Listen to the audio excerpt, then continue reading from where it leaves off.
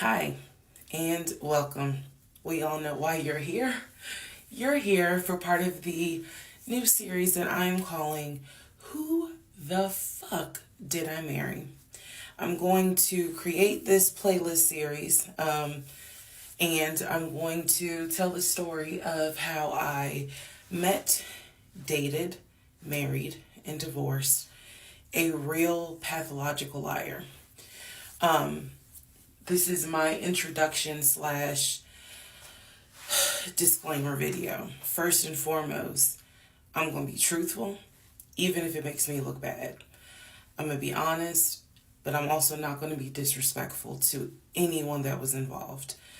I'm not going to use people's real names because I don't have their permission to do so, and the sister does not want any sort of litigation.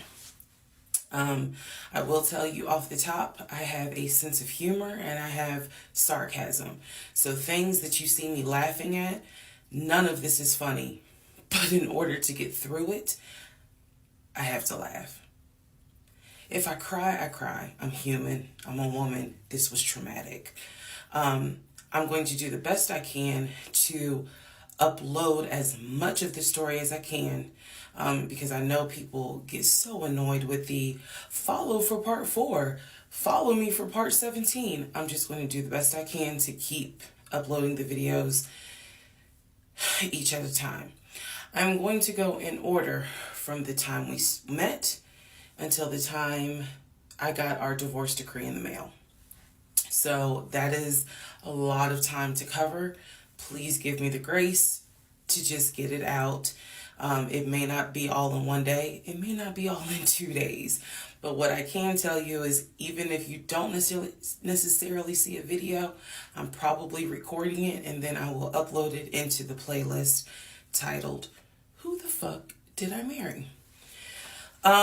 What else do I need to cover ahead of time? Because I feel like this video is important to give some sort of context. So that way when people jump into the series, they kind of can figure out, oh, let me start at the introduction video and then work my way through.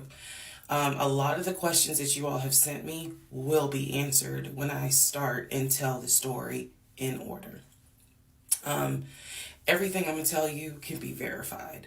There are people in my life who can easily verify, yes, this did happen. Yes, he really did do that. Yes, he said that.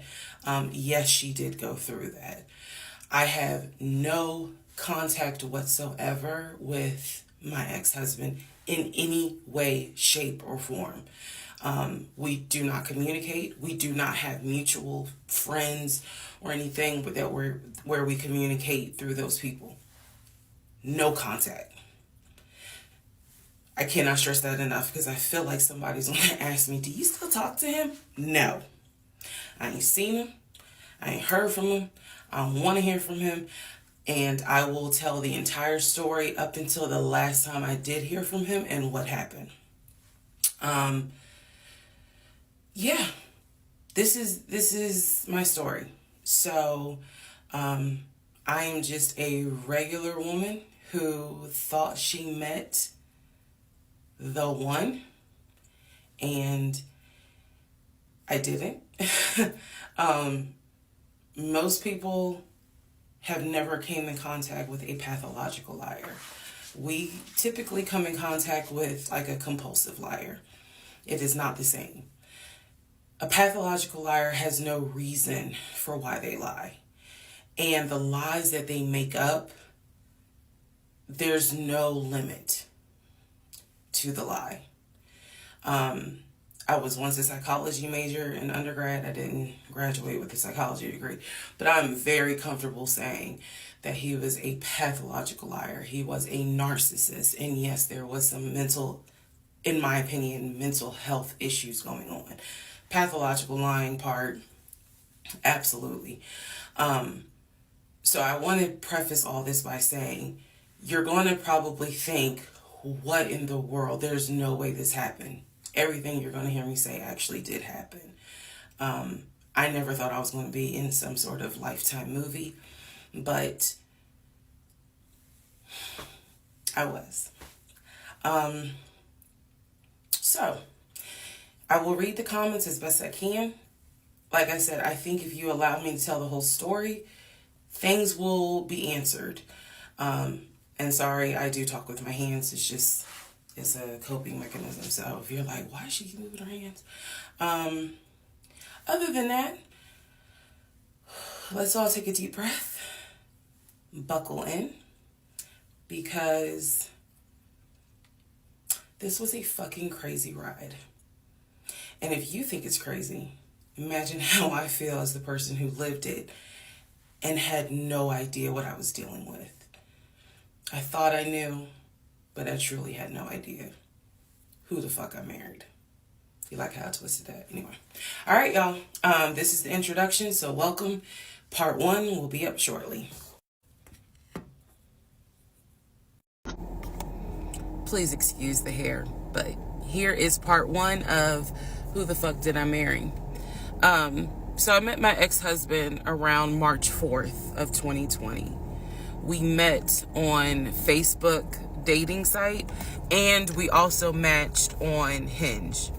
I did not realize that he was on both under 2 different names. So one was his actual name, and the other one was a variation, like a nickname that he called himself. Different pictures. So it was a running joke between us. Oh, you ain't even recognize that you had matched with me on Hinge. No, I didn't. And also that should have been a red flag. By the way, you will notice in this story, I called it the United Nations of red flags. It is so many red flags that, I mean, you would have thought I was colorblind because I ignored all of them. So, anyway, back to the story. We met around March 4th. We exchanged phone numbers. He called me and we talked on the phone for the first time. In the first phone call, he told me that he had just moved to Georgia from California, from San Diego. His job had transferred him because he was being transferred in as the new regional manager for a major condiment company that is based here in Georgia. I'm not going to say the name. And so we also talked about his childhood. He told me he grew up in Philly. He's from Philly. Both of his parents were deceased. This is the first phone call. Both of his parents were deceased. His father was a Philadelphia police officer. His mom was a teacher. He also told me he briefly lived in Augusta with his family.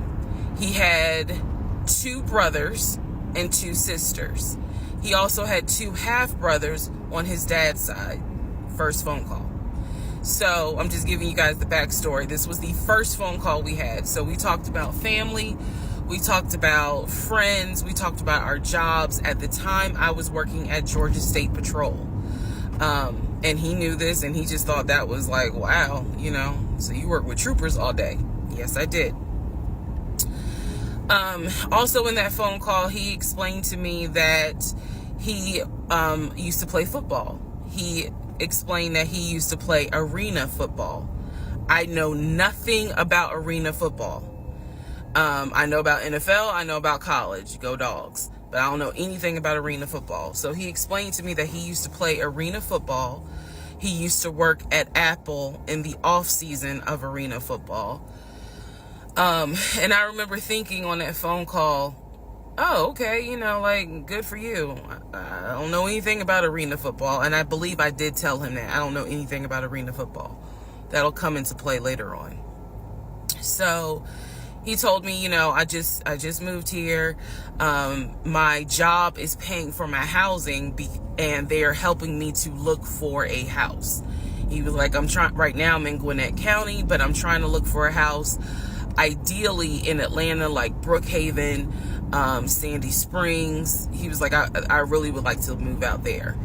And so I thought, you know, that's great. You know, you're looking to get a house. You just moved here.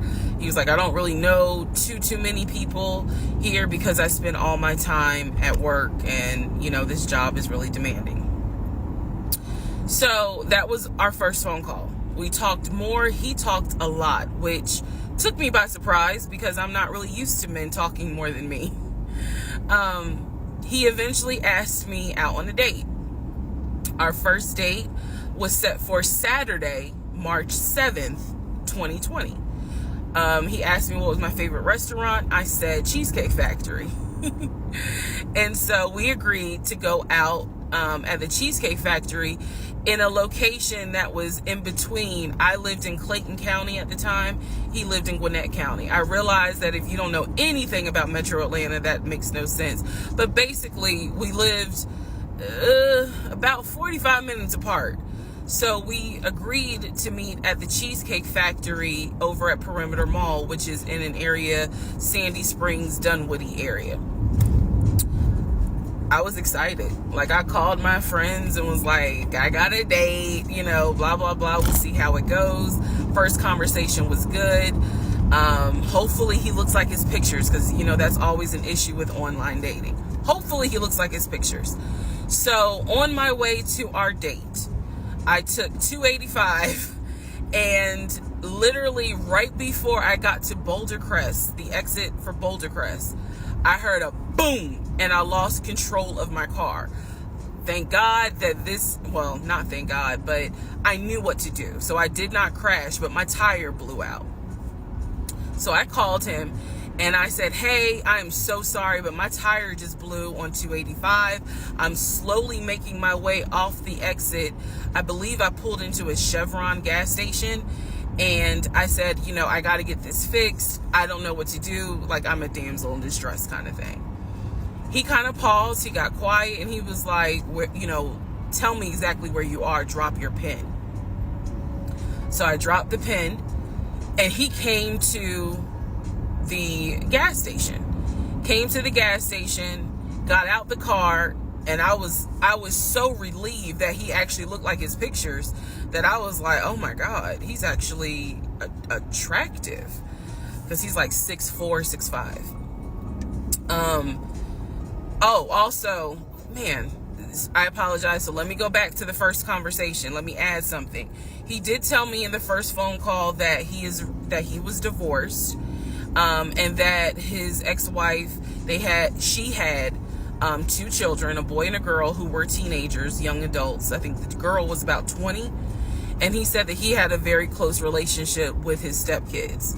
But that he and his ex-wife had divorced because she cheated on him out in California. And so coming to Georgia was a new beginning for him. She was still out in California. The kids were still out in California. And so, you know, he was like, I can't stand her, but I still want to be in the kids' lives. I have to put that in there because that will come back later. So this is just setting the stage. Again, that first conversation we talked about family, job, friends, how he ended up in Georgia, me being in Georgia, the things that, you know, I would think people talk about in the first conversation. All right, now back to the tire blew out. So he shows up to the gas station. He changes my tire, which I just thought was the sexiest thing in the world. And then he proceeds to say, hey, I found a tire place around the corner. You need to get another tire. Like, you can't drive on this donut. So he followed me to the tire place, and then helped me get a tire, paid for it. So I was definitely like, wow. And so the vibe was good. So anyway, I get the tire fixed. We follow each other to the Cheesecake Factory over in Perimeter. We hold hands walking into the Cheesecake Factory. So in my mind, I'm like, this is just this. Oh my God, I had butterflies. That's the look of a woman who had butterflies. So I had butterflies. And we go in, there's a long wait. And so we sit outside and we just talk. And the conversation's great. And this is where he tells me what it is he's looking for. He tells me, you know, I believe at the time he was 42. He was like, I want to get married and it be for real. He's like, my parents were married 40 plus years before my mom passed away. And I want that. I want marriage, family, a house. Like, that is what I want. He was like, I'm as a man, I'm ready to get married, but I want it to be for real, because the first time, it really hurt me when she cheated on me. So he's telling me everything that I wanted to hear. And so he was like, what is it that you want? And I said pretty much the same thing. I was like, I'm ready to get married. Definitely want to have a family. And I want to marry my best friend. So we both put on the table that we wanted marriage. And this is the end of part 1. All right. Who the fuck did I marry? Part 2. So we both put on the table what it is that we wanted. We both had established we were dating for marriage. We were not dating just to date. We were not trying to be friends with benefits and none of that. So the dinner at Cheesecake Factory went really well. We laughed, we joked, we talked about people, which is kind of up my alley, my sense of humor. It was a good vibe. So at the end of the date, at the end of dinner, we sat in his car and he played this song for me by John Legend. I don't know the name of the song. By the time this video posts, I will put the name at the bottom. I can't remember the song. I just remember that John Legend was talking about, I think I met my wife tonight. And I thought it was a sign. So I was like, oh my God. So anyway, we ended up sitting in the car talking just about life and experiences until about midnight. So during this conversation, he again is telling me how it was, what it was like living in California, how he went out there. He went to San Diego State. He played football for San Diego State. He talked about how, he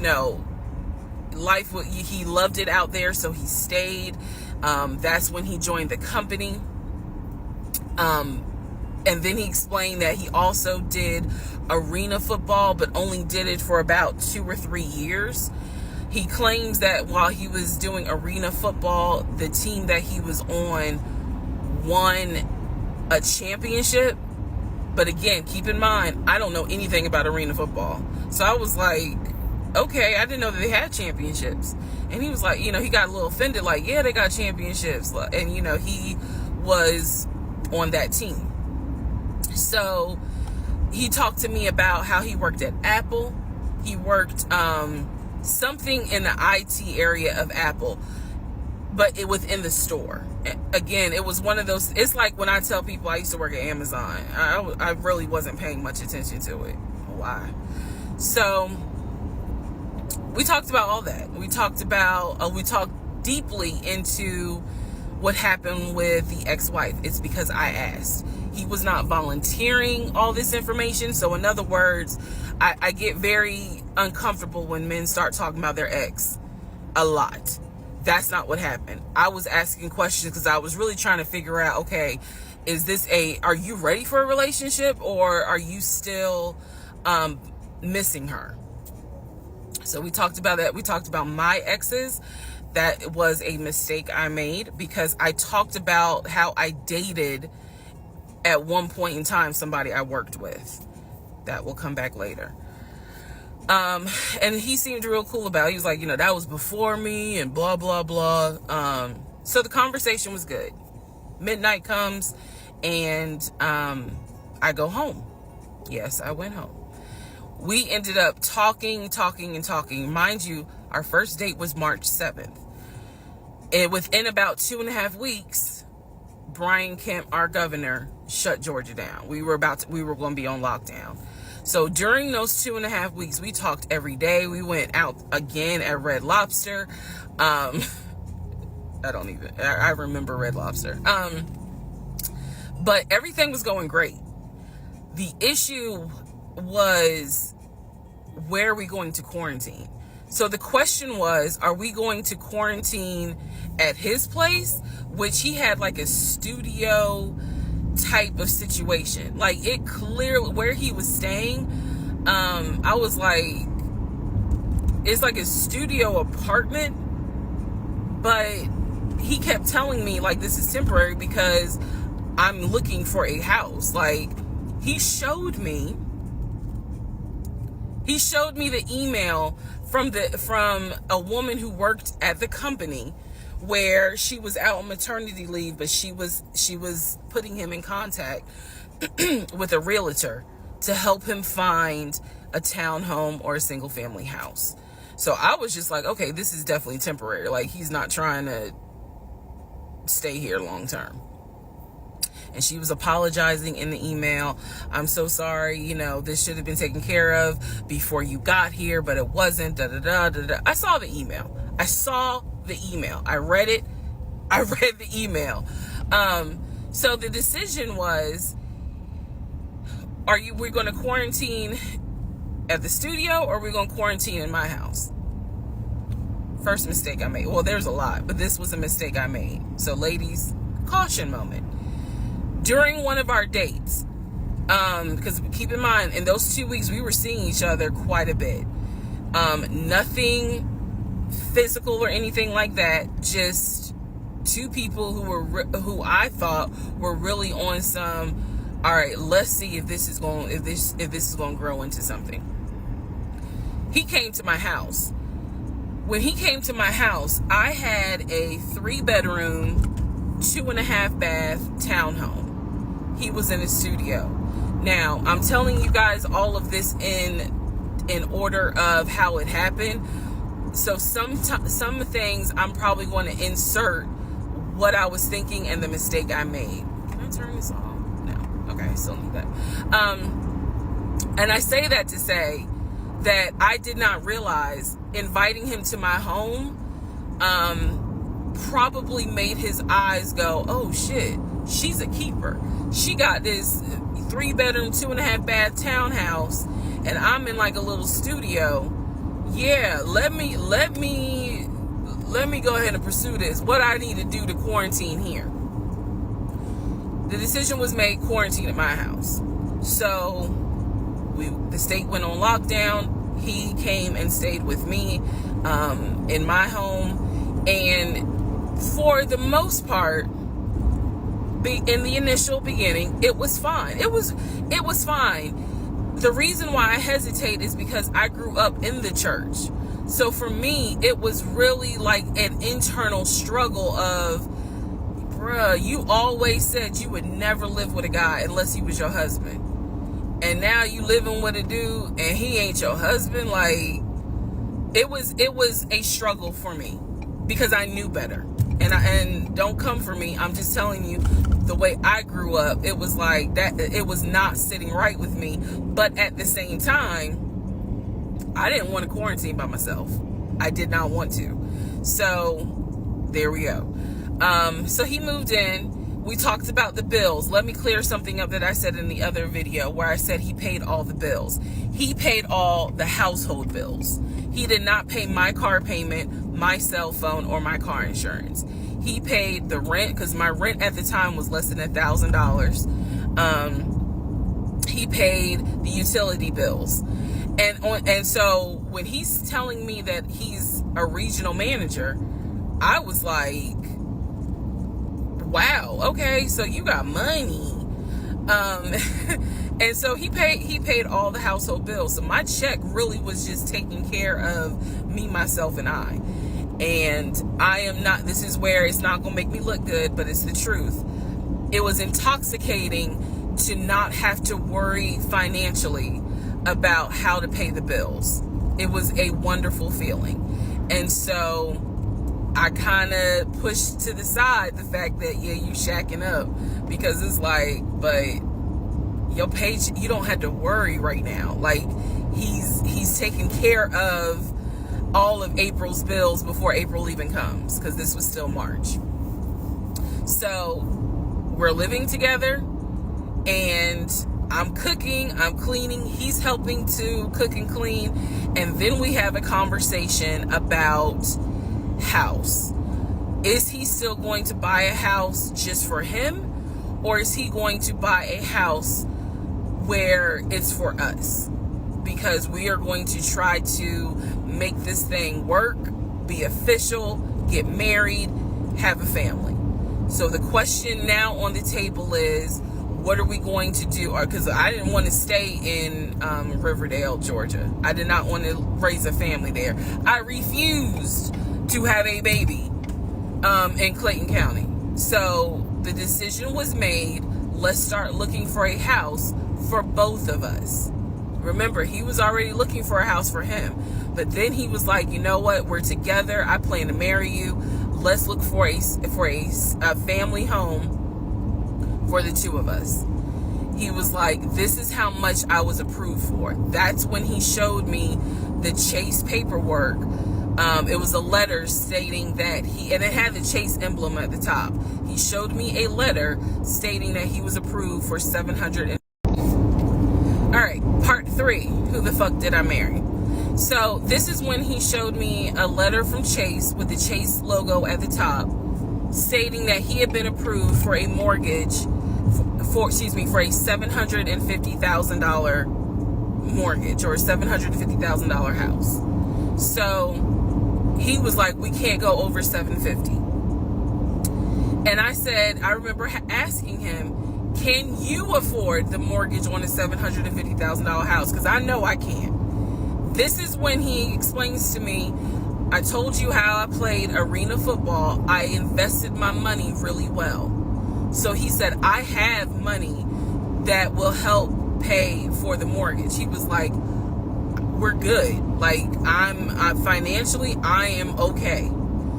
He was like, that's why I'm able to get approved for $750,000 mortgage. So he told me that his money was in different savings accounts. He said he had an account with Chase Bank, he had an account with US Bank, and he had an offshore account. This is what he told me. The offshore account, I was like, why? And he explained something about, the US, the US imposes taxes on money when you have a certain amount in US banks. He was like, so everybody knows that it's smart to have some money in an offshore account. Y'all, look, I live paycheck to paycheck. I was like, okay, that's whatever. I said, so you have the money to pay for a home. I'm also holding in my hand a letter from Chase saying that he was approved for $750,000. So I went off of what I saw. So we contacted a realtor. I won't say his name, but man, if he ever sees this TikTok, I owe this man such an apology. But we contacted a realtor who was based in Cobb County, because I was very adamant I wanted to move back to Marietta, Smyrna area in Cobb County, Georgia. He was fine with that. His whole attitude was, you're going to be my wife, happy life. So we met a realtor. I would find houses that I wanted to tour. Keep in mind that this was COVID. So at the time, we could not tour a home. It would have to be a virtual tour. So this particular realtor, we found a house in Douglasville, Georgia. Not Cobb County, but nevertheless, it's in Douglasville. I was fine with Douglasville. So we found a house in Douglasville, Georgia. The realtor did a FaceTime tour of the house. The house was a nice home. 5 bedrooms, 4 baths. So we did a FaceTime tour of the home, and the home was listed, I believe, roughly 400 and something thousand. I really liked the house. I could see myself living there. I could see us living there. Could see us with the kid there. This is now April, just for timeline purposes. This is April. So he really liked the house. He was like, you know what, we'll put an offer in on the house. He was like, if you like it, because again, it was COVID, we weren't going to be able to see the house in person because the family still lived there. So he said, I'll put an offer in. We'll see if it's accepted. I said, okay. So he puts an offer in. He's telling me he put an offer in. I need to clarify some things he told me and the things that I actually saw. So for this house in Douglasville, he told me he was putting an offer in. The realtor would call me because one thing that the realtor told us, he was like, if the woman likes the house, typically the house is going to get bought. So he kind of dealt with me a bit more than he did my ex-husband. And again, this is April 2020. This is before we got married. So at the time, he was my boyfriend. So the realtor was calling me and it was like, hey, you know, I put the offer in, and what they're asking for is proof of funds. And I did not know anything at this time about buying a house. So I was like, hey, you probably need to talk to him, because I'm not even listed on the mortgage. Like, from the paperwork I saw, it was only in his name. So he called him. I guess they talked. I was not there, but I'm assuming that they had talked. So the boyfriend is coming, my ex is coming home saying, yeah, I talked to so-and-so. I sent him over the paperwork. The offer was approved, and they are going to try to do a virtual closing. First, we got to do an inspection. If the inspection goes all well, then we have to do a virtual closing. He also told me that he put down earnest money on the home. He put down, I believe, $5,000. He said, I just transferred the money over to the realtor's account or whatever, so that it could be earnest money for the house. So I'm just like, okay, great. He was like, so realistically, this is April. We should be able to get in that house by June. Okay, no problem. So this is what he told me. About 3 or 4 days later, I get a phone call from the realtor, and the realtor is like, hey, I'm just checking to see what you guys want to do about that house. So I was confused. I'm at work, and I said, oh, I was told that he put an offer in. And the realtor was like, he did? I didn't know that he put an offer in.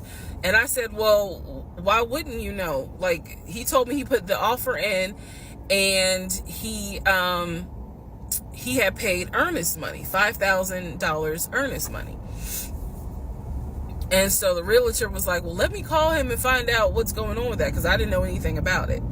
So red flag, of course. So I call him, and he, in true narcissistic nature, he flips the script, and he like goes off. He's like cussing, going off, like he shouldn't, excuse me, I have the hiccups. He shouldn't be calling you. If he has a question, he should call me, because I'm the one that's on the mortgage. He was like, and now it's going to be an issue. And I said, well, did you put the offer in with him or not? And he said, no, I did not put the offer in with him. I put the offer in with a friend of mine who is a realtor, so I can give him the business. So I did not hear from that realtor again. So I was just like, is the house under contract or is it not? He was like, yes, the house is under contract. This is how crazy things work out. About 3 days later, on realtor.com, I'm looking at the house because I was trying to figure out in my mind how I'm gonna decorate. It shows the house is under contract. So, showed my boyfriend. My boyfriend's like, I told you it was under contract. He was like, I did you not believe me? And I ain't had the heart to say, hell no, I didn't believe you. Like, it seemed too good to be true. But once I saw the house was under contract, I absolutely believe that, okay, it's under contract with him. Like, yeah, we're about to do inspection. We are about to move. And so we had driven by the house because, again, keep in mind, a family's still living there. So we had driven by the house, At this point, he was like, I want us to start looking for furniture so that way we can go ahead and order it. So when it's time to move, the furniture is ready, because it takes like 6 to 8 weeks sometimes for furniture to be delivered if they don't have it in stock. Like, he was very methodical and planning and saying, this is what we need to do. So we started going to Home Depot, Lowe's, because we had a printout of what the sellers were going to take. They were going to take the appliances. He had a printout. Let me be clear. He had a printout. So it said on there that they were going to take the appliances. So we needed to get a new stove, new refrigerator, new microwave, all that stuff. So we went to Home Depot and Lowe's, and I went ham. I chose all these new appliances, and here's where we get into the shopping. All right, part 4.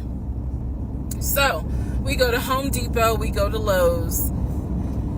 I'm choosing all these appliances. He's taking pictures of the SKU number. We had representatives helping us, and he basically explained to them, hey, we're buying a house. We should be closing sometime in June. Can we order this stuff now? Can I put a hold on it? Like, what can we do? Because we're not ready for delivery.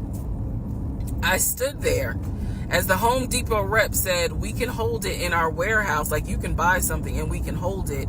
People do it all the time, especially with COVID. So I watched him pay.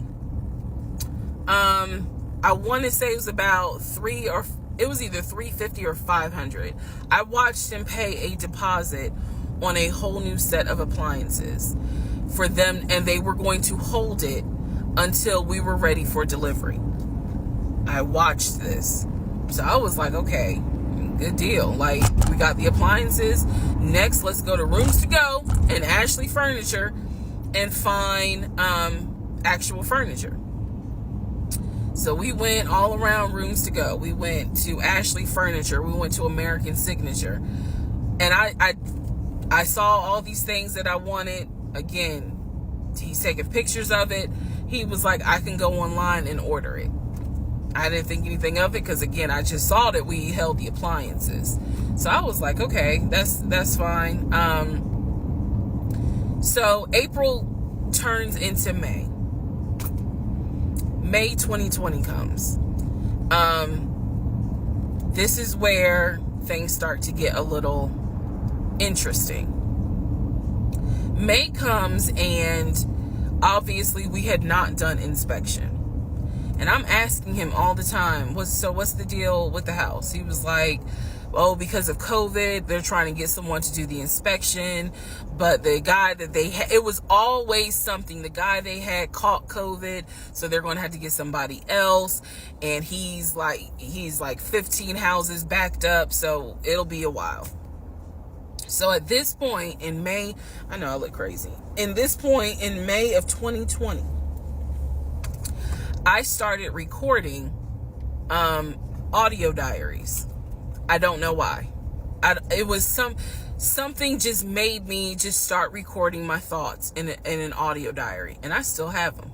And I would save them by the date, and I would just start talking about what's on my mind.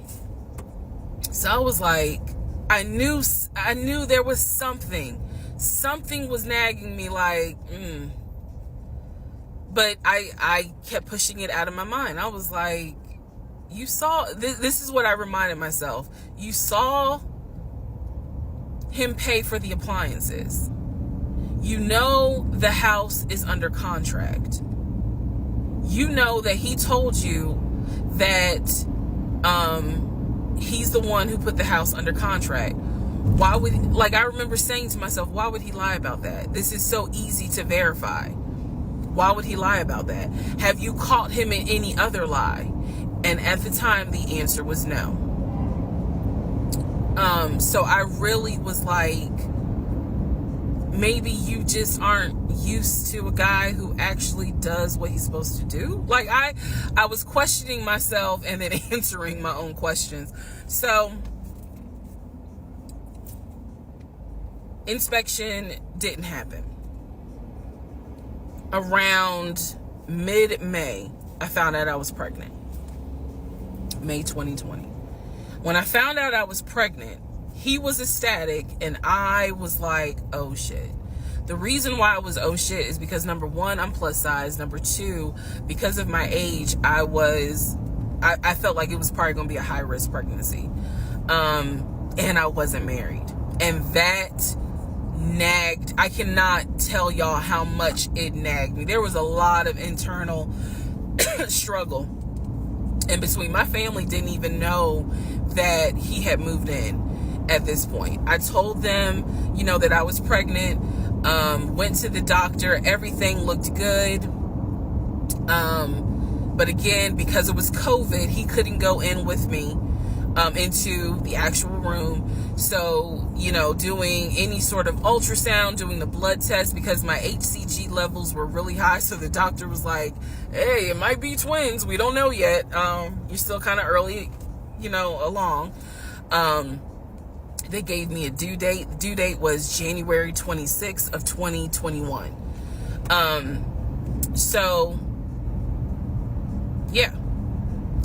May, found out I was pregnant. So there was now more of a push into, we got to get a house. We got to get the fuck up out of here. I'm not having a baby in Riverdale. Okay? Nothing against Riverdale, but I ain't having a baby in Riverdale. So we need to find out what's going on with this house. And so he was on top of it. He had an answer for everything. He was like, I'm gonna call and find out what's going on, blah, blah, blah. He then magically told me about a week later, oh, they're going to do inspection on the house, like in 2 days. So I was just like, okay, keep in mind, I'm taking his word for it. I'm taking his word for all this. So he's like, they're going to do an inspection. Once we get the inspection report back, then we will know what we are going to be responsible for. What are we getting ourselves into? So, I guess they did an inspection. He showed me an inspection report. Only thing that they said that the roof had just recently been replaced, which I remember he was very happy about.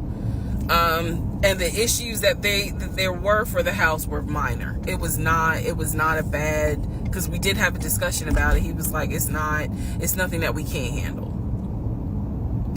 Then he said that we were set to close the end of May. We were set to close the end of May. He told me it was going to be a virtual closing. You're probably like, what the hell is a virtual closing? Because again, he's saying because of COVID, people are not closing in the office.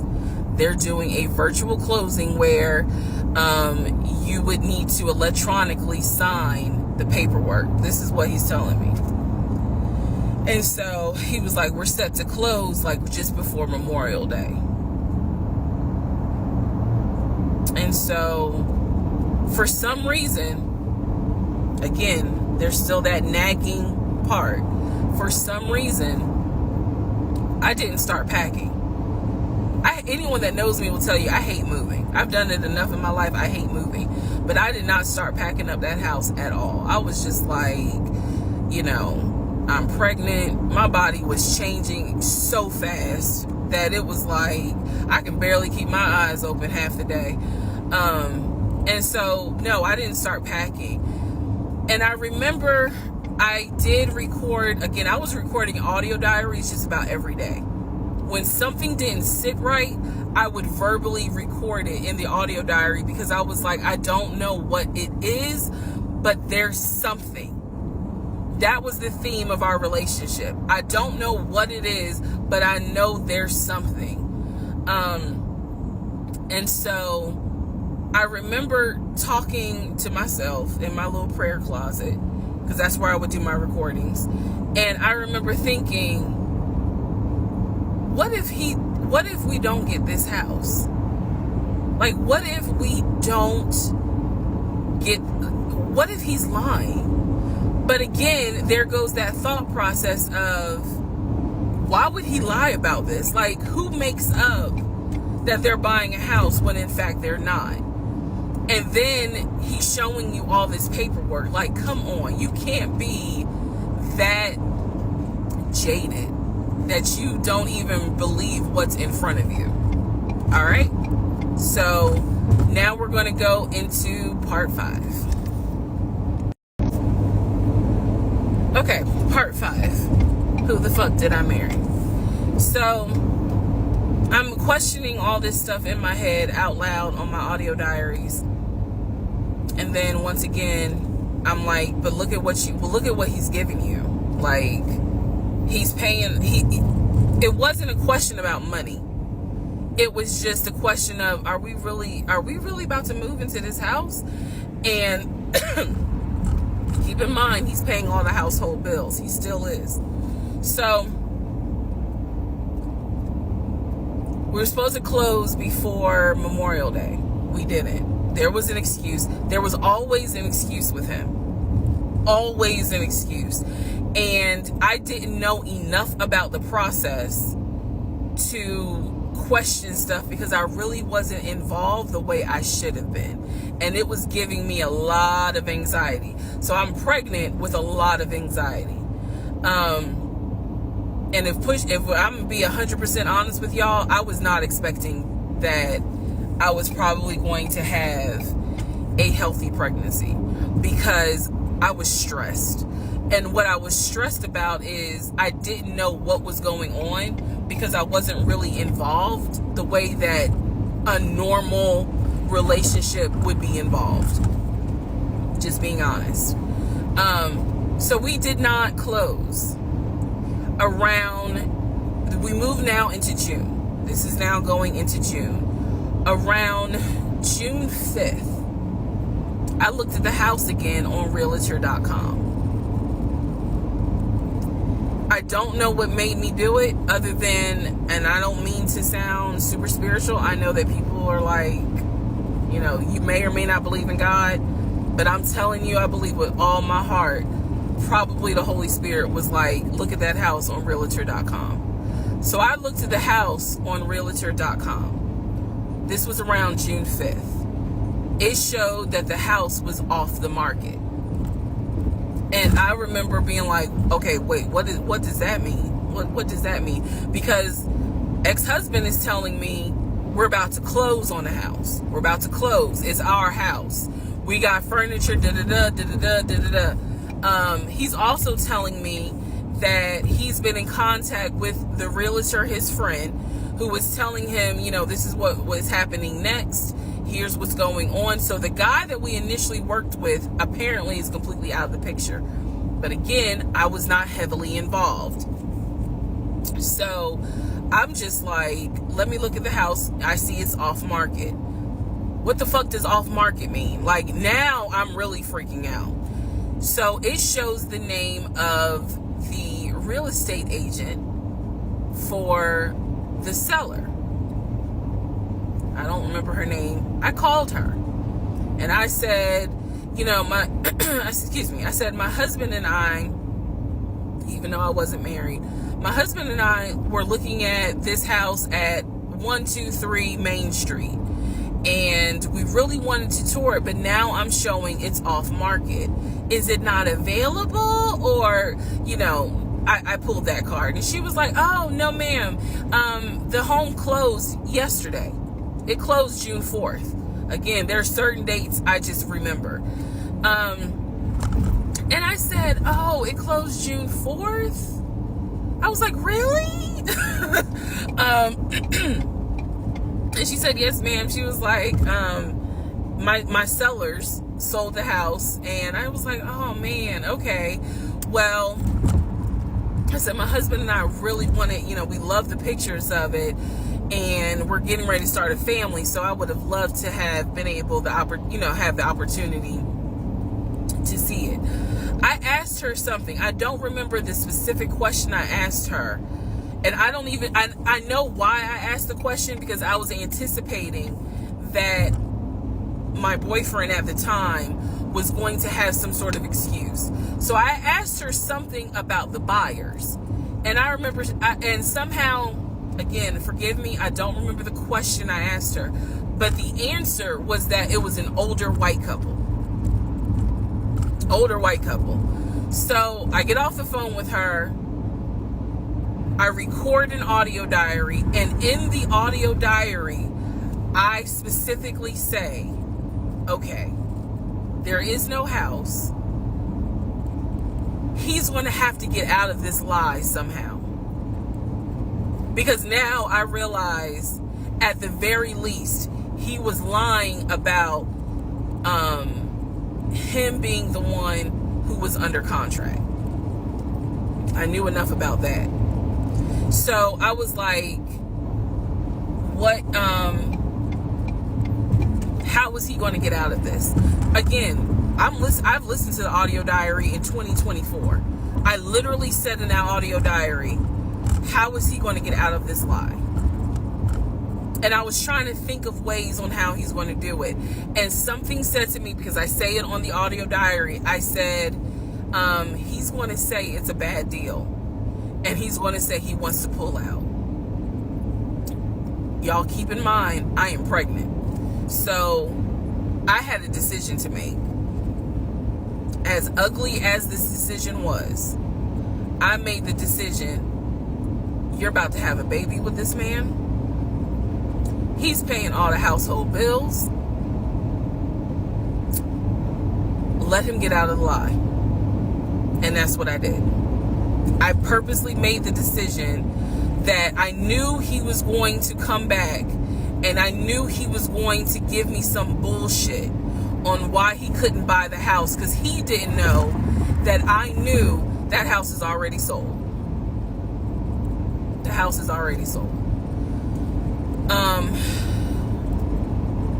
And this is the part where I said, I'm gonna be honest, even though it's gonna make me look bad, because most women in their right mind would have been like, I'm out.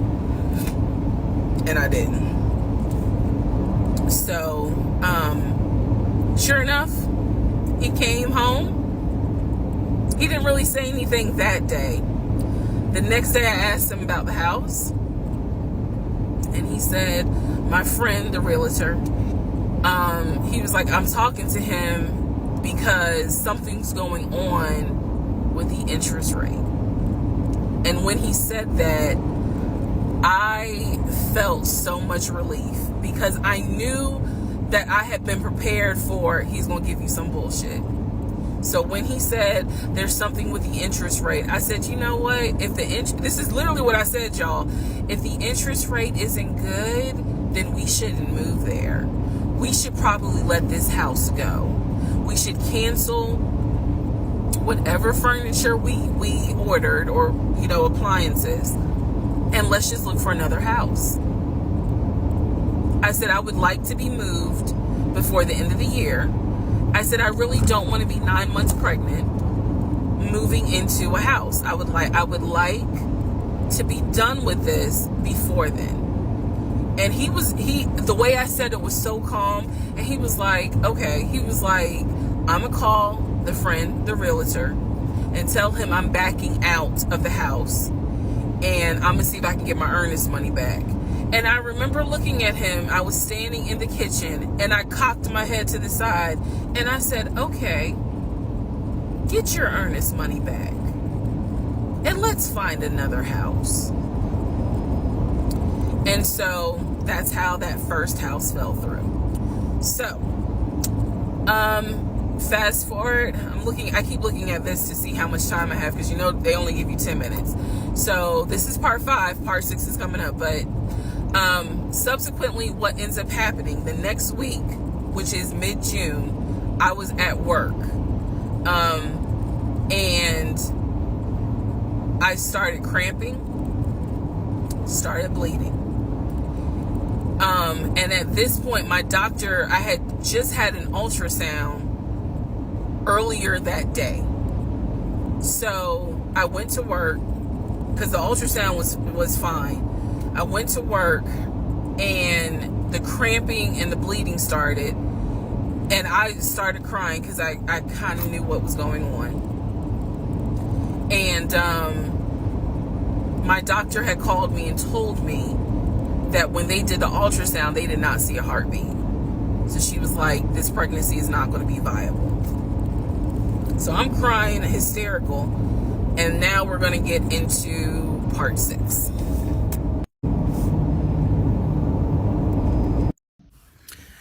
Okay, so this is part 6 of Who the Fuck Did I Marry? So where we left off. So obviously, my doctor had called and told me there was no heartbeat. The pregnancy was not viable at that point, and I was cramping and spotting at work. Went into my best friend's office and immediately started crying. She was like, "What's going on?" And I said, I told her what the doctor said, and she grabbed her keys, grabbed her purse, and was like, "Let's go, I'm taking you home." On my way home, I called my boyfriend and told him what the doctor said, and he was like, "I'll meet you at home." So he was coming from Duluth, went straight home. And so about 24, 48 hours later, I had a doctor's appointment, and my doctor gave me 3 options. First option, let everything happen naturally. Your body will expel the fetus on its own. Second option, you can take a pill which will induce expelling the fetus at home. The pill basically will cause you to contract and expel. The third option was to go into the hospital and do a D&C. I did not want to do a D&C because I did not want to be in a hospital with COVID going on. And for whatever reason, I did not do the option of let it happen naturally. So I chose to do the pill. His birthday was June 17th. My ex's birthday was June 17th. So the decision was made, we're going to celebrate his birthday that day, go out to eat. And then that night I would take the pill because we both were off from work the next 2 or 3 days. So went out to eat to try to celebrate as best we could, and then took the pill that night. That night was the most traumatic, excruciating pain I've ever put my body through. I do not recommend any woman, if prayerfully you don't have to go through that, but I don't recommend taking that pill. If you don't have to, don't do it. I spent the whole night in the bathroom just crying in so much pain. They gave me a narcotic. I couldn't take it because I found out I was allergic to it. So it was causing me to like projectile vomiting. And it was a mess. So, and he was right there. You know, he was scared that he needed to take me to the ER. But in the morning, the pain kind of subsided. So about 72 hours later, I had another doctor's appointment where the purpose of this appointment was to do an ultrasound to see if everything had passed. Everything did not pass. So because of that, my doctor was like, we're going to have to do a D&C. My D&C was scheduled for the first week of July.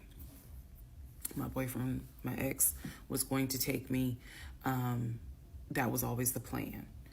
2 days before my procedure, he comes home and tells me that he is up for a promotion. He's up to be promoted to VP. Because of this, the president of the company, is coming in, and it was going to be this huge business meeting he had to go to. The business meeting was scheduled for the day of my surgery. And so I'm throwing a fit because I was like, there's no way you can do that meeting. Like, I need you to take me to the hospital and all this other stuff. And so he offered to have his sister take me to the hospital. Apparently his sister lived in Douglasville. I was like, no, because I've never met her. Like, I'm not having a stranger take me to the hospital. No, this is a private situation. I don't want to do that, blah, blah, blah.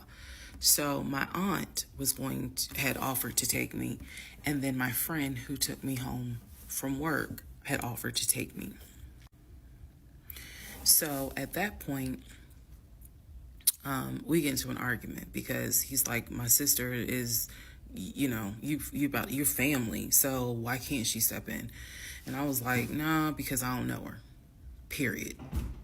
I don't know her. So my friend offers to take me to the hospital because I was all distressed that he's saying he has a business meeting and he can't take me. So I remember being on I-75 on the connector on the phone with her crying because I was so embarrassed that he wasn't going to be the one to take me and that I was needing to rely on someone else to take me to the hospital in order to get a D&C done. And she was really great. She was like, girl, this is why you have a village. Like, it's okay. Things happen. The world is crazy right now. I will take you. You're going to be okay. So he did not take me to the hospital for my D&C. My friend did. She could not stay because of COVID protocol. So when they wheeled me into pre-op after I got checked in, I texted him and was just letting him know, hey, here's the update. I'm about to, I'm in pre-op. They're going to get me prepared to go back to the surgical ward or whatever. And the response I got was from his new executive assistant named David.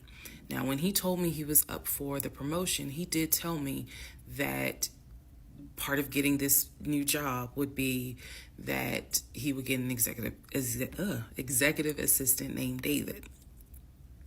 And he did tell me, I'm going to make sure that I inform David, if you get a text from this number, meaning from me, pull me out of the meeting because, my fiance's having a procedure done and I'm picking her up. So it's important that you come get me if it's something serious. So I text him. David responds. He said, yeah, Mr. Blah Blah told me that you are having a procedure done. If you need me to get him, I can go get him. He's in a meeting. Just let me know what you need. And I just said, no, don't bother him. I'm just giving an update that they're about to take me back. And David responds and says, I'm so sorry you're going through this. Please let me know if there's anything I can do. So I have the procedure. I wake up and I am now in recovery. I should be in recovery 45 minutes up to an hour and a half. I wake up, first thing I ask, and I remember asking, is where is so-and-so? The nurse who was so sweet, she was like, everything went well. You're doing great. She said, we spoke to your fiance. He's on his way. So I said, okay, I kind of dozed back out, but I could still hear everything that was going on. I just could not keep my eyes open to save my life. So I hear her talk to the other nurse. And that's when she said, yeah, Dr. So-and-so called her fiance and his executive assistant picked up. And the executive assistant said that he was in a business meeting and that, you could relay to him what you need to say and he'll tell the fiance. And my doctor was like, hell no, HIPAA, I need to speak to him. So apparently my fiance called the doctor back about 30 minutes later, and the doctor informed him she'll be ready to be discharged in about an hour. You can make your way and come pick her up. He said he was on his way. He was on his way from Duluth to Atlanta, which is not a huge distance, but the time of day, one thing about Atlanta, there's always traffic. So he should have been there within the hour. I should have only been in recovery an hour and a half. Let's go to the next part. Part 7, who the fuck did I marry? So I should have been in recovery at Northside Hospital for about at most an hour and a half. Subsequently, I ended up being in recovery between 3 to 3.5 hours. The nurses kept calling my ex, asking what's the status, because they were actually getting ready to do a shift change. So they kept calling, asking, what's the status? What's the status? Like, where are you? I want to say that they called a total of 3 times and they spoke to him twice. So at this point, I knew that they were all like, where's her fiance? Like, what is going on? He said he was stuck in traffic, and so he was making his way there.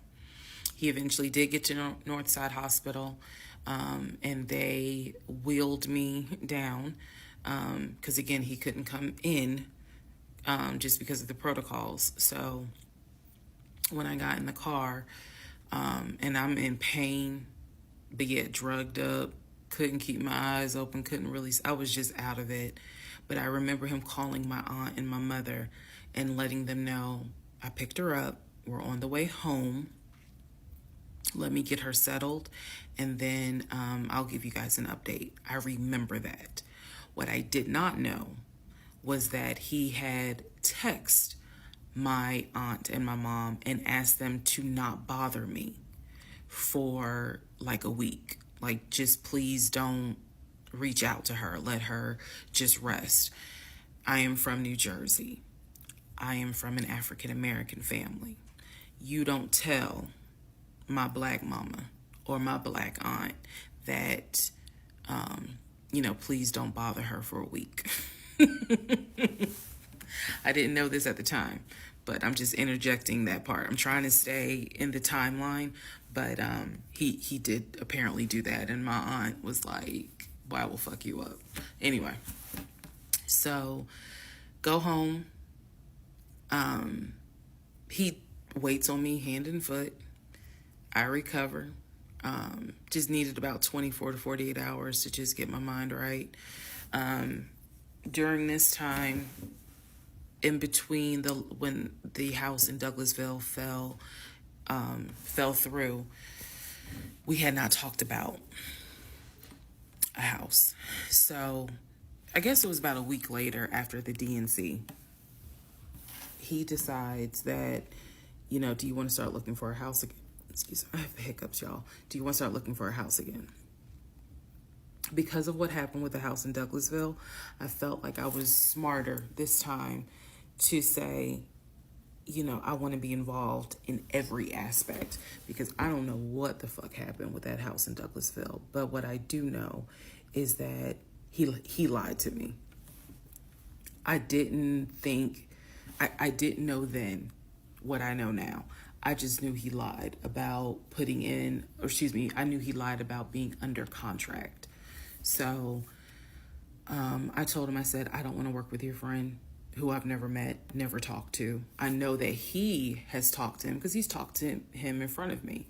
And I'm going to demonstrate on one of the videos how he used to do his phone calls. Don't worry, it's coming. So we found a new real estate agent. Really nice guy. His name was Scott. I am using his real name. Really nice guy.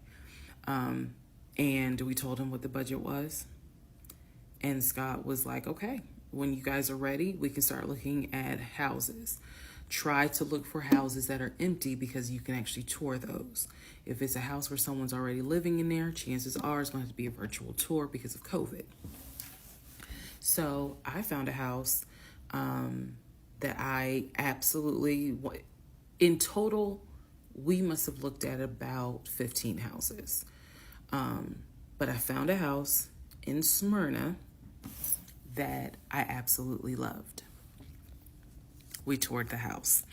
Everything about this house was perfect. The house was listed for $699,000. It was a brand new construction build. The only issue was that the basement was not finished, and he wanted the basement to be his man cave. Again, I went with him to tour this house. So this was already feeling very different than the situation in Douglasville, because we did not actually tour the Douglasville house. We only did a FaceTime virtual tour. This house in Smyrna, we toured. We toured this house more than once. And it was gorgeous. Fucking gorgeous. So We talked about it. He said that he had the money. Again, the price was $699. He said he felt comfortable putting in an all-cash offer. If you remember on the videos before, he told me he had money in his savings from when he played football. So when he said an all-cash offer, even I knew, you got that kind of money? Like, where you can cut a cashier's check for $699,000? And he told me he did. He had money in savings from when he played football, and he was very comfortable paying all cash for this home. So the real estate agent, Scott, sent over the paperwork. The paperwork was sent in both of our names. It was sent to my email. That was another thing that I changed after Douglasville. Everything gets sent to me, and then I will be sure that he signs it. So he sent it to me. I looked over the offer. We were going to put in an all cash, full price offer with a request to have the basement finished. Also, we were requesting for the seller to give us an answer within 24 hours. We were requesting a quick closing. These are just some of the things I remember. I remember 24 hours, like I didn't want to wait on, y'all think about it. 24 hours, let us know if you're accepting the offer or not. And then also a quick closing because it was a new construction. So we didn't have to wait for the current tenant to move out. We didn't have to do that. So I watched in our bedroom as he pulled it up, because it was a electronic document. He signed his name to the offer for $699,000 cash. He requested again, the seller let us know in 24 hours if they were accepting the offer. So we submitted the offer at around 6 p.m. We were requesting that by 6 p.m. the next day, they let us know if the offer was accepted or not. I watched him sign the offer. I sent the offer back to Scott from my email. All parties had signed. Scott texted us and said, I got it. I'm submitting it. I will let you know what they say. Let's go into part 7. Sorry. Let's go into part 8. Good grief, this is getting long. Okay, so I just want to clear up some things that I realized is kind of creating some confusion. So just allow this video to serve as a stop sign. Let's clarify. First of all, the story, background. He was born in Philly, raised in Philly, and moved to Augusta. Story is that he moved to Augusta for high school. After high school, he went to college at San Diego State. Enjoyed San Diego State, stayed in San Diego for quite a while. Got married out in California, had a house in California, played arena football out in California, but his family was back here in Augusta, Georgia. He still had a lot of family up in Philly, but for the most part, he had a sister in Augusta, he had a sister in Douglasville, he had a brother in Baltimore, he had another brother in Philly, and he had a brother in Nashville. So I just want to clarify that in terms of not the demographics, but the geography. Born in Philly, came to Augusta for high school, went to San Diego State for college, played football, stayed at San Diego, got married out there, but still had quite a bit of family here in here in Georgia. He also had a sister, I think I said, who lived in Douglasville. I have physically met his aunt who lived in Augusta. I've met his brother who lives in Augusta. I have spoken on FaceTime with a brother who lives in Baltimore. And then I will demonstrate how he used to talk to the brother that lives in Philly. That's coming up. You haven't missed that. In terms of the proposal, you did not miss the story of the proposal. I simply didn't want to share it because it was embarrassing. Basically, he gave me 3 ring options. We went to a jeweler at the Mall of Georgia. He had me pick out 3 rings. I told him which one I liked the most because I knew it wasn't a romantic proposal at all. I knew which ring I liked the most. I told him which one. He basically said, when I'm ready, I'll give you the ring and I'll propose. Fast forward about, I guess it was summer, because I was actually pregnant when the ring came. We were sitting at the dinner table. He took the ring box out of his pocket, slammed it on the dinner table, and I was like, what is this? He was like, open it. I opened it. Inside was the ring that I had wanted, that I had chosen at the jeweler. And he was like, all right, so this means that you're going to be my wife. I was pregnant. So, again, when I asked y'all to give me grace, it's because there are certain things that's just like, girl, what was you thinking? Trust me. There's no excuse. So there was never a, will you marry me? It was more of a, we're living together, we're having a baby together, we need to get married, because the backstory also was that his dad was a retired police officer, but at one point his father was a pastor. So he could quote the Bible like nobody's business, as we all know. So can Lucifer. But anyway, he could quote the Bible like no one's business. And so that's how we ended up engaged. And I was wearing a ring. I will find a picture and I will try to post it. But I was wearing the ring. Don't worry, there's more to that story as well. So just wanted to clarify some things for the people who were like, wasn't it weird that he had a sister who lived close, but he's from Philly? So I just wanted to definitely bring clarity to what he told me was the backstory. Born in Philly, came to Augusta for high school, went to California for college, played football at San Diego State, played football and arena football, worked at Apple, and then joined the condiment company in California, who then transferred him back to Georgia. He was married in California, and he told me he got divorced in California. That is important as well. That will come up again later. And so the ex-wife, at this point in time, at the time that I'm telling you, part 7, which is the last video I just posted, the ex-wife lived in California with her 2 kids, his 2 stepkids. The 2 stepkids were 17 and 20 or 21, but they were that age group. And he was saying that he was very close with them, so he wanted to keep a tight relationship with them.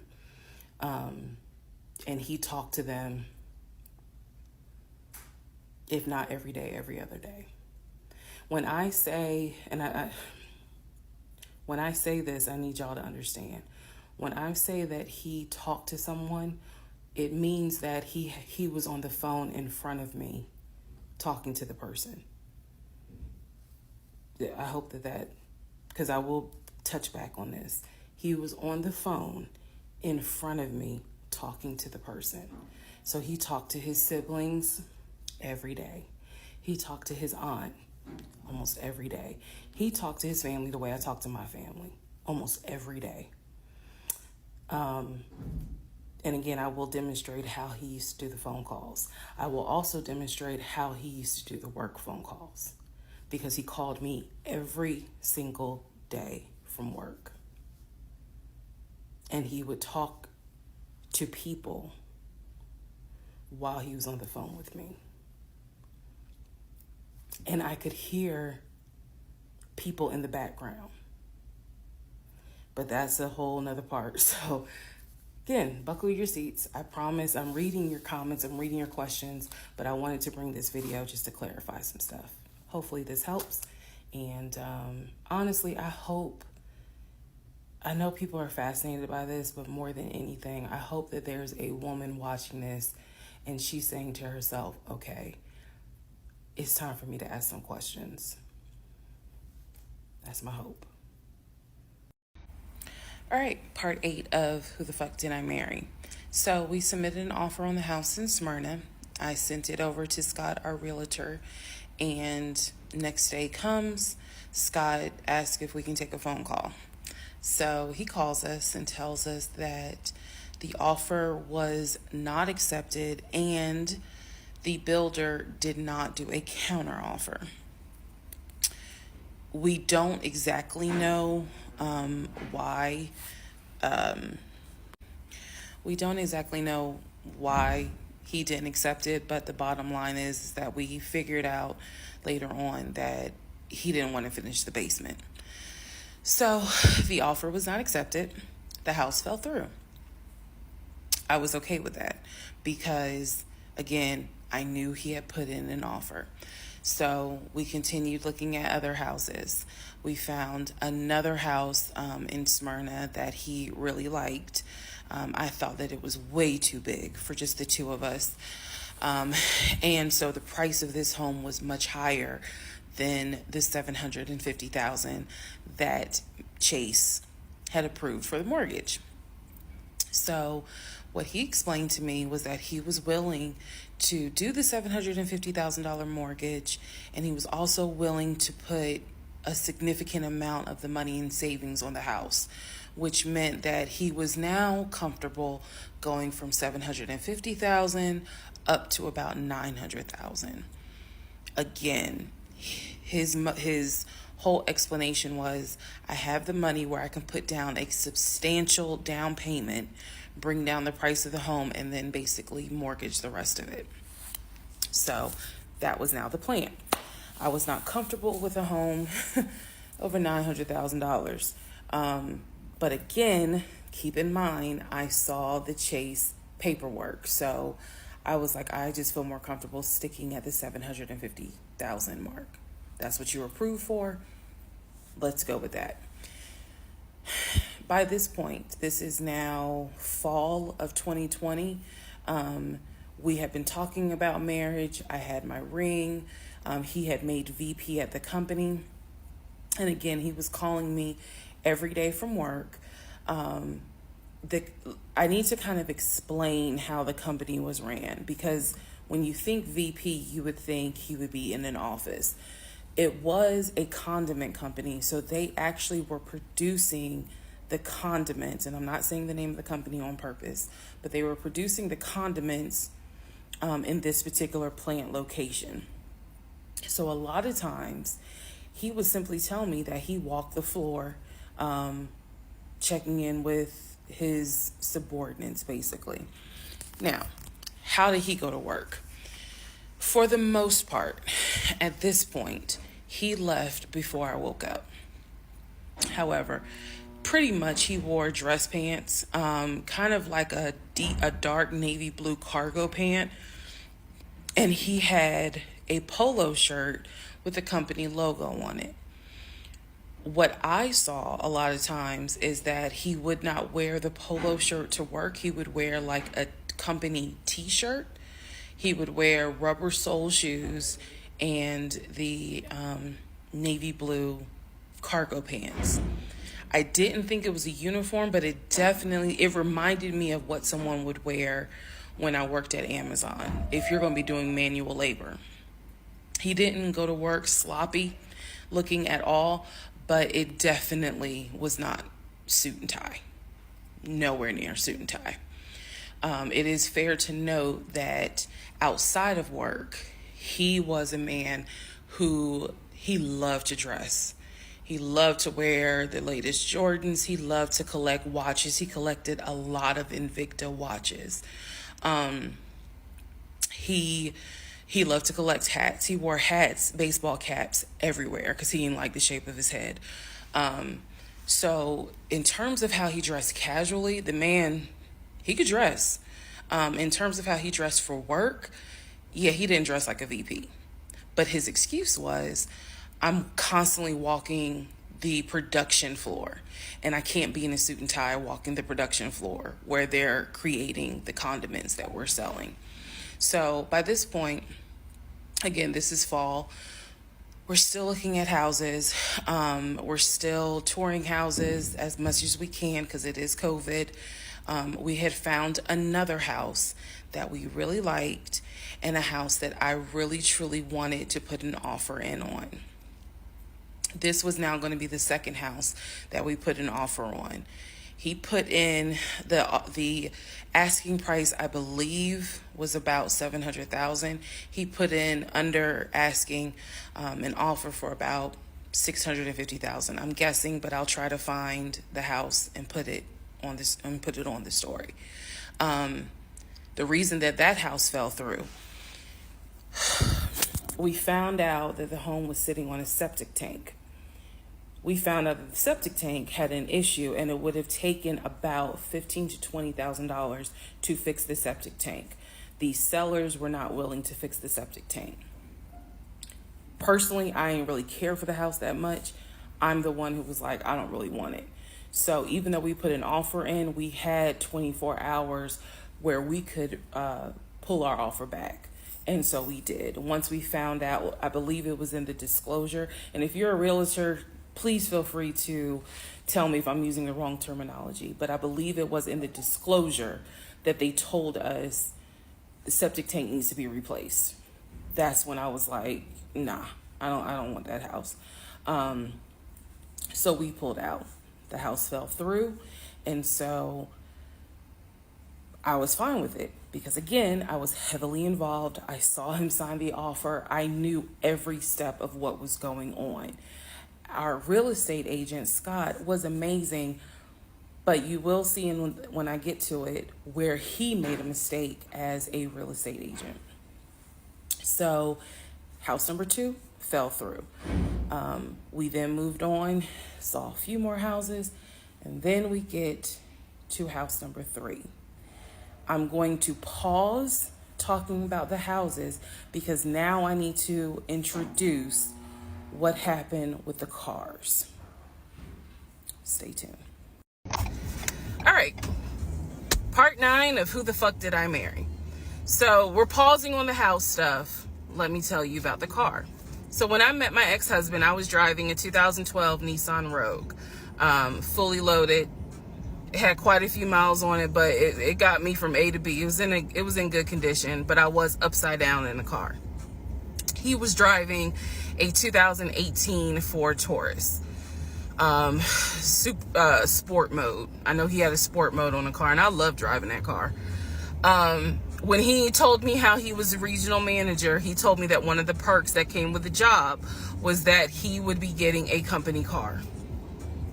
And so we spent time going to Range Rover of South Atlanta. We spent time going to Jaguar. We spent time going to BMW. We spent time going to Ford, which was on Mount Zion in Morrow, if you all are familiar with that area. He test drove a whole lot of cars. In the end, he decided on a BMW sedan. I was there when he test drove the car. I got in the car with him. I loved it. And he explained to the salesperson, I'm getting a company car. I need to get a printout of the full price of the car, tax, tag, and title. Because what my company is going to do is wire over the money for the car. The salesperson was like, okay, apparently that happens a lot. So he gave him a printout with the tax, tag, and title for the car.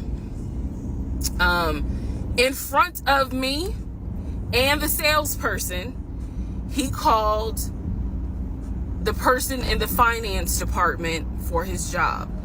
Obviously, I have no idea what this person's name is, but he called the person. He explained to them, this is the amount of money. He said the president of the company, so-and-so, has authorized for him to get a car, not spending more than, I think, $90,000 tax, tag, and title. The BMW came out to just under $90,000. And so I remember this conversation so fucking vividly.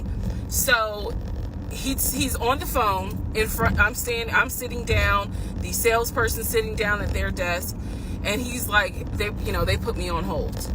And so he's like, I guess the person comes back and he says, yeah, the price of the car is blah, blah, blah. He was like, give me a second and I can send you a picture of that printout that shows tax, tag, and title for the BMW. He gets off the phone. He takes a picture of it. He sends it to whoever.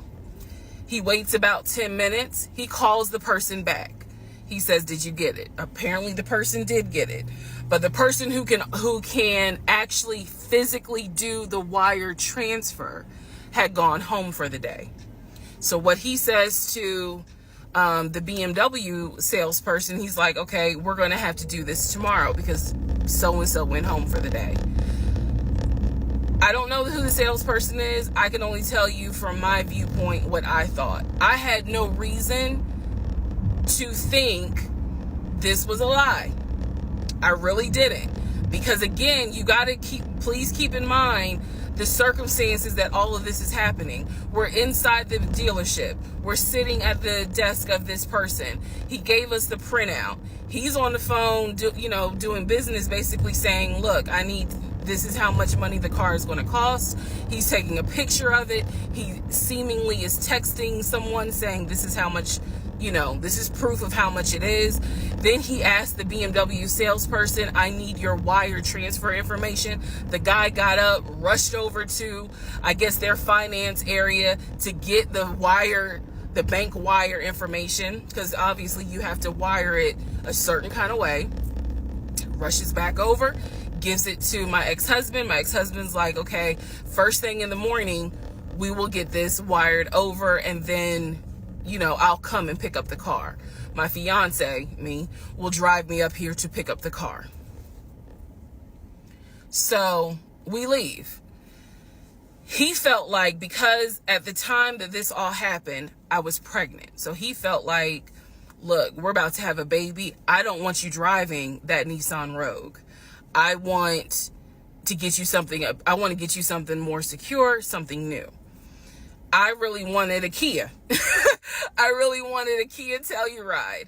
And he was like, well, let's look at the warranty. This man knew a lot about cars. He knew a lot about the warranty. He knew a lot about the depreciation value. And so he did talk to me a lot about what will we get the most for our money. We test drove, when I say I test drove a Kia Telluride, a Kia Sorento. He didn't like either of those. He had me test drive a Ford Explorer. He didn't really care for that. Then came time where he really wanted me to get a BMW. He really wanted me to get a BMW X5. So he took me to Global BMW Imports, which, if you know anything about Atlanta, it's off of Cobb Parkway, but you can see it off the highway. I believe 285 is where you can see the Global Imports BMW dealership. He took me there. He had me test drive an X5, an X6. He also had me test drive I think I'm gonna get the numbers wrong, a 525, which was a sedan. I did not like that. I wanted an SUV. I loved driving the BMW. He also had me drive an M-Series, test drive an M-Series. So he was very adamant that I should get a BMW. The reason being is because, according to him, he had a BMW in California when he lived in San Diego. He had a BMW that he loved. It was a white BMW. He showed me pictures of the BMW. So he showed me pictures of this white BMW that he had, and unfortunately, the car got totaled about 2 months before he moved to Georgia. So he had received money, not a lot, but some money to get another car, and he used it to get the Ford Taurus because he was like, I just need a car that's going to get me from A to B until I get into a house and I'm much more settled. For him, he was like, I'm really giving myself 60 days to get settled here in Georgia after moving from California. But then he met me. Again, that's the story. So he had me test drive the BMW. So much so, I loved the BMW. Loved it. I wanted a dark blue BMW with cognac interior. I wanted an X5 and I wanted an M Series. So I can clearly tell y'all that's exactly the car I wanted. We were online looking for that particular car because not every dealership had it. I was okay with a black BMW if needed. But I really wanted dark blue and I really wanted that cognac colored interior. So he felt like, I want you to consider all of a sudden an Audi Q8. Let's just see how you like it. If you don't really like it, then we will go back to the BMW. I cannot tell you why he switched up. I can't. But I can tell you he took me to an Audi dealership on Peachtree Industrial. He test drove an Audi and I test drove an Audi Q8. I loved the Q8. Loved it, loved it, loved it. But I was tired of test driving cars. By this point, I had test driven so many cars. Our weekends were spent either looking at a house or test driving cars. And I was picky, I will admit that. So he had me test drive the Q8. I really liked it. I finally just told him, look, I'm good with either the BMW or the Audi. Because I'm tired of test driving cars. He told my family he was buying me a new car because, keep in mind, not keep in mind, let me let y'all know. He had met my family initially on Zoom because, again, we were locked down. He had met my family. He also had met my family in person because at this point, it was like, look, if you're not showing any symptoms, maybe we can do family dinner. And so we had. So he had met my family in person. And now we will go ahead and move towards part 10 of this series. Okay, part 10. Who the fuck did I marry? Okay, had to sneeze. All right, so at this point, I had test driven all these cars. Kias. Hell, he even had me test drive a Nissan Murano. But the main two were BMW and an Audi. He had told my grandfather he was getting me a car. He had told my aunt he was getting me a car. That he was going to, he was like, she's going to be my wife. I want her to be in something secure. So my family was really like, wow, wow. Who knew that he had this kind of money? And so I hated the fact that he did that because anytime he got around my family, here's another red flag to put in the United Nations of red flags. He would always talk about money and he would always brag. I never realized it in real time.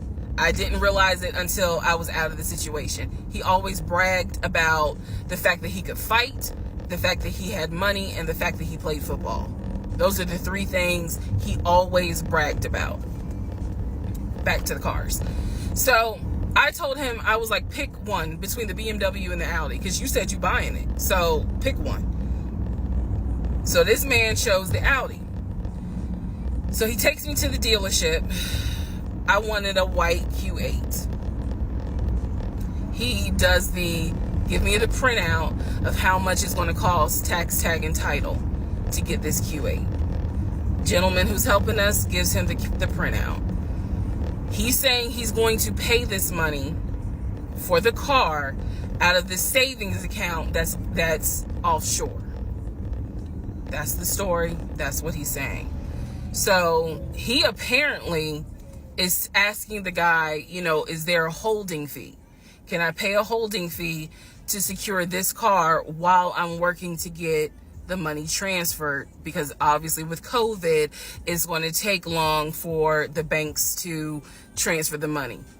Side note, I need everyone to understand, one of the reasons why he was able to get away with the stuff he got away with is because we were on lockdown. It's crazy because it's now 2024, but I don't know, do we all remember how it seemed like a lot of stuff stopped in 2020? Now, keep in mind, that's not an excuse I'm making because shit still got done. But in terms of business as usual just was not happening. in 2020 at this time. So when he's saying, oh, it's going to take a while for the bank to transfer the money, the gentleman who was working at Audi he didn't make a face. He didn't blink. He was like, I know it's going to take a while because of COVID. So basically what ends up happening is we leave. He has the printout. He calls the bank, or he calls his financial advisor, who does have a name. The financial advisor's name is Eric. I feel comfortable using certain people's names, especially if we find out they didn't exist. So he calls Eric. He tells Eric in front of me, hey, I need to transfer $72,526, whatever the amount was, because I'm buying a car for my fiance. This is the bank account information. Do you need me to give it to you over the phone, or do you need me to email it to you? Pause. I can't hear what the person's saying, but that's what he would do. Do you need me to give it to you over the phone, or can I email it to you? Okay. All right, give me a few minutes and I'll go ahead and email it to you. All right, let me know. I'll call you back to find out if you received it. Okay, hang up. So I'm hearing this because, again, I'm not paying attention to, did I hear anybody on the other phone? Did I hear anybody on the other end? So he proceeds to type up an email, type up something, telling him this is the information that we need. I didn't think anything of it. He called me at work the next day to tell me that the money was sent to Audi, that he called Audi and he confirmed with Audi that they received the money. What he told me is that the car is going to be delivered to the house.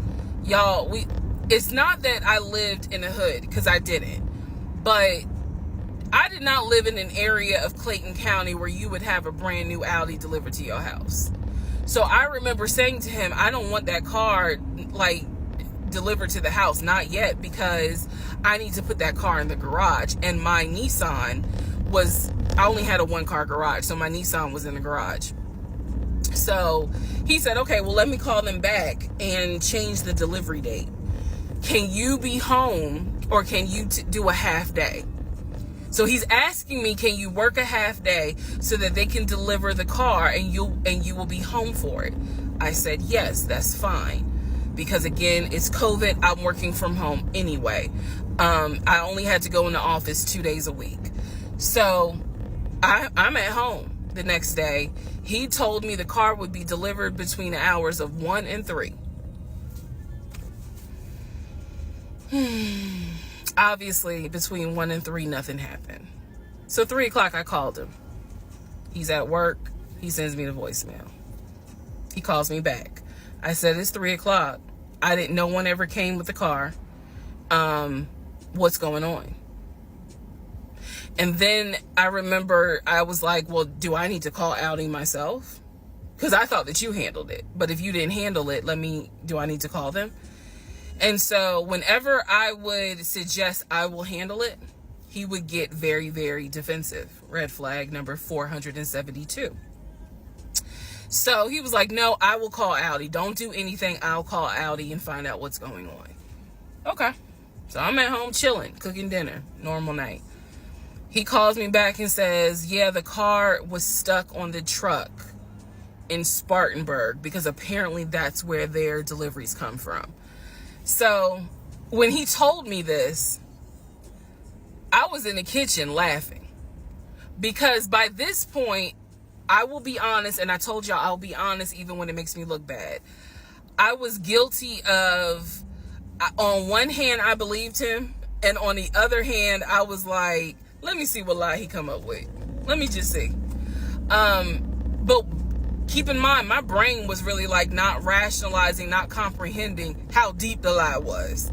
I just thought that no one told him the car was going to be delivered, and he made that up. I had no idea how deep the lie went. So he said, the car's in Spartanburg. It should be delivered this weekend.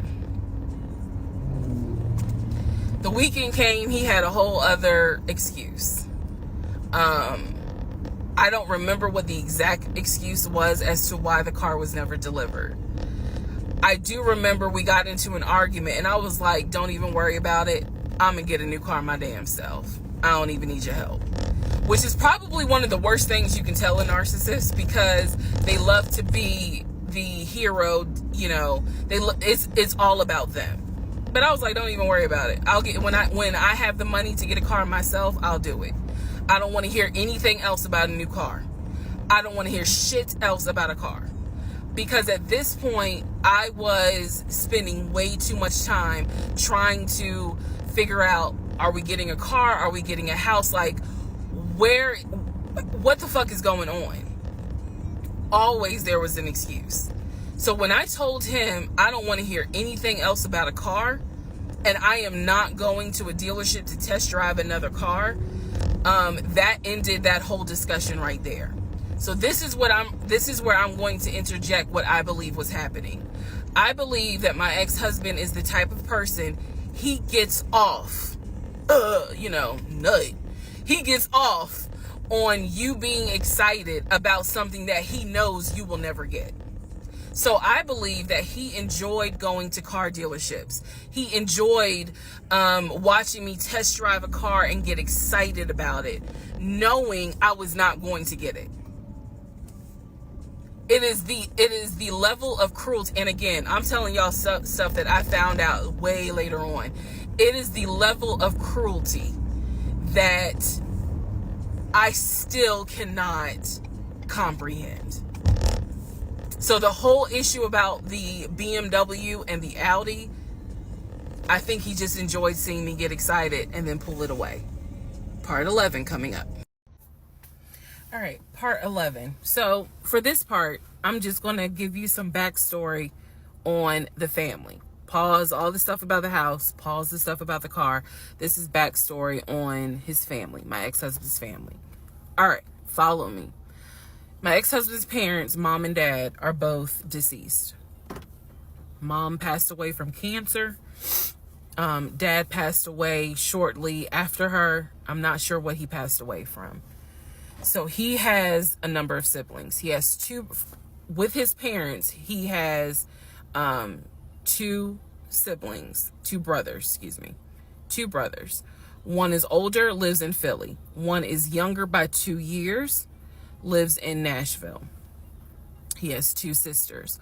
One, Shantae, is older, lives in Douglasville with her husband and two kids, a boy and a girl. Younger sister, Kim, is the baby, lives in Augusta with her husband, worked at, I think he told me, Procter & Gamble. That was the story. He had two half brothers that were through his dad. One brother lived in Baltimore. The other brother lived in Augusta. The brother that lived in Augusta, I have physically met in person, shook hands, hugged, all that. The brother that lived in Baltimore, I have FaceTimed with, talked to him. The brother that lived in Philly, the older brother that he looked up to, I have never talked to him on the phone. I would always talk to him through my ex-husband. So the conversation would be like, hey babe, brother so-and-so said hey. He didn't call him brother so-and-so. We'll call him John. John said hey. Hey John. I would be in the bathroom doing my hair, brushing my teeth. Hey John. And he would be like, did you hear? He said, how you doing? I was like, I'm good. How's he doing? Because that's just me. And so he would relay back and forth. He talked to John every day from starting around July after the grandmother passed away. He would talk to John every morning. We both would be getting ready for work and he would be on the phone with John. They would be talking for 30, 40 minutes, talking about football, talking about other siblings. They would be talking about cars. It was really like not a big deal. They would talk about the brother in Baltimore. They would talk about the brother in Augusta. And then they would reminisce. This is the conversations I could hear. Let me explain. When I say I can hear a conversation, what that means is I am physically standing near him or next to him where I could hear him with the phone up to his ear talking to someone, because it wasn't me. Okay? I may not hear the other person because the phone call may not be on speakerphone. But what I hear is, for example, I hear, "Hey man, what y'all doing? Oh, for real? Y'all barbecuing this weekend? What y'all making? Oh, that's what's up. Nah, I think me and her gonna stay in this weekend because, you know, these numbers is looking crazy with COVID. Yeah, she over here. She's sitting right here. She watched the TV. Okay, hold on. John said, hey. Hey, John. You heard her? Okay. All right, bruh. I just wanted to check in on you. That's the type of conversation I'm explaining. Okay, so I hope that that gives a little more clarity about the type of conversations I'm hearing. So, I don't know why this light keeps going out. Okay, so that's how he would talk to his siblings. The grandmother passed away. He called me around April or May and told me that his grandmother passed away. His grandmother, on his dad's side, had died suddenly from COVID. She had symptoms. She went to bed and did not wake up. He was distraught. He was crying. He wasn't eating. He was just sitting there, listening to music, not watching TV, just sad, because he was like, you know, my grandmother was always my support system. So from what I saw, it really bothered him. I did not think anything of it. I'm one of those people, if you tell me somebody in your family passed away, I'm gonna believe you, because I don't play about death. And I guess I expect other people don't either. However, that is not the same for everyone else, but we'll get there. So, family, he had his sister, Shantae, who lived in Douglasville. Like I said, she was married with 2 kids. Apparently she was a nurse. So when I had my miscarriage, that was a sister that he was like, my sister will take you to the hospital. Like, that's what family does. Okay. I had never met Shantae. I've been on the phone, I've been around him when he was on the phone with Shantae. Never heard her part of the conversation. But he would be talking to his sister. That's what he said. That's what it sounded like too. Now, what is interesting is that we lived maybe 35, 40 minutes away from Douglasville.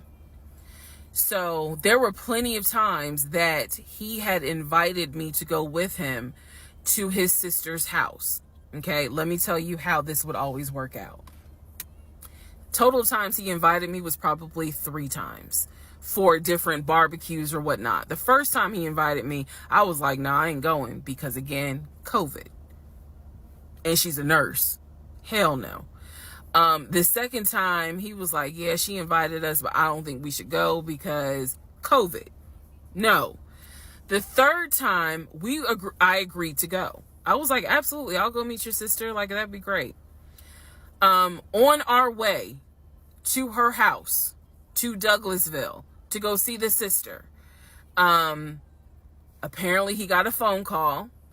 The phone was always like on vibrate, but he got a phone call and he told me that something came up, and so she had to cancel the barbecue, the get together, whatever. And so I was just like, oh man, you know, okay, well, hopefully we can go another time. It didn't happen close enough for me to have red flags, if that makes sense. But at this point, as y'all probably like, girl, you so blind. But again, I didn't think anything of it, because it's like, okay, it fell through. We'll see. We'll reschedule. And so we just went out to eat, and then he talked to another brother, the brother from Augusta that he would have on speakerphone. So it was like, you know, I didn't think anything of it. I really didn't. Man, And the more I talk about it, the more I realize, like, I'm not a dumb person, but it just never dawned on me the things that you have to now investigate. It didn't dawn on me, but nevertheless, that is the backstory for his family, right? Grandmother passed away. 3 weeks later, he called me and told me his uncle had passed away from COVID. The uncle had tested positive, had to go into the hospital, and he died. It was a bit of a red flag. It was a bit of a red flag, but like I said, I don't play about death. So I was just like, wow. Because of these two deaths, he became a stickler about COVID. And when I mean a stickler, wear your mask, wear gloves, hand sanitize, wash your hands. Like, he was annoying about making sure neither one of us caught COVID. So now I'm going to give you the backstory in regards to what I was told with the ex-wife. Okay, I know I look rough, but it's okay. It's okay. Anyway, so this is part 12 of Who the Fuck Did I Marry? So this is the backstory on what I was told for the ex-wife. This is important. Pay attention. All right. This is 2020. So this is what I was told in 2020. I was told that he and his ex-wife used to be friends. Then they started dating and subsequently got married. They got married in California. He had bought a house with the money that he made from arena football. They had apparently had gotten married on the downward of the arena football career. Had a nice house. He showed me a picture of the house, showed me pictures inside the house. Remember that? Showed me pictures inside the house. It was a really nice home in San Diego. And basically what happened was that he came home from work early one day and I have the hiccups, sorry. Came home early from work one day and his wife was sleeping with another man. The man was in the house. He and the man get into it. Her son, who is about 17 years old in 2020, she had 2 kids, a daughter and a son. The son apparently was on his way home from school when my ex-husband found his previous wife in bed with another man. So the story goes that he and the guy fought. He kicked the guy out. He kicked his ex-wife out, but told her the kids could stay. The kids are not biologically his. Those are his stepkids. She was like, you must be kidding. Like, I'm not leaving my kids here. The kids are old enough to where they were like, we don't want to go because you fucked up. We don't want to leave. So apparently she leaves. The kids stay with him for a few weeks. And then she gets her own place. The kids move out, move in with their mom. He files for divorce in California. He files for divorce in California, and it was an ugly divorce. She was asking for spousal support, all kinds of stuff. And then it turned into, I'll help you with the kids, not child support, but just I will give you some money for the kids, because apparently he was very close to the kids and he wanted to keep a relationship with the kids. Their biological fathers, apparently there were 2 fathers, their biological fathers were not in the picture. So the divorce starts out contested and ugly, eventually becomes amicable. Eventually they become cordial with each other. So my ex-husband moved. This is all before he ever met me. So I'm telling you the story of what I was told in 2020. So eventually, about 2 years later, is when his job approached him about an opportunity to transfer to Georgia. And so he took it. New beginning, fresh start. He has family in Georgia. He took it.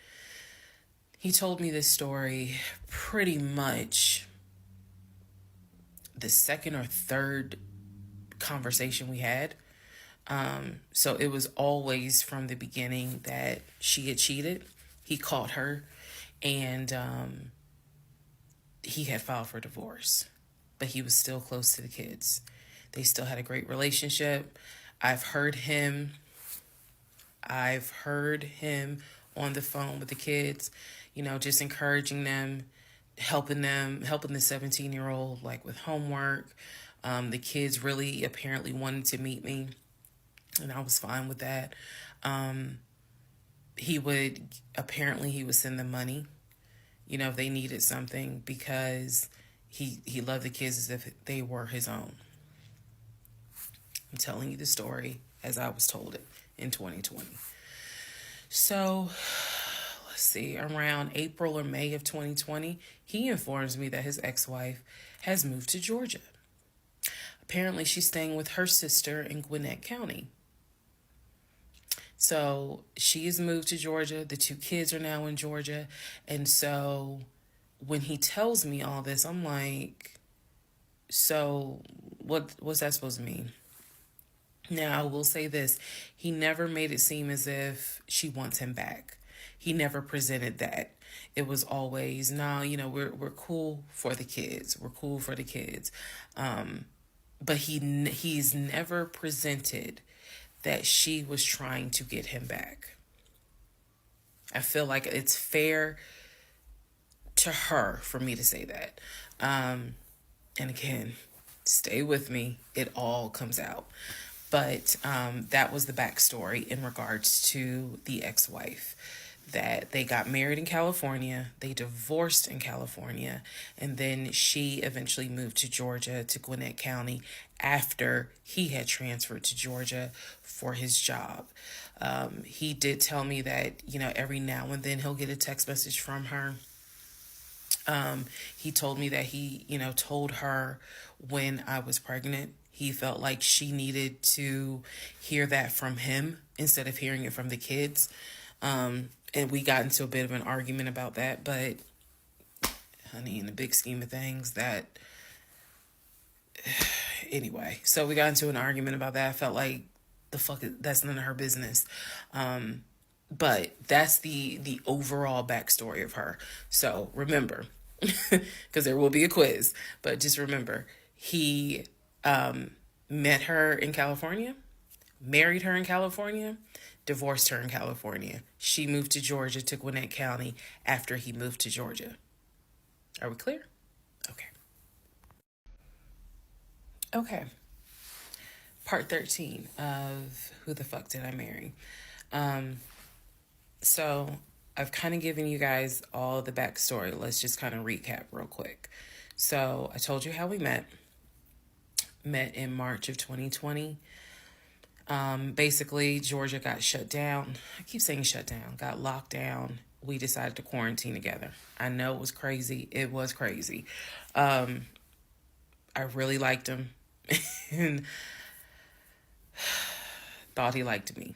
So, I told you guys how we met. Things moved at a rapid pace. Met in March. Moved in together pretty much end of March, beginning of April. Found out I was pregnant in May. Lost the baby in June. Had to have surgery in July. Started looking for houses. Started looking at cars. All this stuff happened literally between March and in August is when I got my car. So, got a car in August. He paid the down payment for that car, which I was shocked by. And no, it was not a BMW or an Audi. It was a Nissan Altima, but I loved that car at the time. So he paid the down payment for that car. He told me he would help me with the car payment. The biggest mistake that I made, and I'll explain why I say this. The biggest mistake I made was that I signed myself up for a car note, where I knew I needed his help to pay the car note. I knew better. My mom has always taught me, do not ever put yourself in a position where you are financially dependent on a man. And all of that went out the window. And the reason why I say that was the biggest mistake is because when I have pulled back the layers of this whole monstrosity of life that I lived for 2020 and 2021, it really does boil down to the fact that I truly ended up marrying him more out of fear than anything else. And I'll expound upon that later. But I got the car in August, and by this point I was exhausted of looking at cars. I was mad that I didn't get a BMW X5 dark blue with cognac interior. And I was tired of looking at houses, getting my hopes up, looking at a house and picturing myself in the master bedroom, the kitchen, the island, all that stuff. I'm a visual person, and I was tired of getting my hopes up. So now we're going to segue into fall, going into the holidays.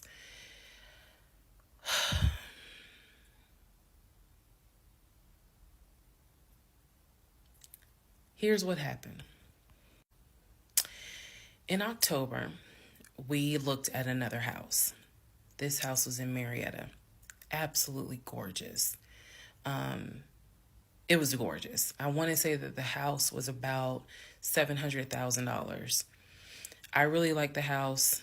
I could see myself living there. I could see myself cooking there. And so subsequently, my ex-husband put in an all-cash offer on that house. I watched him put an all-cash offer in on the house. Our real estate agent, Scott, called us about 24 hours later, and he said, the sellers love your offer. The offer was an all-cash, full asking price offer. $700,000. Let that sink in for a moment.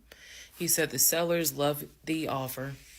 They are asking that you show proof of funds so that they can accept the offer. My ex-husband said, I will show proof of funds when they accept the offer.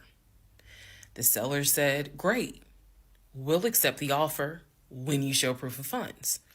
So basically we got into a standoff.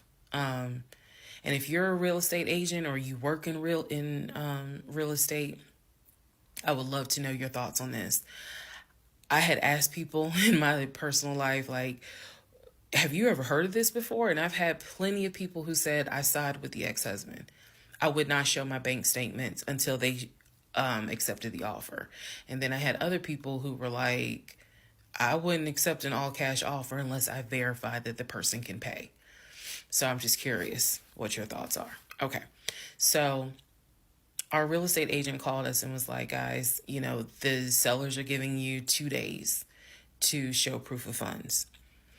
I had the letter that he showed me from Chase. I sent that to Scott, but that was for a mortgage. The offer was for all cash. So he needed to show proof of funds that he had the cash to pay $700,000. He didn't show it. He refused to budge on showing them proof of funds until they accepted the offer because he was afraid that they were going to create a bidding war. So what ended up happening was Scott called us and said, I apologize because I didn't do my due diligence as a realtor. He said, before I ever started showing you guys a house, I should have collected your pre-approval letter and proof of funds. He said, so at this point, my broker has informed me that I cannot show you guys another house until you show at least us, meaning the real estate firm, until you show us proof of funds. And so I'm just like, well, I'm telling my ex-husband, just show them the fucking proof of funds. Like, what's the problem? And so it was a lot of, I find that this is really unprofessional because it's not our fault that you didn't do your job correctly. It got a little ugly and it got uncomfortable because I'm like, I don't understand why you don't show them proof of funds when you clearly just signed a document stating that you're putting an offer in at full asking price. This was the same thing that the realtor was saying. He was like, but you just signed an offer. So what's the problem? Like, you want them to accept the offer and then you'll show everyone the proof of funds?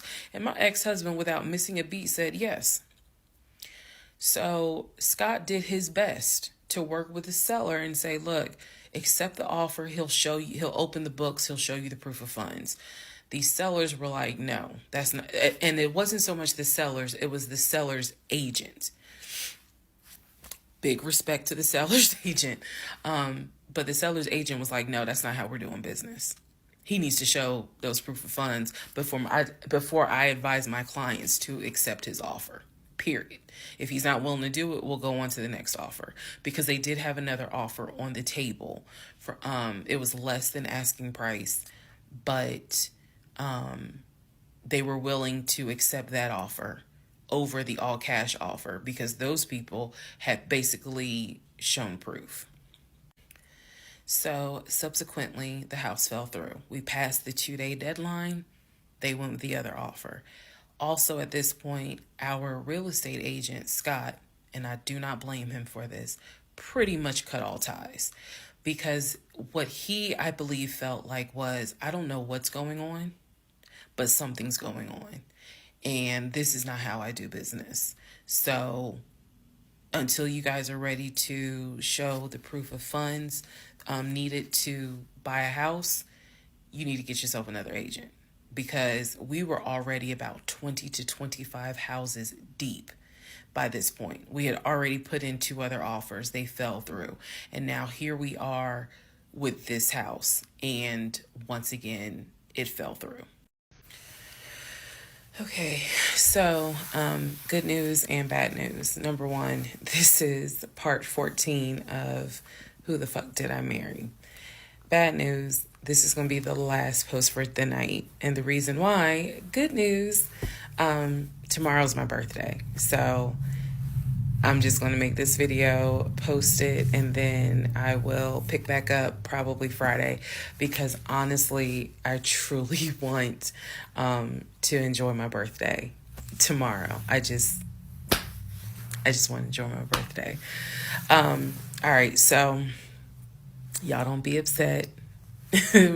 Just, if anything, watch parts 1 through 14, then we'll be ready for part 15. So the house fell through in October 2020. And what I told him was, I said, I don't want to look at another house. I don't want to talk about cars. I want to get through the holidays. Because it was going to be a holiday season where I could not celebrate my family because of COVID. So I said, I just want to get through the holidays. I want to get through the end of the year. And we'll revisit stuff in January. I was very calm when I said it. No argument, nothing like that. And he said he understood. A lot of what fueled me staying in this situation really was the fact that, number one, I didn't want to be alone. Number two, I didn't want to look stupid by having the relationship end so quickly for everyone to be like, we told you something was up. And number three, I was ready to get married. And that, ready to get married, fueled a lot of stuff. And again, I was still making my audio diaries. So listening back to it, I knew something was wrong. I admit that. I knew something was wrong. But what I thought it was, truthfully, was like, why does it seem like there's always something? Like, why can't we just go ahead and get the house? Why is it always something? Why can't I just get the BMW? it still didn't dawn on me how deep this something went. And for the people who keep asking, I'm going in order of events. So yes, there will be a video where I explain how everything came out and what came out, what was true, what was not true. It's coming. I'm just getting all of this out in order. So I told him I didn't want to look at a house no more. I don't want to talk about houses. Do not mention the word Zillow. Do not mention the word realtor. Nothing. Let me just get through the holidays. And for myself, the question was, what do you want to do? You want to stay with him? Or do you want to cut your losses? And the part that kept me constantly second guessing myself was, what if he's not lying? What if he's not lying? Literally the conversation I had with myself was, there's no way he is lying about having money. You saw the paper from Chase. They don't just approve $750,000 for a mortgage for anybody. I've seen his checking account. You see how much money's in his available checking. I don't think he's lying. I don't think he's lying about that. But what is it? Is it that he doesn't trust me? I second guess myself so much. Is it that he doesn't trust me? Is it that maybe he doesn't really want to get married? What is it? Because I know what I saw. I know what I heard. I know that he's having conversations about move the money from this account to that account. I know he's paying my car note and all these bills. Clearly this man is making money. I know that I saw the letter from HR that states his new salary is 200 and something thousand. And I remember thinking, God, what am I missing? I'm missing something, but what is it? Because I know what I've seen. I know what I have touched. I have physically touched these papers. I know how to read. So what is it that I am missing? He's close to his family. He talks to them all the time. He's just a regular guy that just likes to watch NFL football. He leaves me alone when I want to watch Georgia football. He's paying the bills, groceries. I haven't had to worry financially since I've met him. And as a woman who had lived on her own, paying her own bills, my God, that is the most intoxicating feeling when you meet a guy who just takes your stress and your worry away financially. But the downside is he took away the stress and the worry financially away and instead brought a mental fuck job I've never in my life had experienced. And I could not put my finger on it. I couldn't really talk to anybody about it because I'm a big believer in what happens at home stays at home. So I didn't talk to my girlfriends about it. I didn't talk to my family about it. But I just remember being like, what am I missing? What am I missing? So we did not talk about houses. We did not look at cars. We didn't do any of that for November, December. And he came to me around Thanksgiving, and what I thought was a very open, loving conversation. And in that conversation, he was like, okay, I know I have fucked up.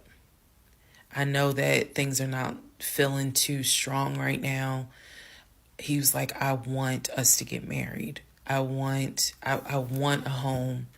I will show you whatever you need to see to put you at ease. He was very contrite. He was very just what do I need to do to put your mind at ease so that I'm in this and that I want this and that I love you and I want you to be my wife. So I was like, show me your accounts. He showed me his checking. He showed me one of his savings. He showed me a Chase savings. He did not show me the offshore. And he did not show me the US bank. So he showed me those two accounts, checking and Chase savings. So I knew that there was money. What I saw in those accounts, there was money.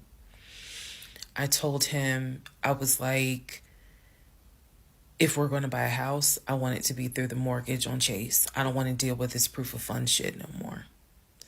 I said, I do not want to look at another house until the beginning of the new year. He said, okay. That is when we then had a conversation. So I guess I lied, because we are going to have a part 15 or 16 tonight.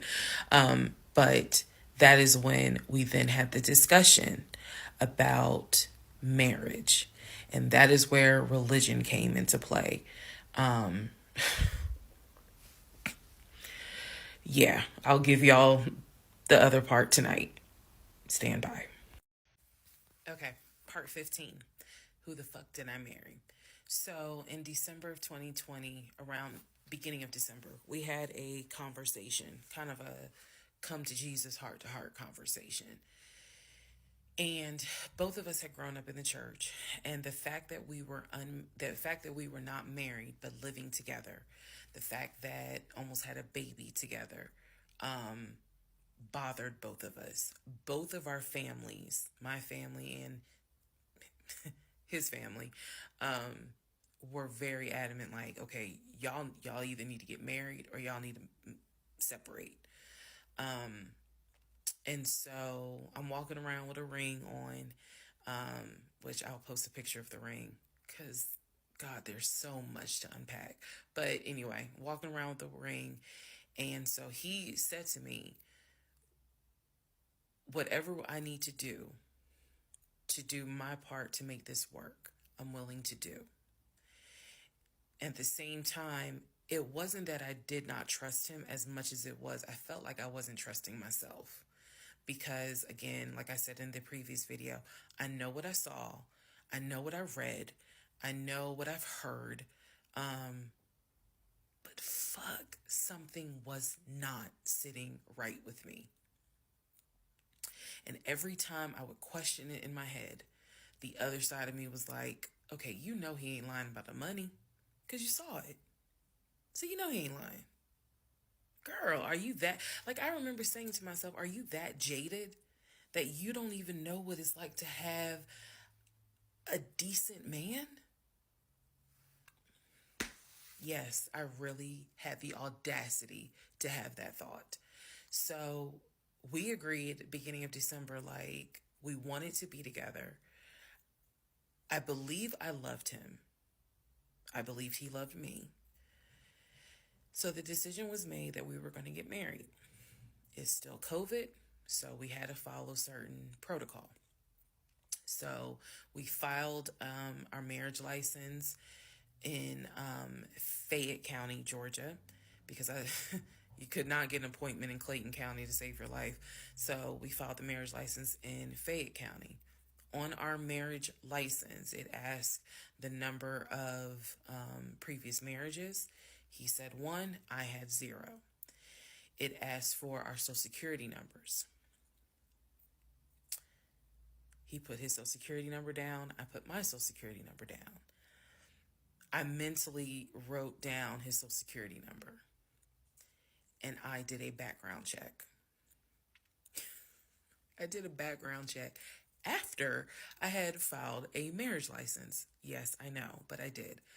The background check, nothing came back. It was like no results found. I did a criminal background check, nothing came back. So I thought one of two things. Either I had the wrong social, meaning I wrote down the wrong social, or my paranoia was unfounded. There's nothing wrong with him. because he has been always throughout the relationship a big stickler about law enforcement, following the law, because his dad was a retired police officer. So this is someone who has been, this is a guy who would check to make sure my tail lights were working, make sure my signals were working, make sure my oil was good, make sure I had enough gas in the car. So when the criminal history came back with no results, I was like, well, of course there isn't, because the man probably hasn't had so much as a speeding ticket. So we filed the marriage license, and then we made an appointment to get married, and waiting for the judge to come out of chambers so that she could marry us. And the reason why I'm pausing is because, my God, if I could go back and see that young woman sitting in that lobby.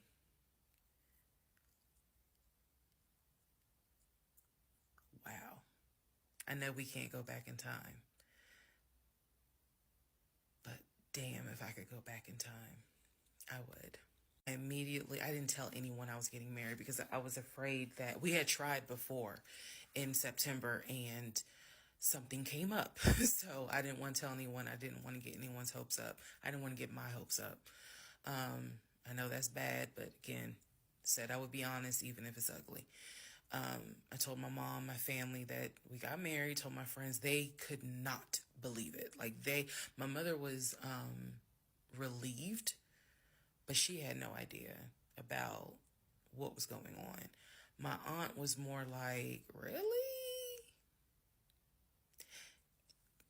You married him? My friend, the one who took me to the hospital for the miscarriage, was like, I wish you would have told me, like, you deserve to have people there, take pictures and celebrate and all this other stuff.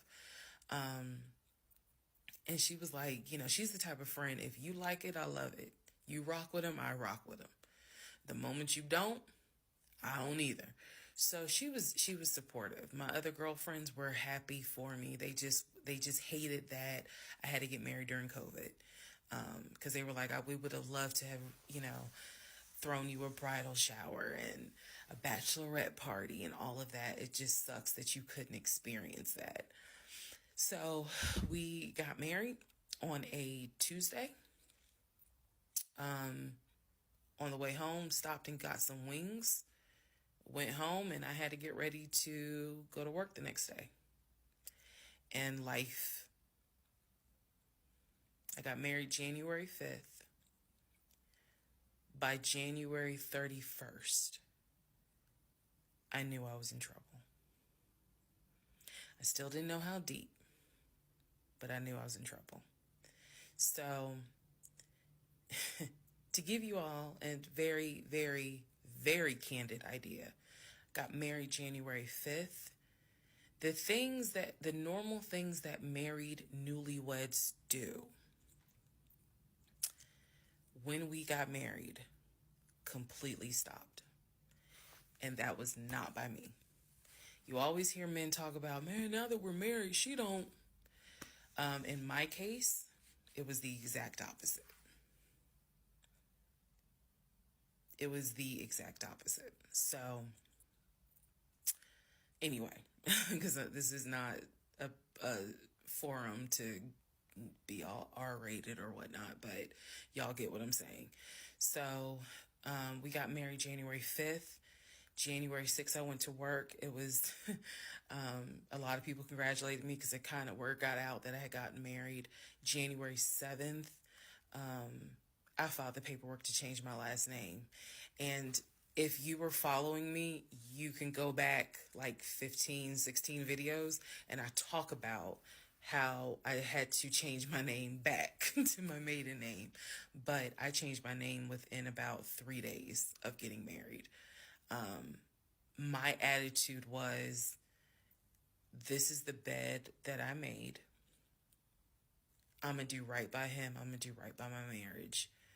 I took marriage seriously. And when I married him, I absolutely married him thinking, I'm going to be with you for the next 40, 50 years. So we're going to have to figure this shit out.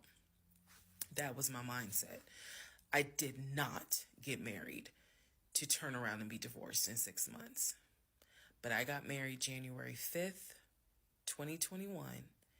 And by January 31st, I knew I was in serious trouble. So that is where we are. The next set of videos, the next set of all this will be me talking about how things went downhill before it crashed and I found everything out. In the meantime, tomorrow is my birthday. So, happy birthday to me. Did I marry? This is the interlude, basically. I'm not recapping on this video. I'm just kind of answering some stuff that has been written to me. Someone was like, why are you airing your business out on social media? It's a valid question. For me personally, I feel like this was traumatic to experience, to live through. And I'll expound on that on another video, the aftermath of the toll that this took. Honestly, and I know some people are going to be like, that sounds crazy. It is kind of cathartic to get this out because I cannot tell you how much of this has been internalized since 2020. Also, I don't want to seem like a cautionary tale to other women or to men for that matter. But to my sisters, to my ladies, white, black, Hispanic, Asian, doesn't matter. If something does not sit right with you, investigate it. I cannot stress that enough. If just one woman watches these videos and she's like, you know what? Something don't sit right with me. Let me look into this. Then it was worth it. Yes, it is a Lifetime movie. Yes, it is Netflix. Yes, it is crazy. Yes, it is hilarious also. And I understand all of those reactions. As someone who lived it,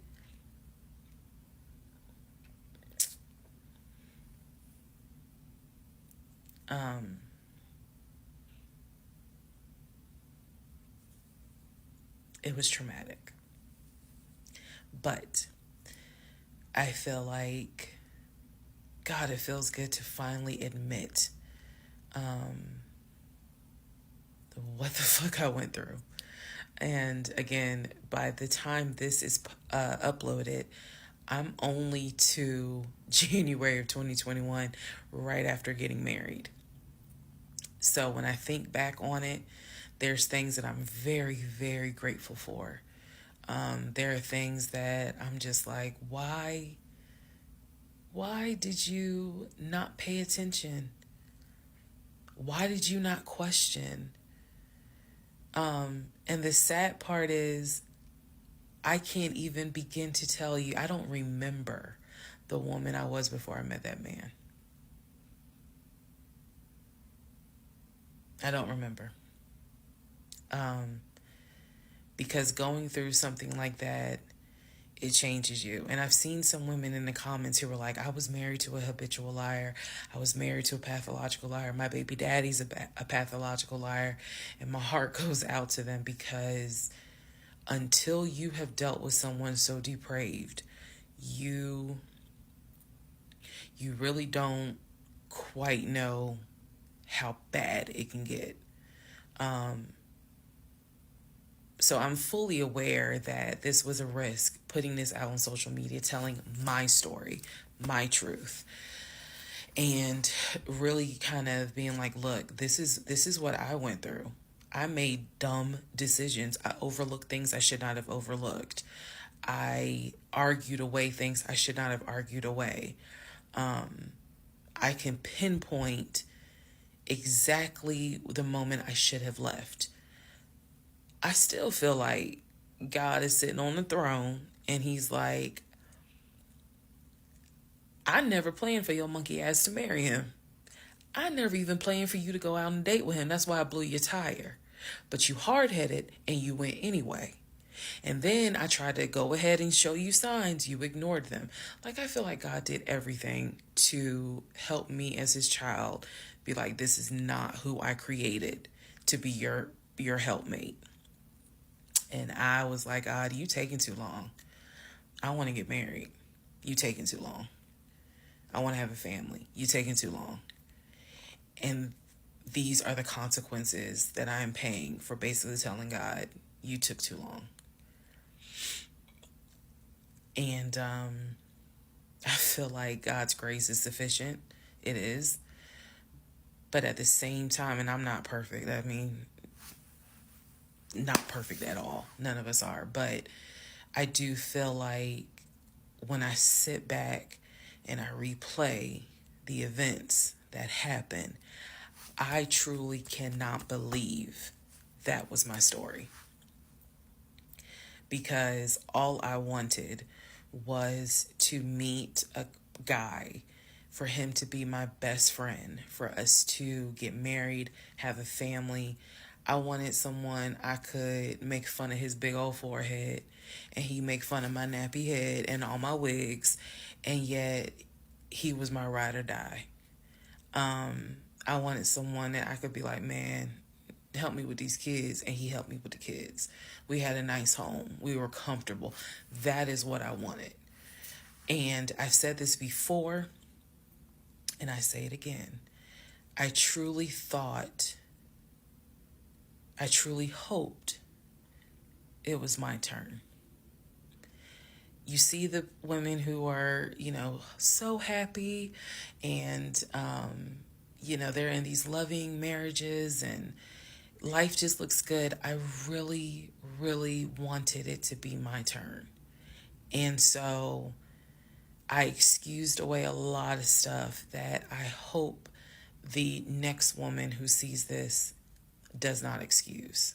Because I don't wish this on anybody.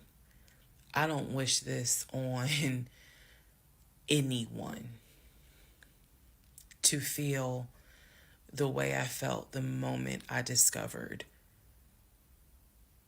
the whole truth.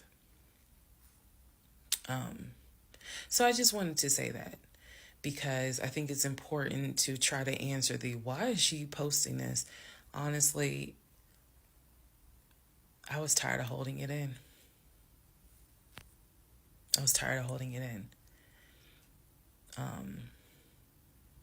And I hope it helps somebody. Okay, let's all take a deep breath. Let's all get some sleep. If you don't have anything to do and you just want to wish me happy birthday, wish me happy birthday tomorrow, February 15th. Shout out to Team Aquarius. Good night, y'all. Part 17. Who the fuck did I marry? So, for context and just to clarify some stuff, going forward, I'm going to now call my ex-husband, I'm going to use the name that I call him in real life. So that way it clears up the whole fiance, boyfriend, husband, ex-husband thing. So, his name is Legion. Anyone that knows me will tell you that is what I call him. So, Legion and I, when I left off at part 16, part 15, Legion and I got married January 5th of 2021. For the first 2 weeks, things were fine. We got into like a routine, basically. I would go to work, he would go to work. He was still leaving the house at around 6:15 every morning. He was still on the phone with his brother, the one that lived in Philly, every morning.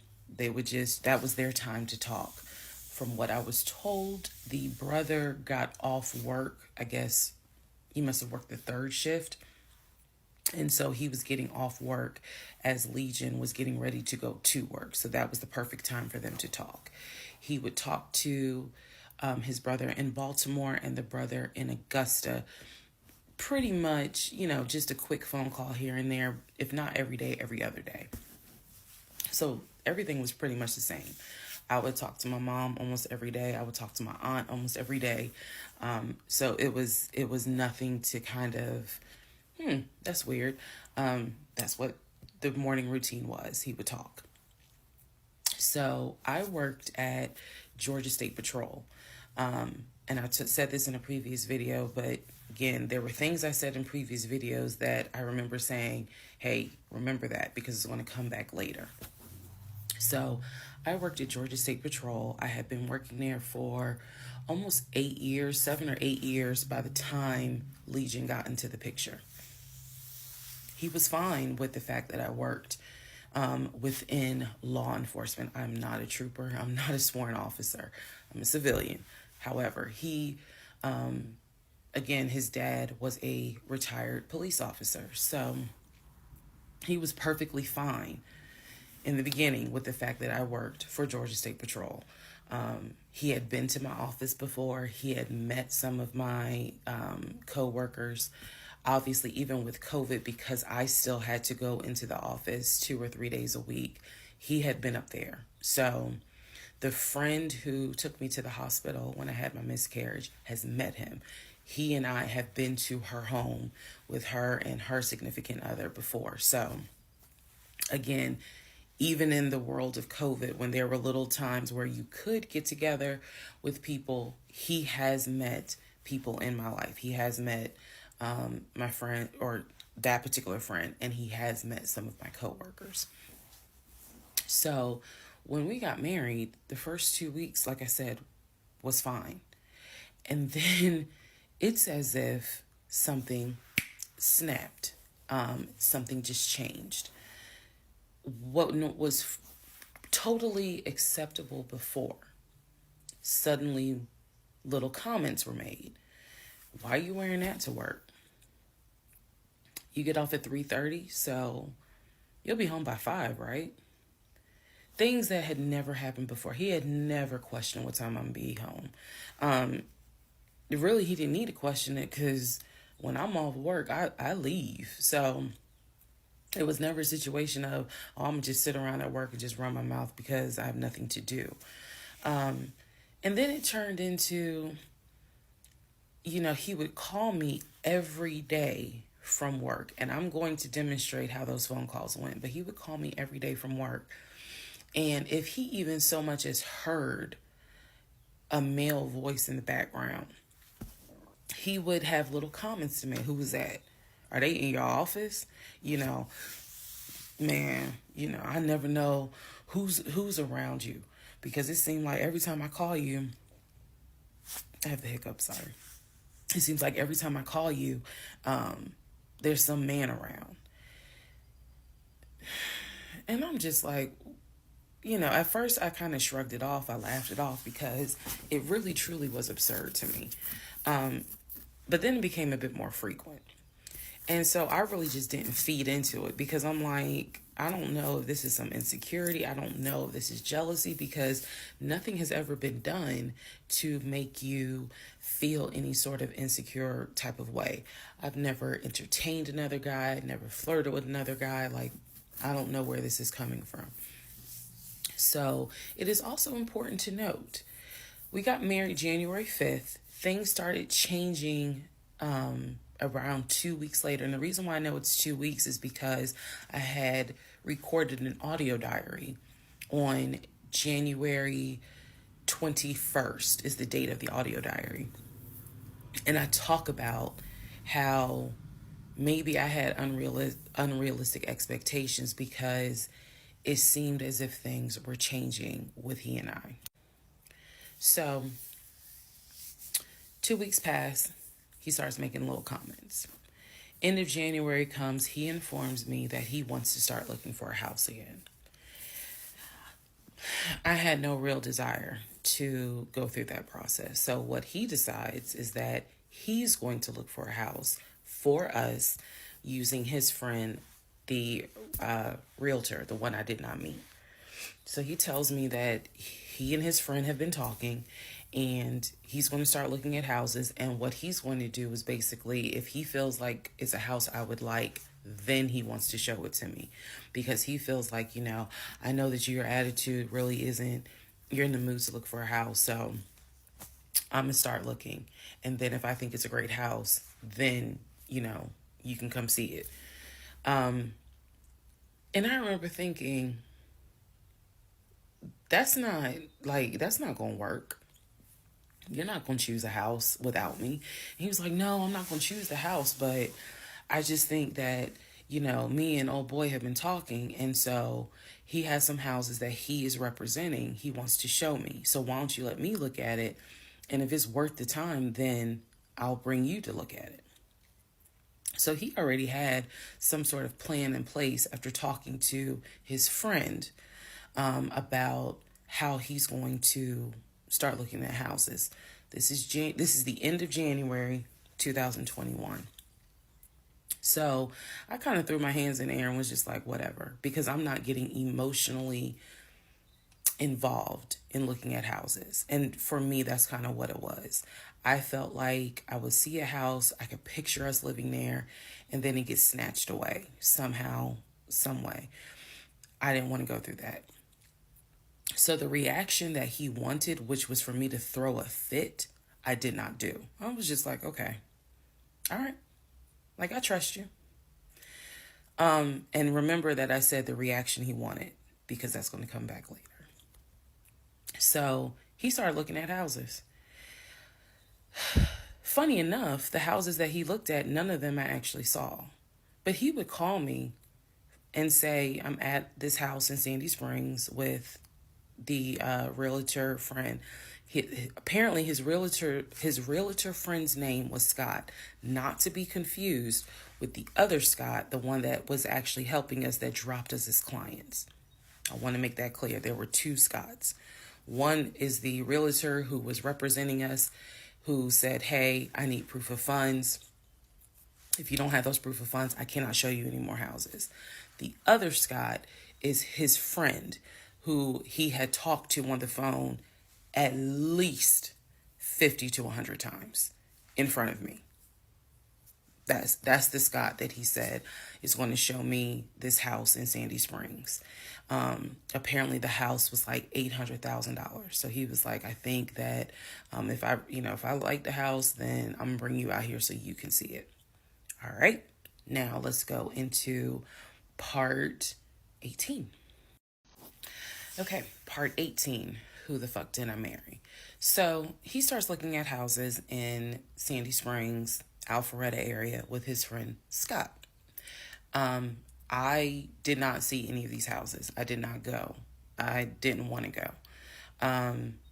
So what was starting to change is, remember I said before, he would leave the house every day at around 6:15. He would be home every day between 3:30 and 4 o'clock without fail. It was so, I shouldn't say it was annoying, but I could set my clock by the fact that I would hear that garage door open between 3:30 and 4 o'clock every day that he went to work. Even during lockdown, he still had to go to work. His job was only locked down for maybe a week. For me, I was allowed to work from home, but unfortunately, I did not handle it well. And so I would fall asleep and not check email. So my boss was like, yeah, you're going to have to come back to the office because you're not trustworthy. And I wasn't. I mean, I would watch Netflix and not even be on my computer. So I had to start going back to work every day, 5 days a week. And I was, me and another lady were the only two in there because we were the only two who did not handle work from home properly. Anyway, that's another story. So Legion he started to not come home by 4 o'clock. He started to come home 5, 5:30, 6, 6:30, sometimes 7 o'clock. Because he was saying that he was looking at houses after work with his friend Scott. So it definitely was noticed that things are changing. And At this point, kind of emotionally and mentally, I was just like, I don't know what to do. This is the end of January. Remember, I told you in part 15, I got married January 5th. By January 31st, I kind of knew I was in trouble. And by the end of January, sure enough, I knew things were changing in a way that I was like, I hate to sound redundant, but what the fuck is going on? So he's still maintaining the story of looking for a house, looking for a house. I had already let him know my lease is up in August. When my lease is up in August, I am moving to Cobb County. And then my attitude was kind of like, you can go with me or you can stay here. I don't care, but I'm moving. I'm leaving Clayton County. The reason why I was so adamant to move was not because of Clayton County. It was not because of the house that I was in. It was because Legion had started to create this narrative that he was beefing with my female neighbor. He was trying to get me to believe that my female neighbor to the left of me somehow was interested in him. And so she would make these little comments, and he would come in the house complaining about her and her music and the fact that she had, different men over to the house. It was driving me crazy. And all of this was kind of starting in January. So when I say that, it really seems like we got married January 5th, and then we had 2 weeks of peace, and then something just snapped. I literally mean something just snapped. So he's looking at houses. Now we're moving into February. February obviously is my birthday month. He did good. He did good to make Valentine. He went all out for Valentine's Day. He went all out for my birthday. My birthday and Valentine's Day are February 14th and February 15th. So he went all out on both days. Y'all ain't even gonna believe this story. But I said I would share even when it makes me look bad. So, the weekend after my birthday, and what I mean by that is if my birthday was on a Tuesday, we're talking about Saturday. The weekend after my birthday, he gave me money to go to the nail salon, go get a manicure and pedicure. So I leave the house. I take his car. His car was in the driveway. We had a key to each other's car because, again, we're married at this point. We're talking February 2021. So I take his car and I drive to the nail salon over in Morrow. I'm in the chair getting a pedicure, and I get a text message from my husband saying, someone was just at the house looking for you. And I'm like, who was looking for me? Who was it? And he said, I don't know. I think it was some, this is through text. I don't know. I think it was some dude you used to mess with. Okay. I was like, what are you talking about? He was like, I'm telling you, some guy just came to the house looking for you. I told him you were not here. So at this point, y'all, I'm in the chair at the salon. I'm freaking out because I'm like, who the fuck has the audacity to come to my home unannounced, uninvited, talking about they're looking for me? Especially because before I met my husband, I was working the last shift at Amazon as a part-time job. So I had not dealt with, dated anything with anyone for about a year before I met him in March of 2020. So I really was like, who the hell is this coming to my house? So I finished the pedicure. I head home. Once I get home, I'm like, what are you talking about? What happened? And so I'm frazzled in a way.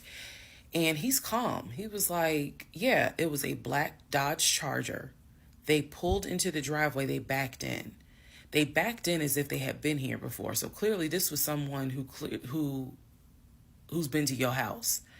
He got out the car. He said, I opened the door and I went out there and I said, is there something I can help you with?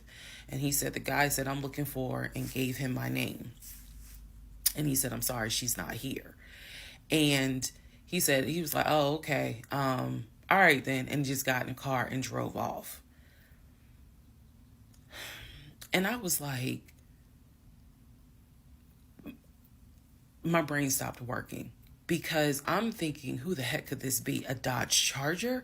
I was like, are you sure that it wasn't law enforcement? Like, was it the sheriff's office trying to serve me with a lawsuit for a credit card I didn't pay? He was like, no, he was in regular clothes. He was like, and it was not a police car. It was on a marked unit, basically. And so I'm just like, who the heck could this be? And he was like, I know who it was. And I said, who? He was like, I think it was your ex. I said, what ex?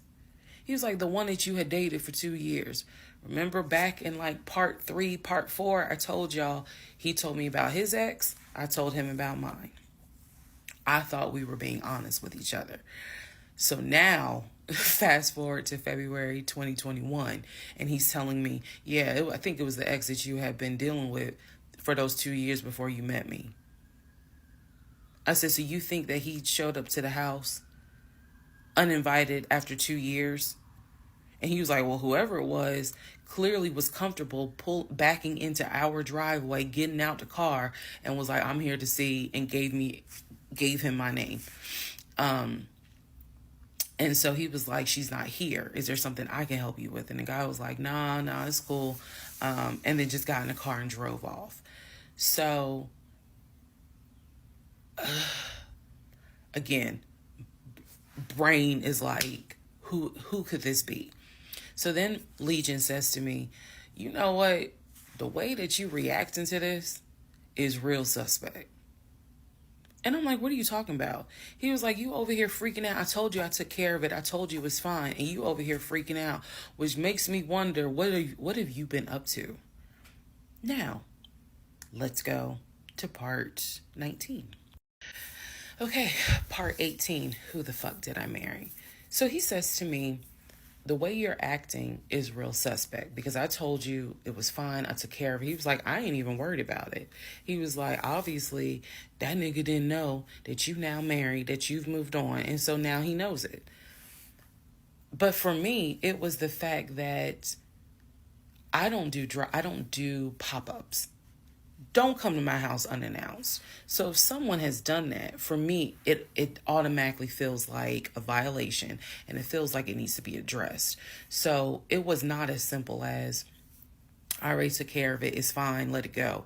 Nah, we ain't letting nothing go, because you don't have my permission to show up to my house. And before this turns into something where I'm going to be on Fox 5 News, I need to address that with you, because that is not okay. So he didn't like the reaction I had to the story he told me, where someone basically disrespected my home. And he felt like my reaction was really suspect. So what I'm gonna get into the little details that he did not know about. So he tells me, again, it was a black Dodge Charger. They backed into the driveway. A gentleman got out of the car and he asked for me by name, and Legion said she's not here. So I asked him, what does the guy look like? And he said, he was like, why does it matter? I said, what the fuck does he look like? So Legion proceeds to give me the most generic description you can give. He was like, well, he was shorter than me. Ex-husband is about 6'3", 6'4". He was shorter than me. He was brown skinned. I said, did he have a hat on his head? Mind you, I understand that before marriage, I was a damn fool. I understand that. But every woman has that moment where you only gonna fool her but for so long. And eventually puzzles start coming together. For me, I felt like moving into marriage, certain things started coming together. So I said to him, did he have a hat on his head? He was like, nah, he ain't wear a hat. So in my mind, I am mentally going down a list of every possible man it could be. And it was only like 4 men. I had been in that house about 3 or 4 years at this point. So I knew all of the people, and I'm talking about from maintenance down to ex-boyfriends. It was a total of like 4 men. So when he said that it was a black Charger, I immediately was like, okay, I know that crosses out one. He said he was shorter than him. All of them were shorter than him. I said, did he have a hat on his head? He said, no, that crossed out one, because one in particular was a maintenance guy who always wore a hat on his head because he had like a bruise or something, and he was just self-conscious about it. So he always wore a hat. That leaves 2. So I said, was he muscular or was he skinny? So Legion's getting all frustrated. I said, just answer the question. He was like, well, he was kind of in between. And I said, okay. He was in between. I said, so was he light skin or was he dark skin? He was like, I told you he was brown skin. I said, was he my complexion? He said, no, he was brown skin. That eliminates one. So now there's one left. And yes, the one left would have been the ex that I had dated for 2 years. And so he was like, I know it was your ex. I know it was your ex. And I was like, that don't make no sense, because the ex that in my mind, I'm saying this, the ex that I had dated, he and I had no contact with each other, and he was not the type to just pop up at your house. That ain't his style. Not to mention, and I ain't tell Legion this, that man would not be caught dead driving a Dodge Charger. He hated Chargers because he drove it as a patrol car. So I didn't say anything. I just was like, that's weird. So what Legion didn't know is that at the time I had a security system.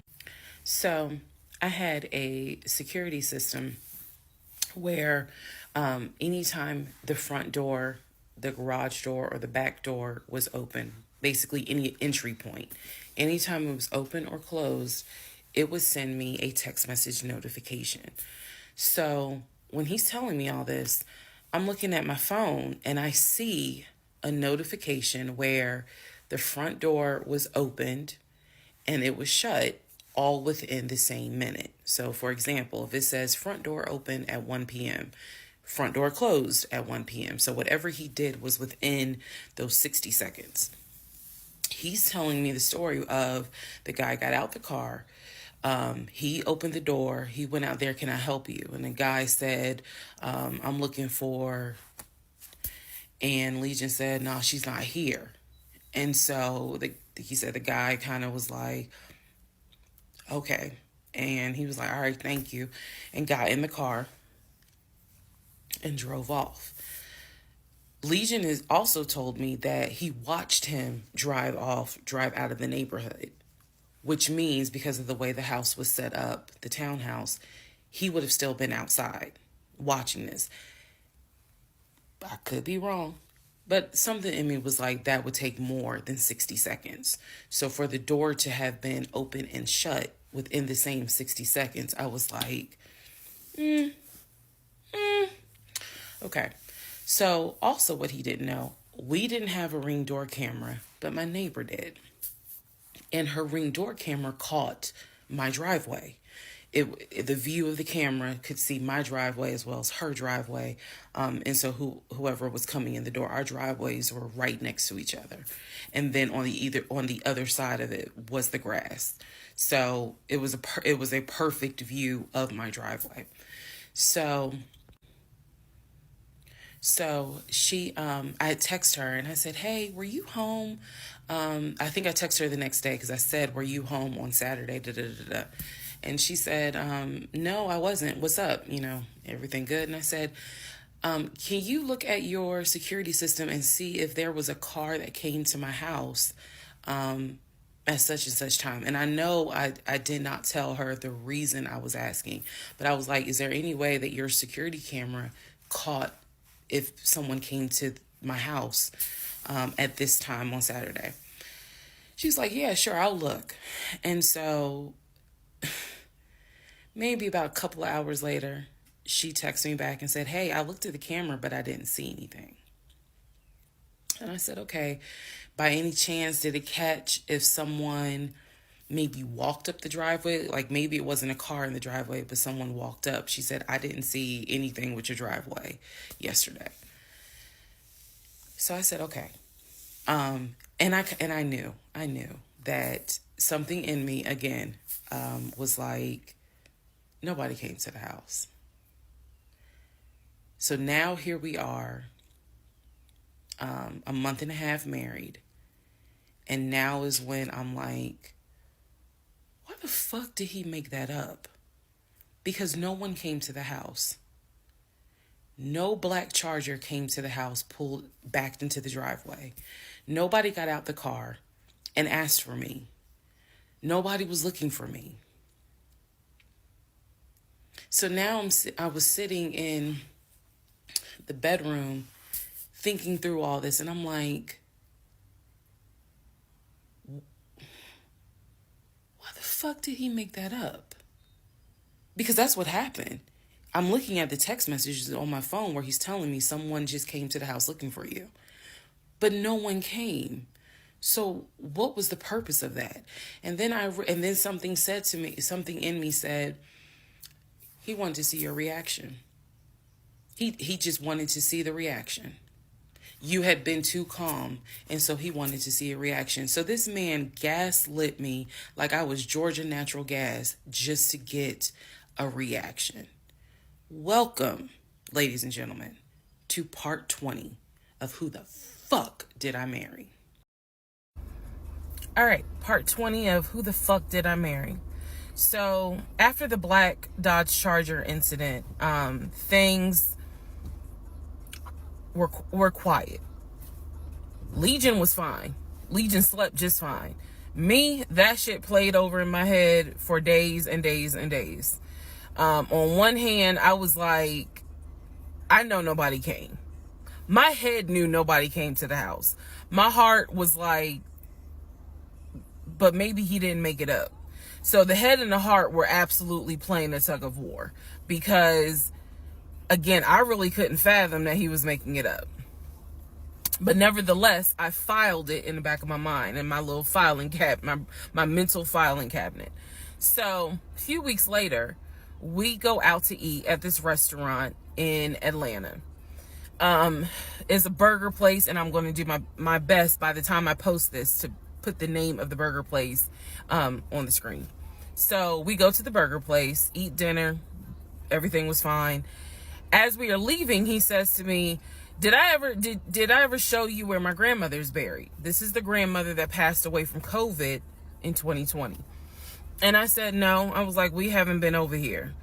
And so he was like, let me show you. So he drives us to the cemetery, which is not far from the restaurant.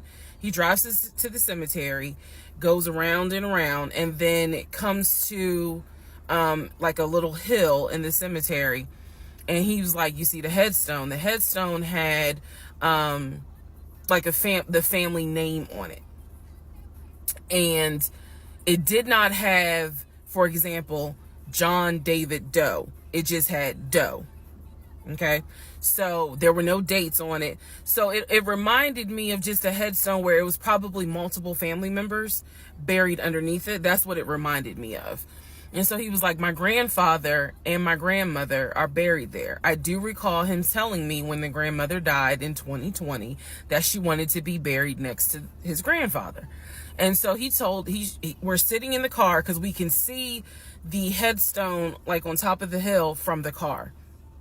And he tells me that is where his grandmother and grandfather are buried. That the family was able to get her, her wishes were to be buried next to the grandfather. Okay. So as we are leaving, we take a different route home. So we get on the highway. If you're from Atlanta, you'll know what I'm talking about. We get on I-75 North. And we're kind of we're just driving around, to be honest with you. But we're taking the scenic route. We get on I-75 North because The reason why I remember is because when you're on I-75 North going towards Atlantic Station, on the right-hand side, you will see the Varsity. You'll see all these tall skyscraper buildings. One of the buildings has the letters NCR on the building. As we're coming up towards the building, he says to me, "Do you see the NCR building?" I said, "Yeah." He said, "The building behind it, my job bought that building. That's where we're going to have, we're setting up operations." And I was like, why the hell would y'all buy a condiment company in downtown Atlanta? He was like, "No, we're not doing production there. It's just going to be offices, and that's where we're going to handle like the business portion. The production is still being done in Gwinnett County out in Duluth." And so I was like, "Oh, okay." He was like, "That's where I keep the company car." So I was like, "The company car?" I said, "Aren't you supposed to be bringing the company car home?" And he was like, "I don't want to bring the company car home because it's Clayton County and it's a $90,000 car. And I don't want no problems." So he's telling me that he keeps the company car at the building downtown Atlanta that's behind the NCR building. I barely could see what building he's talking about, but he was like, "It's the building right behind it." And so he's telling me that that's where his office is. So I said to him, "Take me to your office. I know it's a Saturday, but shit, you wanted the VPs, right? So take me to your office." No, I had not been to his office simply because, again, COVID. So I was like, "Take me to your office." And he was like, "I can." He was like, "That's no problem." So do I have the other phone? I do. So y'all are in luck. So I can maybe reenact how this goes. So he gets off the exit and starts driving towards the NCR building. While he's driving towards the NCR building, he always has kept his phone in his left pocket. This is my left hand. So he pulls his phone out and he starts calling. He tells me he's calling Willie. Willie is supposed to be the head of security. So he's saying, "Let me call Willie real quick to make sure that the building's open." So he proceeds. This is another phone, but he proceeds to go ahead and call Willie. We're still driving, by the way. We're still driving. I'm on the phone, scrolling through Facebook, trying to figure out some random shit. But he's driving with the phone up to it. So driving with the phone. Next thing I hear, "Hey, Willie, it's Legion. Hey, how's it going?" "I'm good." "Hey, is the building open?" "No, I just want to take my wife up there so she can see it and see my office." "Are you up there right now?" "You're not?" "Okay, is Mr. Justin working?" "Okay. So is there anybody up there that can physically open the building? Because I don't think my badge is going to get me at least in the front door because of it's on the weekend lock." "Okay. Okay. All right, let me know." "All right.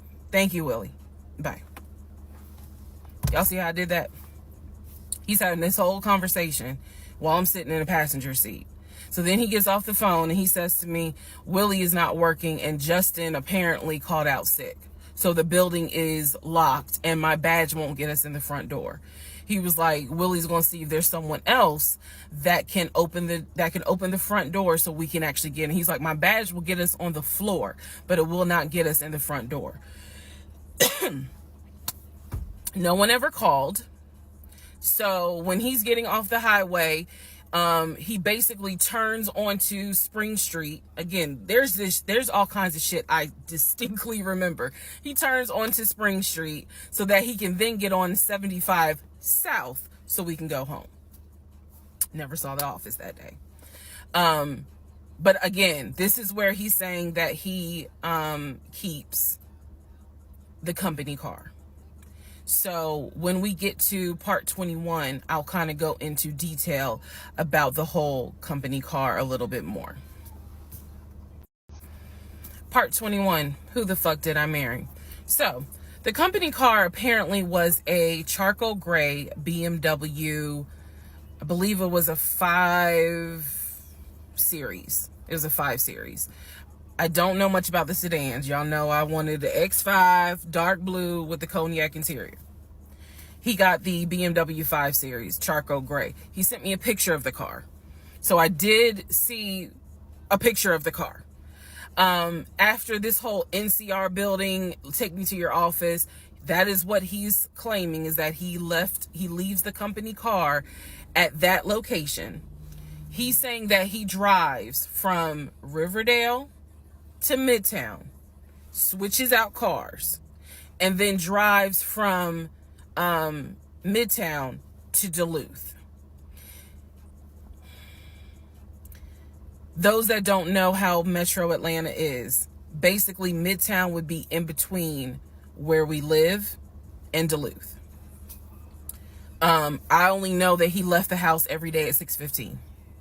I know that I never physically saw the company car come to our home. Saw a pictures, plural.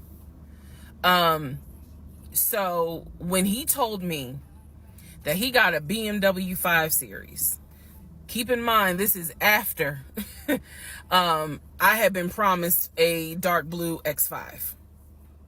So I was a bit salty.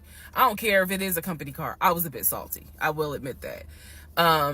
Because I felt like you get to drive the car that you know I really want, which is a BMW. And so he would call me from the car. He would tell me, yeah, I may just drive home in this car and not switch back to his personal car. He was like, I don't know. He did that a lot.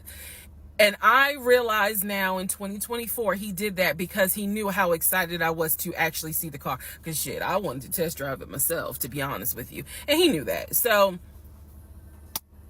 reactions. So he would say stuff like that, like, man, I'm so tired. I might just drive the company car, go ahead and go home. And then, just let me park it in a garage type thing. So eventually he stopped doing that because I didn't want to hear nothing about that car. I'm driving a Nissan and you driving a BMW after you promised me a BMW. So I don't really want to hear nothing about it. So in terms of the company car, I did see that it was according to the pictures, a charcoal gray BMW 5 Series. If you're asking me the exact model, I don't know. But I know it was a 5 Series because I know the 7 Series is slightly longer. So it was a 5 Series sedan.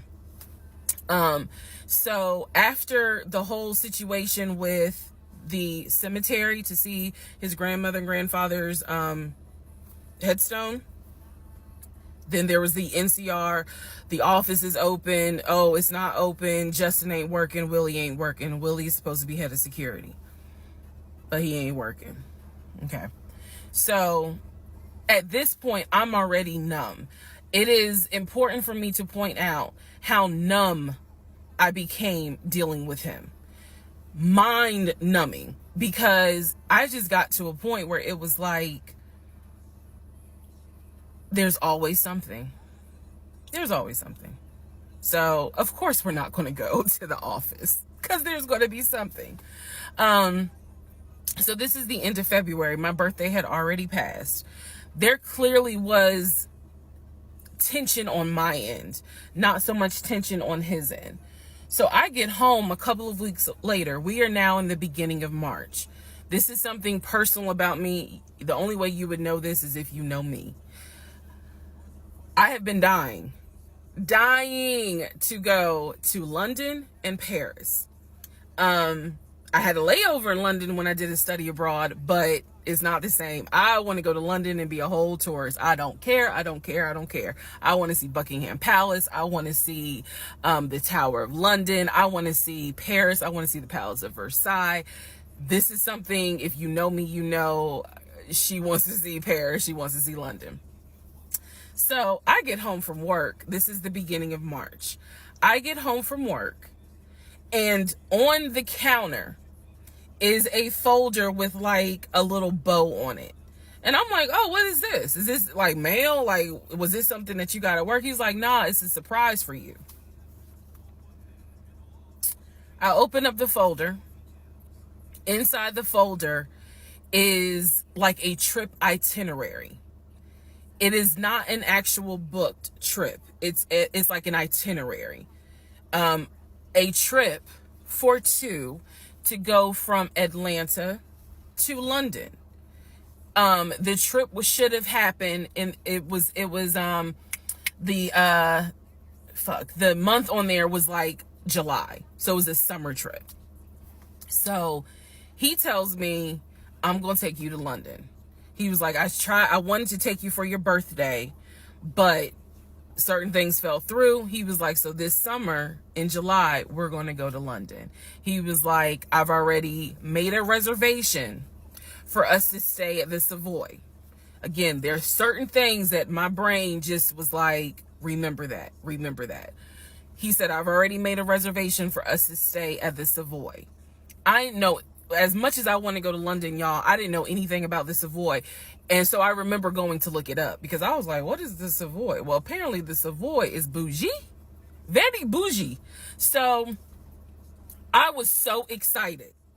I cannot tell y'all how fucking excited I was when I saw that he had printed out British Airways. Like, he was speaking my language. I am one of those people, I'm a planner.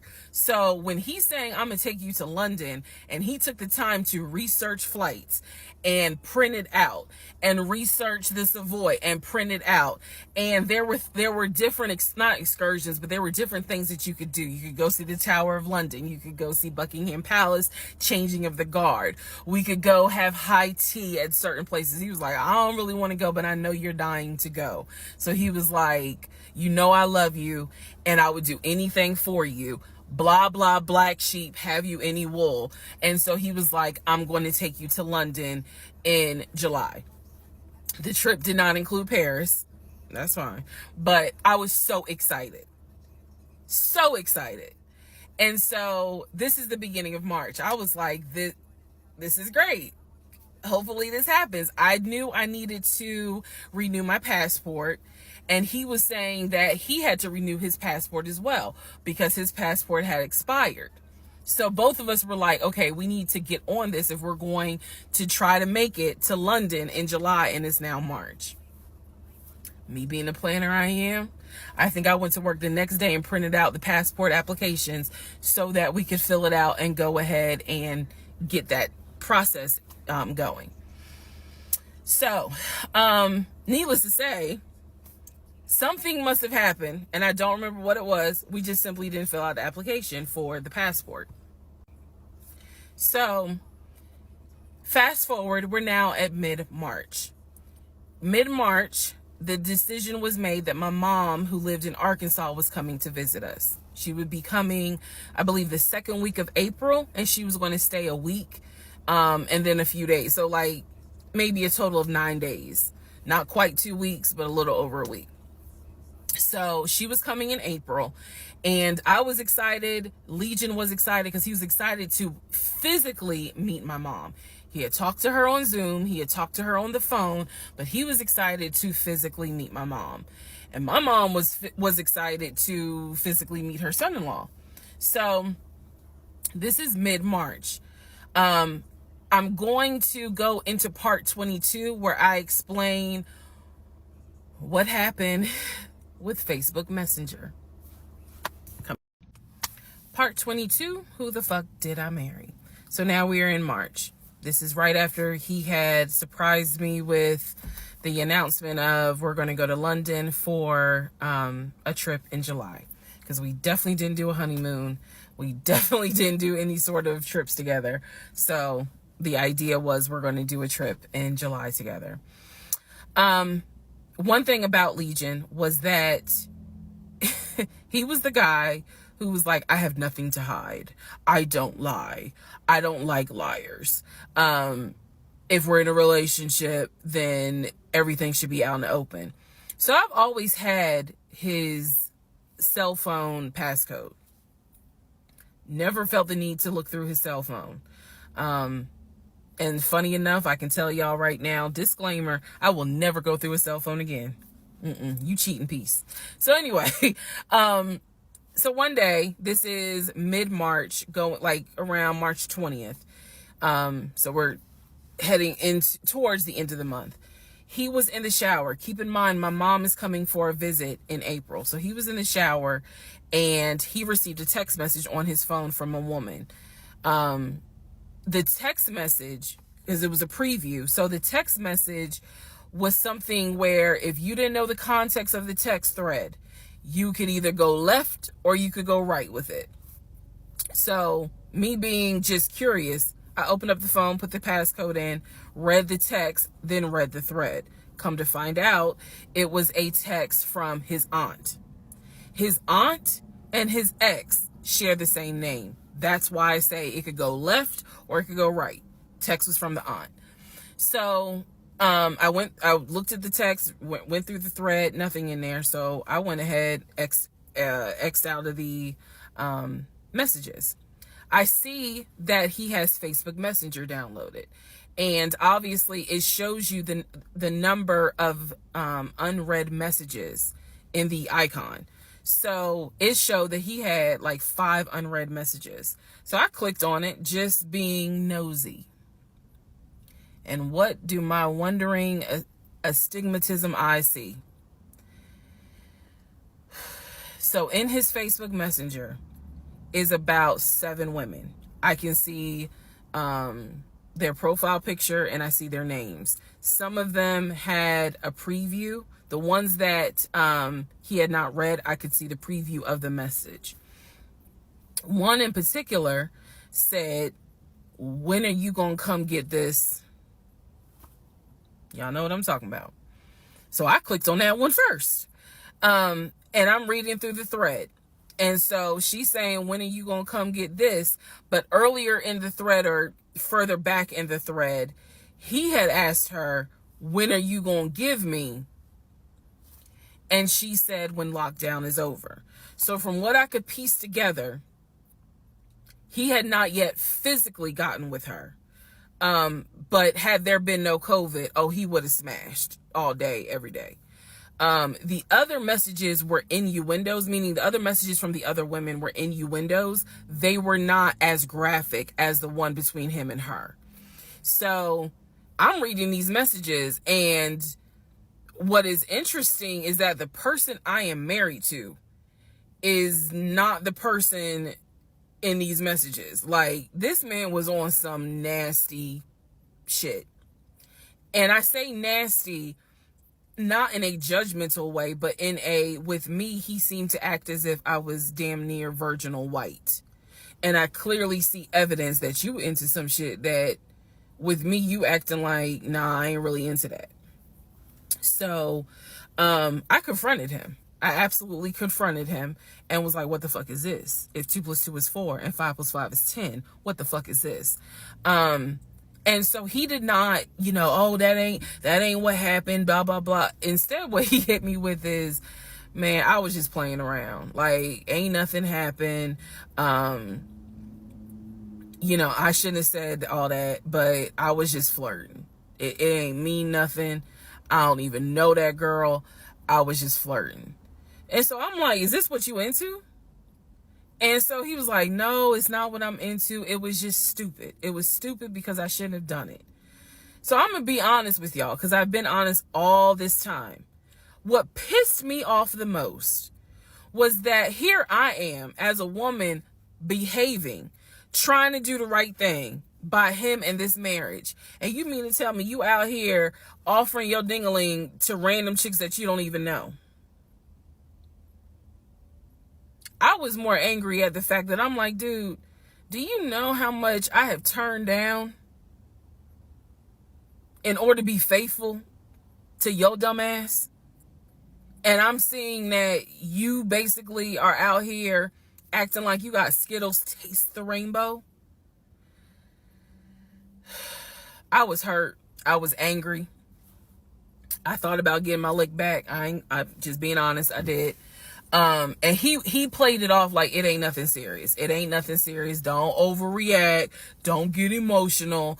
It was just dumb. He was like, I will delete the messages. I'll even delete Messenger. And I told him, I was like, that's really not good enough, because that's not going to fix the root of the issue. So this is where I introduced that we need to do marriage counseling. He didn't have any issue doing marriage counseling. We did not do premarital counseling. But he was like, that's fine. He was like, I don't have no problem doing marriage counseling because if anything, it can help us. So I thought that, okay, he may not have physically cheated from what I could see on the messenger. He may not have physically cheated, but he damn sure got caught, doing a little something, because they had exchanged pictures. So y'all know what pictures he sent. And I was disappointed because I don't like men that send those type of pictures. But anyway, that's another issue. So we agreed that we would start marriage counseling. We also agreed that we would put on a united front when my mom got there. In other words, we were not going to argue. We, let's just act like everything is fine. But at that point, when my mother arrived in April, I could not stand him.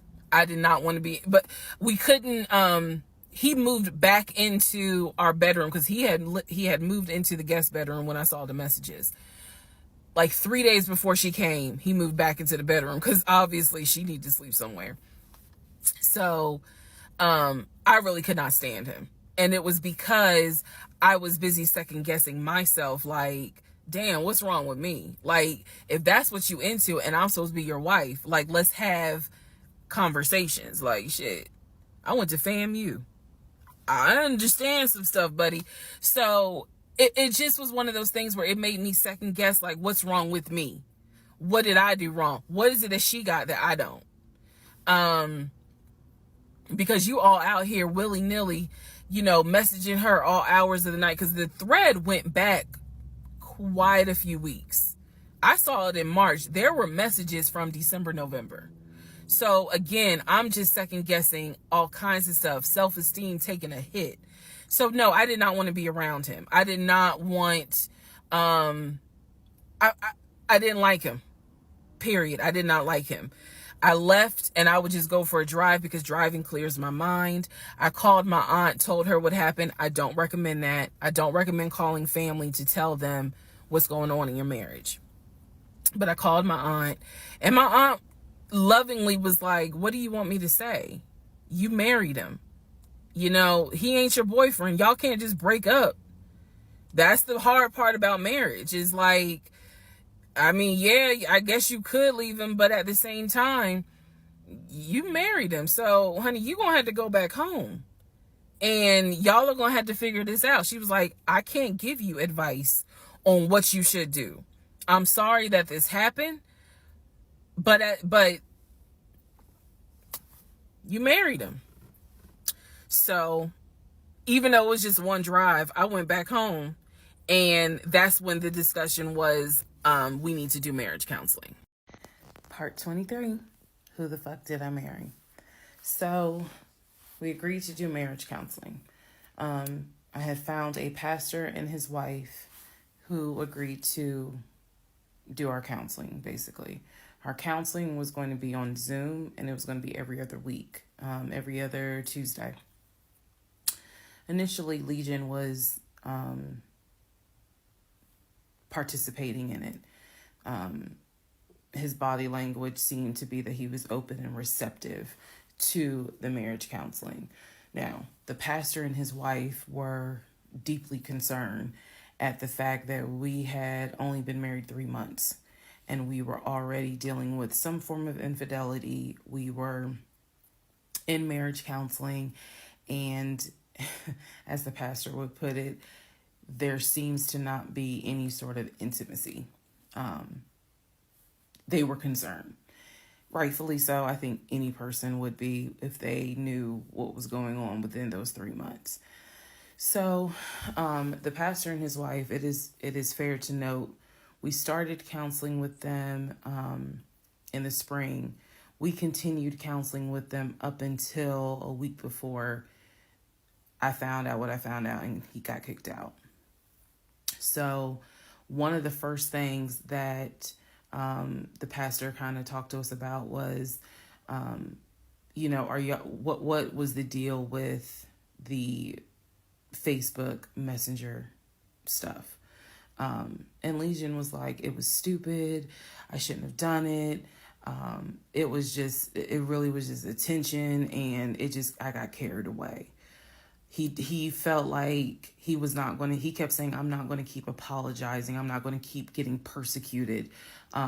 After I told you, I'm sorry, I told you I wouldn't do it again, and I want us to move forward. You're either going to forgive me or you're not. The pastor and his wife were like, wow, the audacity is real on this one. So, needless to say, we started moving slowly forward. It was always in the back of my mind, just like it was in the back of my mind with that black Dodge Charger. It was one of those things where, okay, I see how you kind of are moving and operating. He came to me a few days after we started our first counseling session, and he was like, we should get a joint bank account. What he wanted to do was to each one of us have our own account, and to get a joint account for our money to go in there for joint expenses. Now, up until this point, he had been paying the rent, the utilities, and I really was just paying for my stuff. So now he's suggesting, look, we're married now, let's go ahead and get a joint account. I wasn't necessarily against it because I knew that I would still have my own account. I would still have my own savings. So what I countered with was, okay, let's take a look and see what we're working with. Show me your checking. Let's look at each other's accounts. Look at what we have currently. He was cool with that. So he shows me his checking account. His checking account available balance was just over $9,600. Mine was just over $1,500. So there was a huge disparity in the amounts. And so he logged in on the phone and turned it towards me, and I could see available checking, available balance, just over $9,600. I logged into my savings. I showed him how much I had in savings. He picked up his phone, logged into his Chase savings, turned the phone towards me. In the Chase savings, it was roughly about $15,000. But I also knew that he told me he had a U.S. bank savings and he had an offshore savings. So at this point in time, I asked him, show me the U.S. bank savings, show me the other two accounts. He would not do it. This became a huge bone of contention. He would not show me the two accounts that he claims has the most money in there, the accounts that he claims has money for a house in there, because he still was mentioning, hey, we need to get on this house thing if we're going to move when the lease is up. So I'm just adamant on, why don't you want to show me your savings account? You showed me the Chase one. Like, what is the big deal? And so he kept saying, he was like, there's a lot of money in there. And he was like, and my uncle always taught me, this is not the uncle that died, another uncle. My uncle always told me, just keep your money tight, because women can be, I said, women, like, we're married. So go ahead and show it to me. He would not show it to me. So then we went back into marriage counseling, like the next session. And I bring it up. I said, he will not show me these two accounts that he claims has the money in there to buy a house. I told our pastor and his wife, I said, I saw the pre-approval letter, so I don't understand why he's not going to show me, to just put me at ease that he has the money in there. I had never questioned it before because, again, you tell me who in their right mind signs their name to a legally binding offer, an all-cash offer on a house, and they just do it willy-nilly. I don't know anyone that does that. So I actually never questioned what was in the savings because I clearly saw him sign his name to a $699,000 all-cash offer on a house. If you don't know what I'm talking about, please go back to the parts in this playlist where I talk about what he did when we were looking for a house. So the pastor and his wife were like, Legion, that's not his name, y'all, that's a nickname.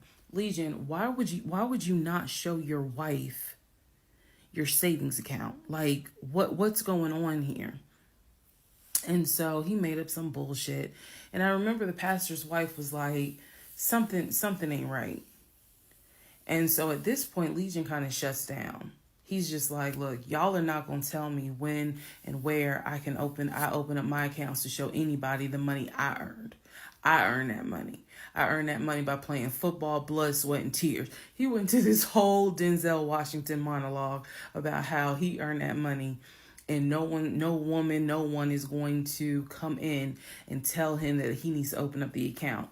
So then he starts talking about the ex-wife and how she tried to get money from him in the divorce back when they were in California. So now the pastor and his wife, their red flags are just like, whoa. So much so that the pastor's wife said, and I will never forget this, she said, I don't think you all are going to make it to January. What she was talking about is, I don't think y'all are going to make it a year. And I really, truly was like, we're going to make it. Like, of course we're going to make it. And she was just like, I don't have a good feeling about it. And so Legion's all defensive. He at this point, he's folding his arms and because remember, we're on Zoom. He's folding his arms and he's just like, I'm done with this. Like, I'm not going to get attacked because I'm not comfortable showing you the amount of money that I have. Money changes people. And I'm not comfortable. So he's playing that victim card. And so the pastor and his wife were like, we're still going to help y'all as much as we can. But so he was like, I'm not comfortable. And basically the pastor and his wife were like, look, we'll help y'all as much as we can. But there's some deep issues here. And, this is what they advised us. Had the two of you came to us for premarital counseling, we would have told you, do not get married. Y'all should not even be together. That is what the pastor and his wife told us in marriage counseling. If you two had come to us for premarital counseling, we would have told you, y'all should not even be together, let alone get married. But here we are. So we will help you guys as much as we can. But the pastor's wife was like, I don't have a good feeling that y'all are going to make it a year. Part 24, who the fuck did I marry? So, remember, we're in April. We're now moving towards the end of April. And he still did not show me his savings account. Saw the checking, saw the Chase savings. So he decides that we should start looking for a house again. Because my lease was up in August. And I made it very clear that when the lease is up, I am moving. I wanted to move to Cobb County. So he was like, we need to get the ball rolling. I didn't want any parts of it. Didn't want any parts of it. He found a realtor. This time it was a woman. And I believe her name was Amber. I think her name was Amber. So he found a realtor and he told her what the budget was. Amber started finding houses. So please understand, or you don't really have to understand, but I believed he was a sane, rational human being. Sane enough that you would not sign an offer on a home if you didn't have the money. That's what I believed. So when we started working with Amber, I believe, showed us 3 or 4 houses. It was not nearly as many as the other realtor, Scott. So one of the houses, absolutely loved. I love the house. I really wanted to put in an offer on that house, and I'm going to post it on the screen, the house. Love that house. It was just absolutely beautiful. And once again, he wanted to put in an all cash offer on the house. But before he could put in he had told Amber, I want to put in an all cash offer. And what Amber, the woman, was smart enough to say is, okay, let's just go ahead and take it one step at a time. Let's go ahead and get your pre-approval stuff together. She said, I work with a great lender who, if you're not already pre-approved, he can get you pre-approved, no issues. And then if you want to do an all cash offer, then we'll go ahead and get the proof of funds together so that way we can submit it all with your offer. Jesus.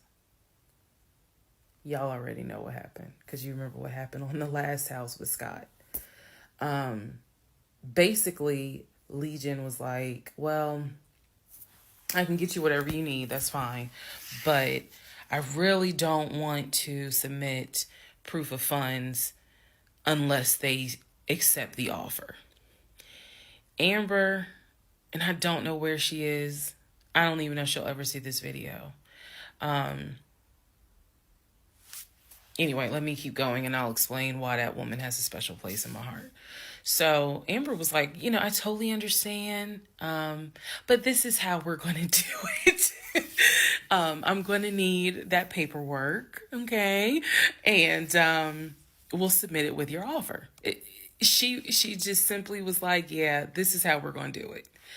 And so he did not submit the paperwork when she had asked him to. And I remember I was driving to work and I stopped at the Quick Trip on Upper Riverdale Road in Riverdale, Georgia. And Amber had called me. It was in the morning. She had called me. And I believe with all my heart that Amber knew something was up, but she also knew I did not know what was up. So she called me and she was like, I just don't understand. Like, if he has the paperwork, like, you can submit the paperwork. But the issue was the Chase paperwork that I had was from a year prior. So my understanding was that it pretty much was no good at this point. So she said, all he has to do is just email it to me or take a picture of. She was like, I just need to know that he's able to back up his offer. And I said, I totally get it. And she was explaining some stuff to me. She was like, he needs to do X, Y, and Z. And so I said to her, I remember I said, I don't know what's going on. I said, I'm going to get down to the bottom of it, but I don't know what's going on. And so let's put a pause on this whole thing. Let's put a pause on looking at houses. Let's put a pause on getting his pre-approval letter because I'm not sure what's going on. And she got quiet and she said, okay. I said, and I know this sounds weird. And she said, no. She said, that is actually very smart. She said, do your research. And if I can be of assistance, call me. She said, whether you buy a house with him or you buy a house on your own, I will be more than happy to represent you. I don't know where Amber is today, but that one sentence, I felt like just woman to woman, she was basically telling me something ain't right. Baby, something ain't right. And now you need to open your eyes. I'll be more than happy to work with you. If y'all get your shit together, I'll work with both of you. But whether you buy a house or not, do your research and then let me know what I can do. That was our conversation at the Quick Trip on Upper Riverdale Road. So I got off the phone. That was the last time that we worked with any sort of realtor. That was the last time that we looked at any sort of house. And I don't know, I don't remember exactly what happened after that meeting that day. I do know that when I went home, I simply told him, I don't want to look at a house right now. I said, I think it's okay if we rent. We'll just find a house in Cobb County and just rent for a year. And let's build, save some more money. Let's not worry about buying a house right now. And basically what I was trying to do was save face, because that was the first time with Amber that I actually was embarrassed at the fact that he and I, because I felt like I was complicit in the fact that I'm going to look at houses with him. I felt like we are wasting these people's time. I did not mean to waste your time. I clearly see my time as being wasted, but that doesn't mean I need to waste your time. And I felt embarrassed at the fact that we wasted her time coming across as serious buyers. When time came to put up or shut up, nothing was put up. And I knew nothing. I had nothing to add to add to this, because we're talking about a $650,000 house, and I don't make that. I don't make anywhere near that. So it just became one of those situations where I was trying to save face. I was trying to save face with my husband, and I was trying to save face with Amber. And so I did say to him, let's just rent for another year, and then let's see at that time where we are, if we should go ahead and buy. So now is when shit is about to get real.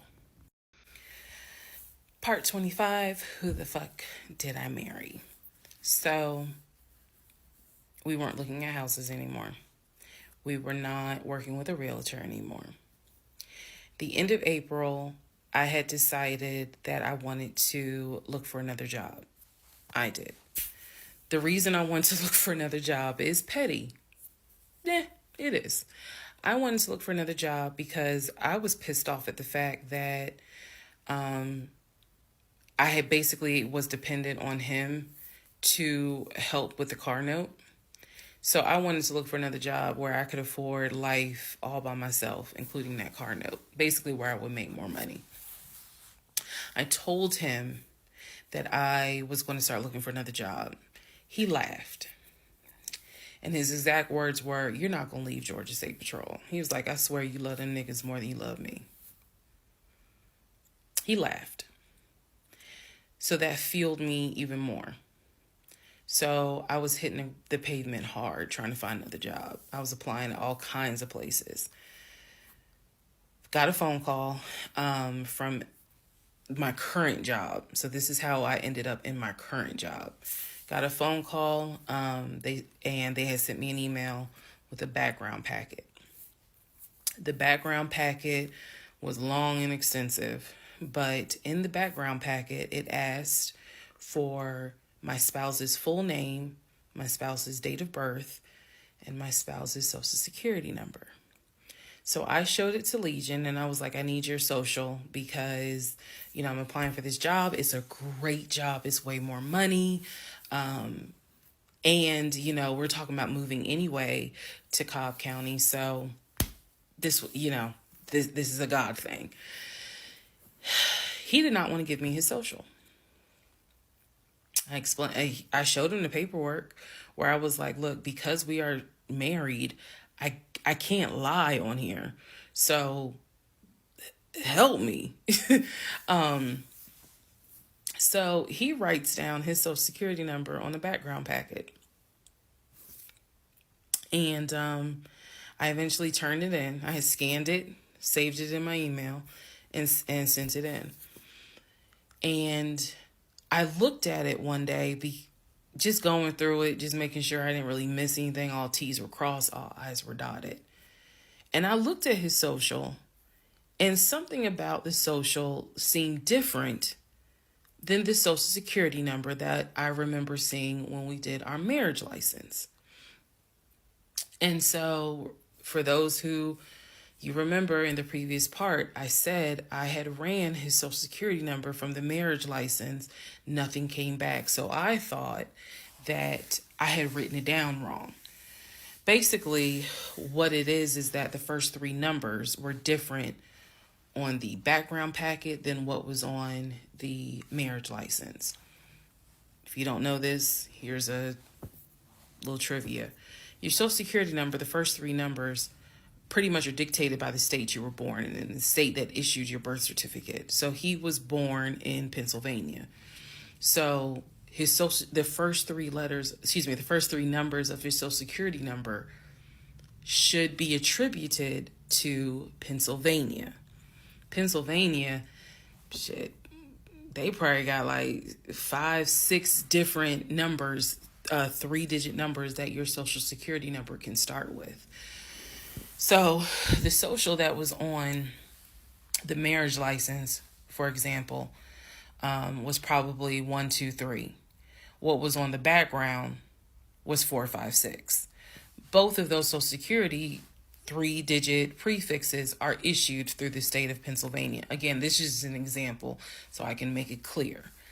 So when I saw his social on my background, I immediately knew that was a different social than what I saw on the marriage license.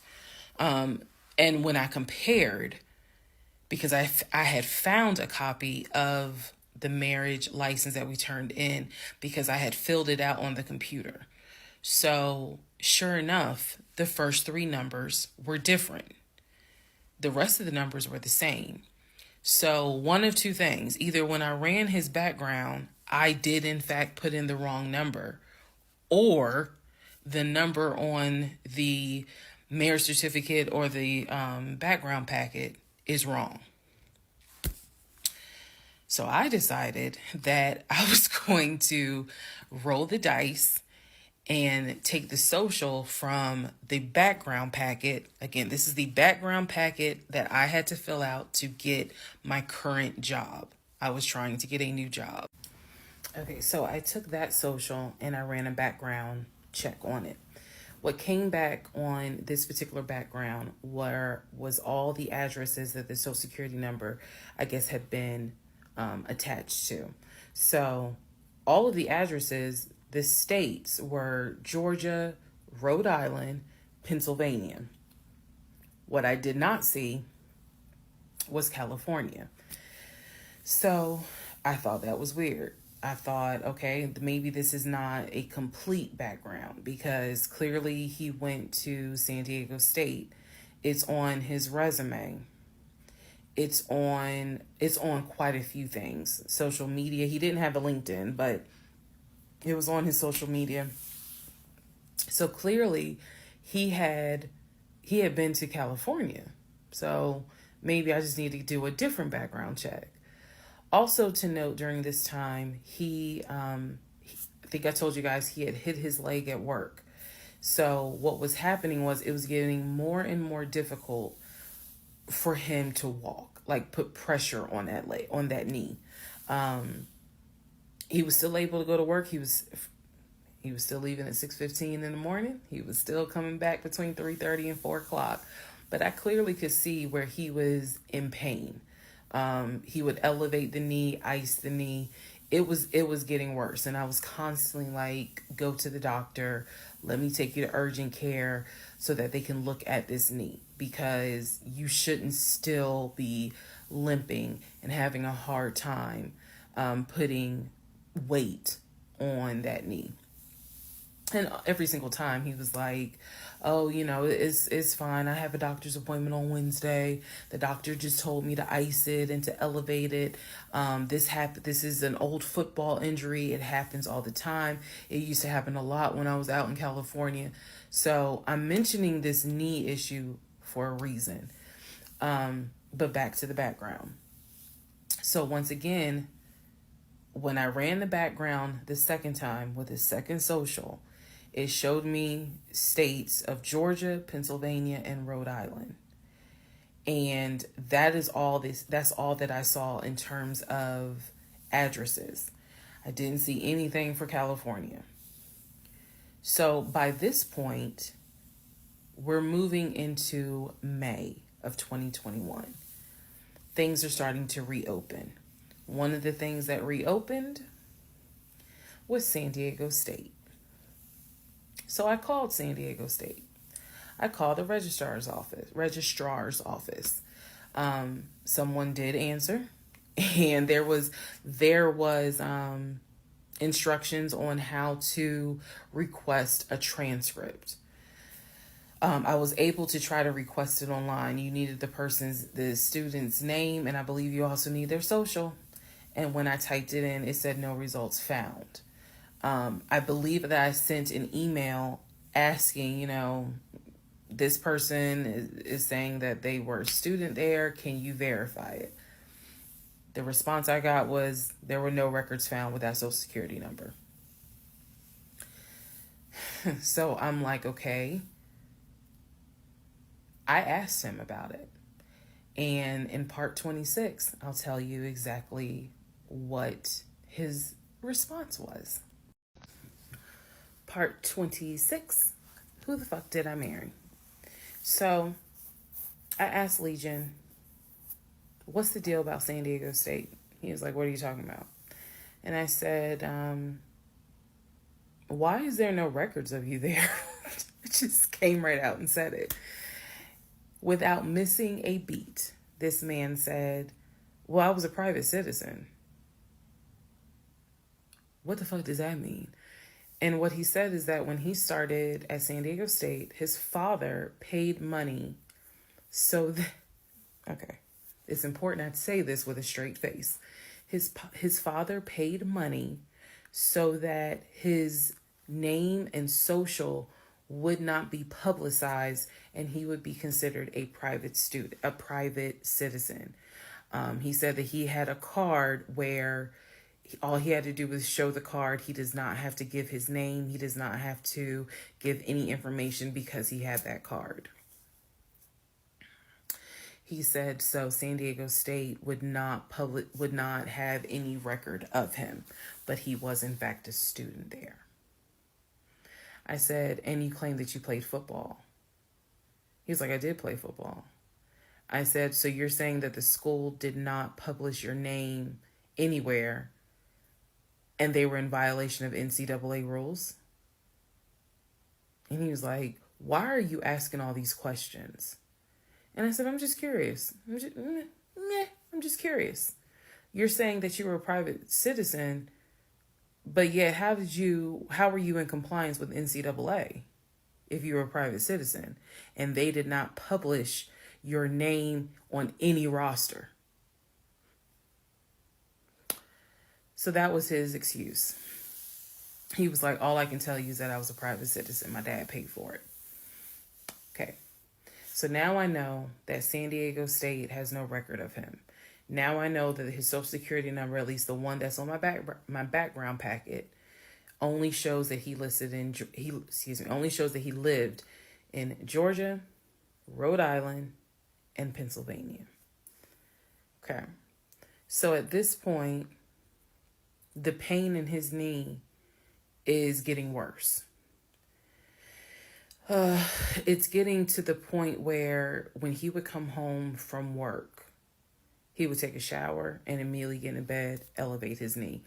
He was not even eating the way that he used to eat. It was getting to the point where at times, if you remember when I told you all about the miscarriage, they gave me pain meds because I had taken that pill. But the pain meds I was allergic to, so I couldn't take them. But I still had them. So the pain in his knee was getting to the point where he would take one of those pain meds just to get through the night. He was constantly in agony, constantly kind of tossing and turning. So much so that in May, he moved into the guest bedroom because I couldn't deal with the tossing and turning thing. And he just said he was more comfortable there. So what at first was I hit my knee at work turned into, no, it was an old football injury. This has happened before. Turned into, it's painful for me to walk on it. turned into it's actually hard for me to work on it. But he was still going to work at 6:15 every morning and coming home between 3:30 and 4. So it is, again, I'm just giving you guys the chronological order of how all this happened. So at this point, we're not looking for a house. I still have not seen the two savings account. I'm pretty sure there's no money in those savings accounts. But again, he was going to put in an all cash offer with Amber, the realtor. So I really didn't know what to believe, but I believed what I saw, which is I saw that background is not showing where he went to California. So at one point in May, it was close to mid-May, he calls me from work. He calls me from work, calls me while I'm at work, and tells me that he got a phone call from his stepson. The phone call from his stepson, the stepson was crying and was just absolutely distraught. And I'm at work in my office like, what's going on? And he says to me that the stepson informed him that his stepdaughter passed away, that she died from COVID. The stepson this is the story.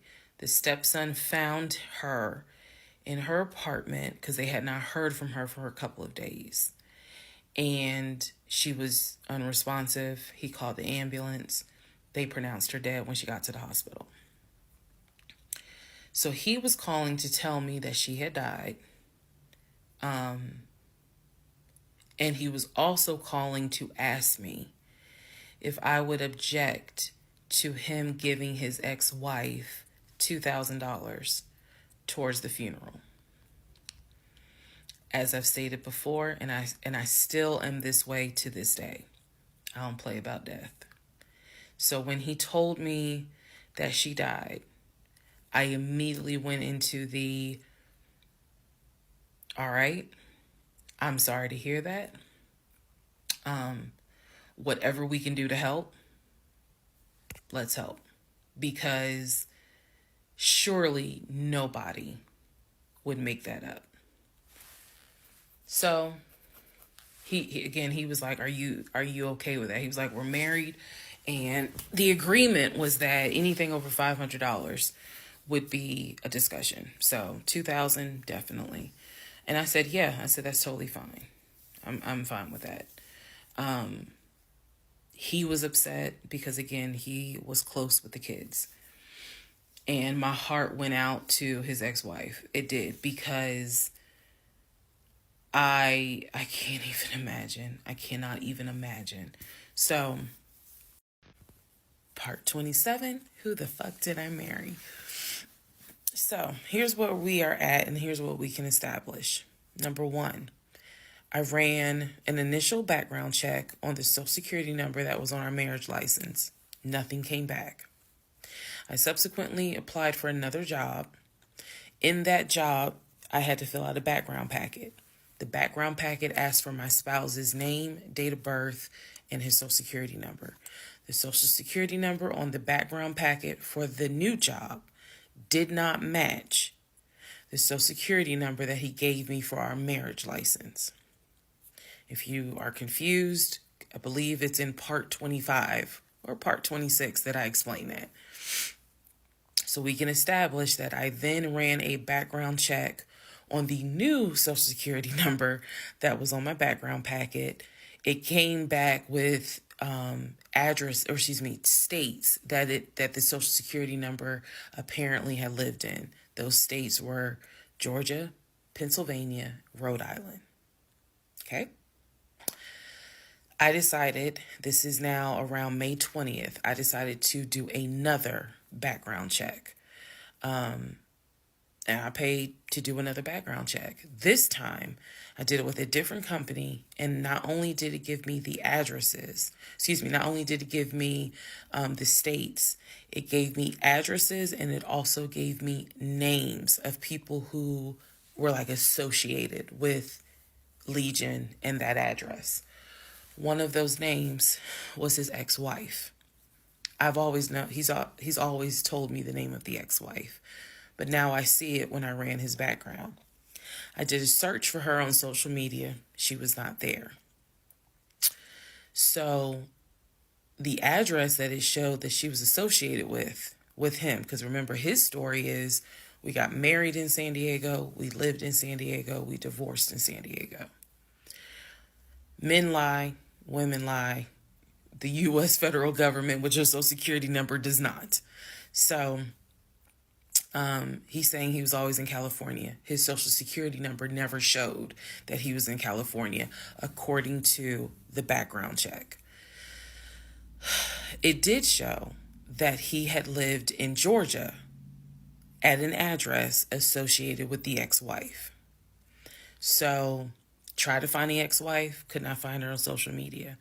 So I looked in the metro counties to protect her identity. This, I am going to not divulge a lot on this part.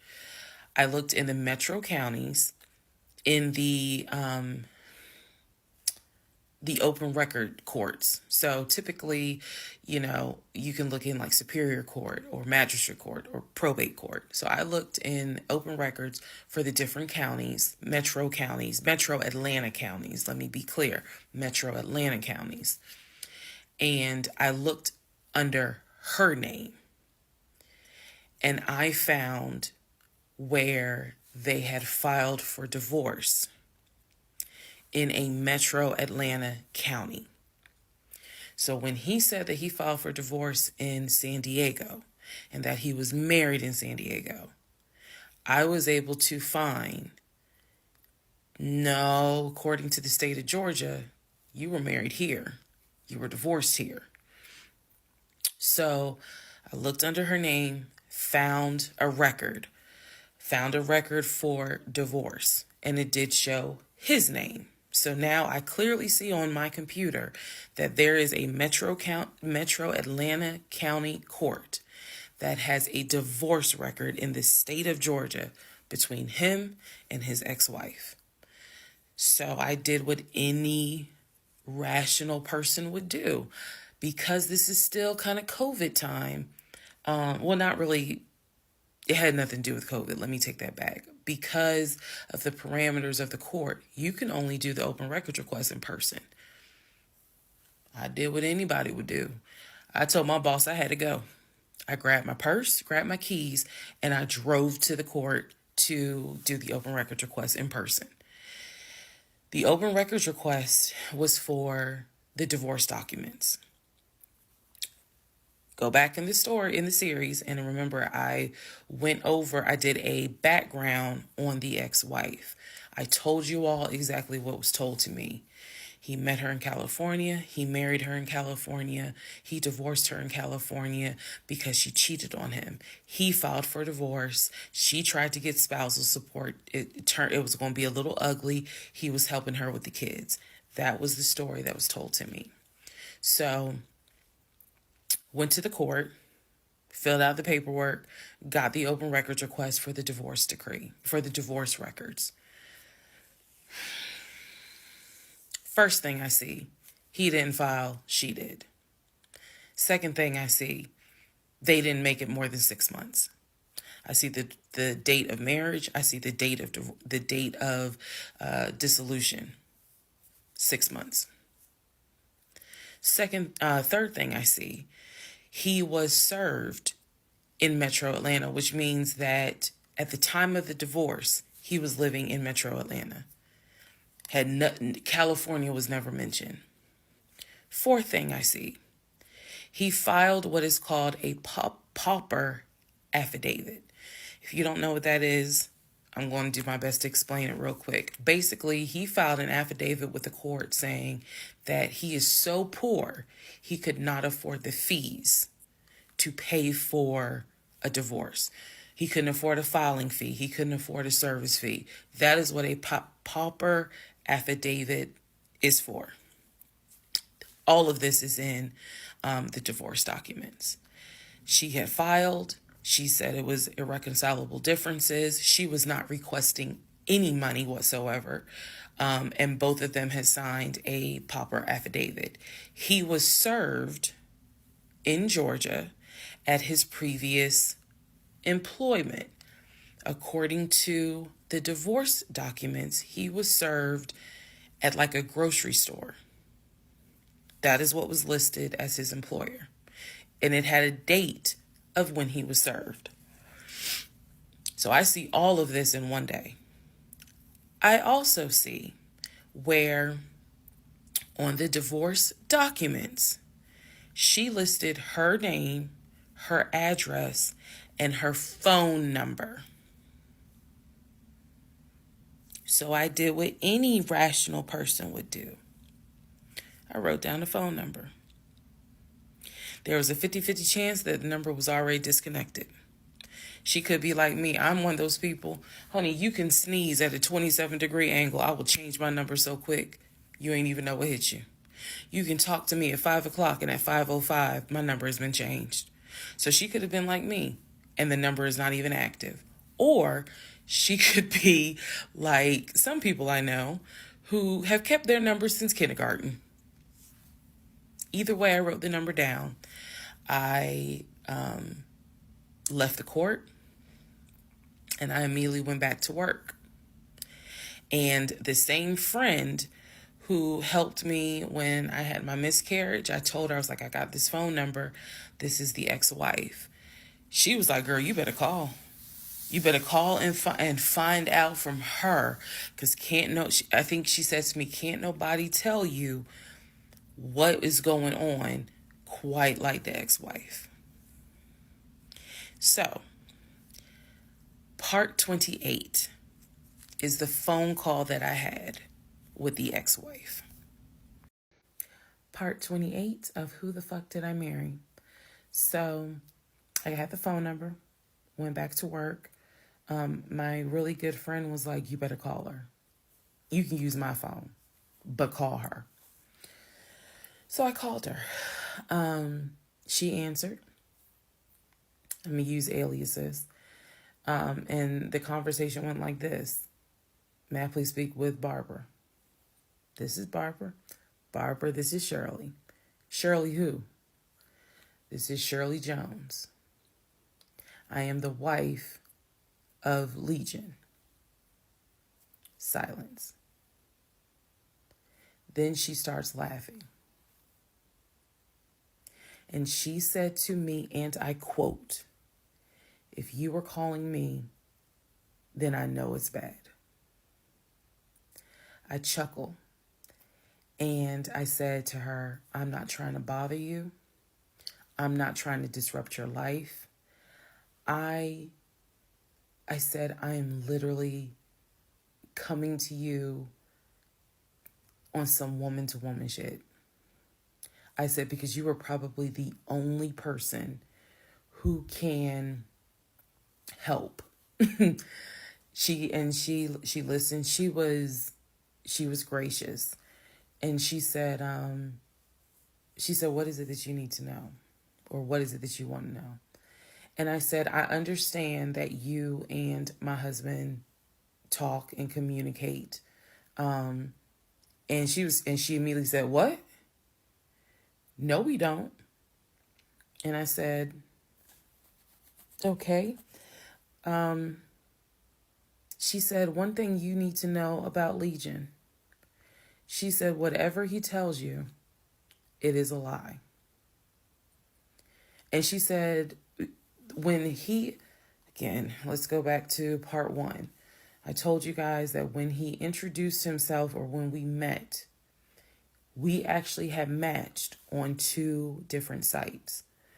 And he was under 2 different names. One was like the actual birth name. The other one was a nickname variation of that name. That's the name I know him by. So for example, if his name was Matthew, he had a profile under Matthew, and then he had a profile under Matt. I would have known him as Matt. So she said to me, she was like, I don't even know who Matt is. She was like, that's not even his name. And so I knew what his actual government name, and she was like, no one calls him Matt. She was like, that must be his new personality. Or she was cracking a joke, but she was like, anything he tells you, you need to know is a lie. So I just asked her, I said, what was your experience? I said, because I can tell you the story he told me. And she stopped me right there. She said, whatever he told you was a lie. She said, let me guess. He told you I cheated on him. Let me guess. He told you that I wanted money from him. And I said, yeah. And she said, yeah, that's a complete lie. So we had a conversation where she told me how they met. They didn't meet online or anything. I said, well, were you guys ever in California? She said, no. She's like, she was like, that man ain't never been past the East Coast. So I said, okay. So you guys have always been in Georgia? And she said, yeah. She's like, we got married in Georgia and we got divorced in Georgia. And that's when she asked me, how did you even get my number? She said, because I want nothing to do with him. So how did you get my number? I said, I'm going to tell you the truth. It ain't going to make me look good. I told her, I said, this is what happened. And this is what led to me doing research. And this is how I got your number. And she laughed. She was like, wow.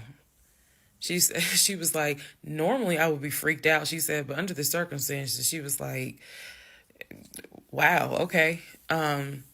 She said, yeah, if you're calling me, then it must have gotten pretty bad. She said, so what did he promise you? And we talked for about 35 minutes. She asked me in that phone call, she said, look, I want nothing to do with him. I have not spoken to him since our divorce was finalized. She said, so I would just appreciate if you keep me out of whatever's going on with y'all. And I told her, I said, I give you my word, I will never tell him I spoke to you. I said, I give you my word. I said, this conversation is for me. It is not for me to use in any sort of legal litigation, nothing. This is for me.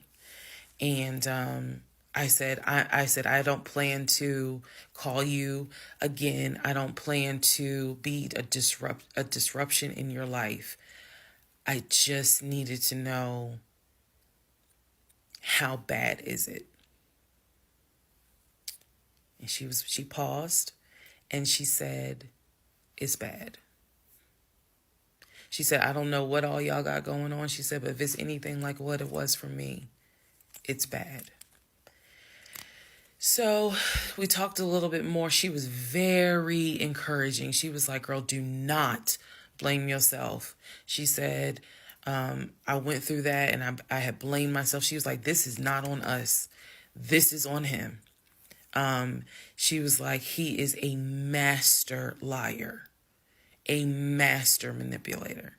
She said, I ignored the red flags. So she was like, do not feel as though this is on you. We talked about there's an ex-girlfriend that shares the same name as his aunt.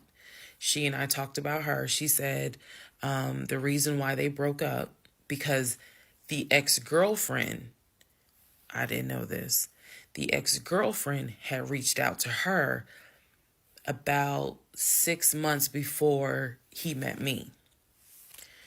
And so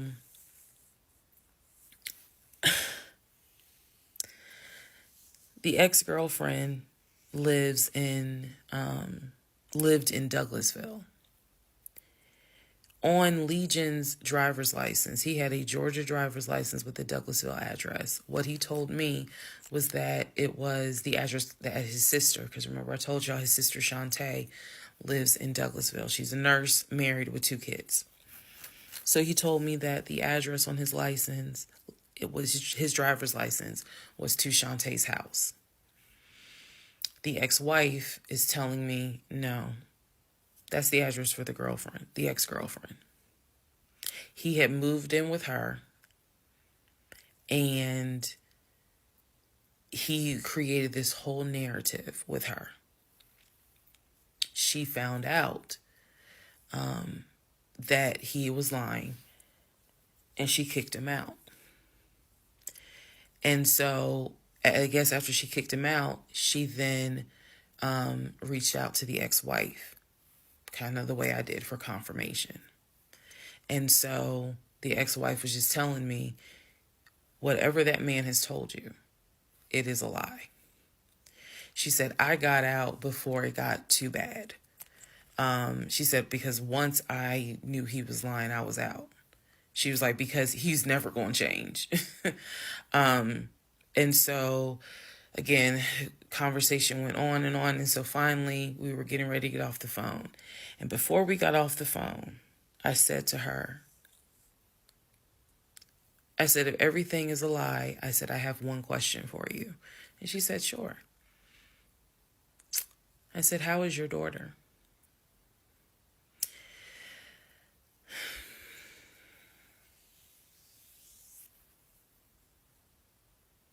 I said, how is your daughter? Next part coming up. Part 29, who the fuck did I marry? So I asked her, how was your daughter? She said, my daughter's fine. And I said, okay. She said, what did he say about my daughter? And I will be honest with y'all, I didn't have the heart to tell her.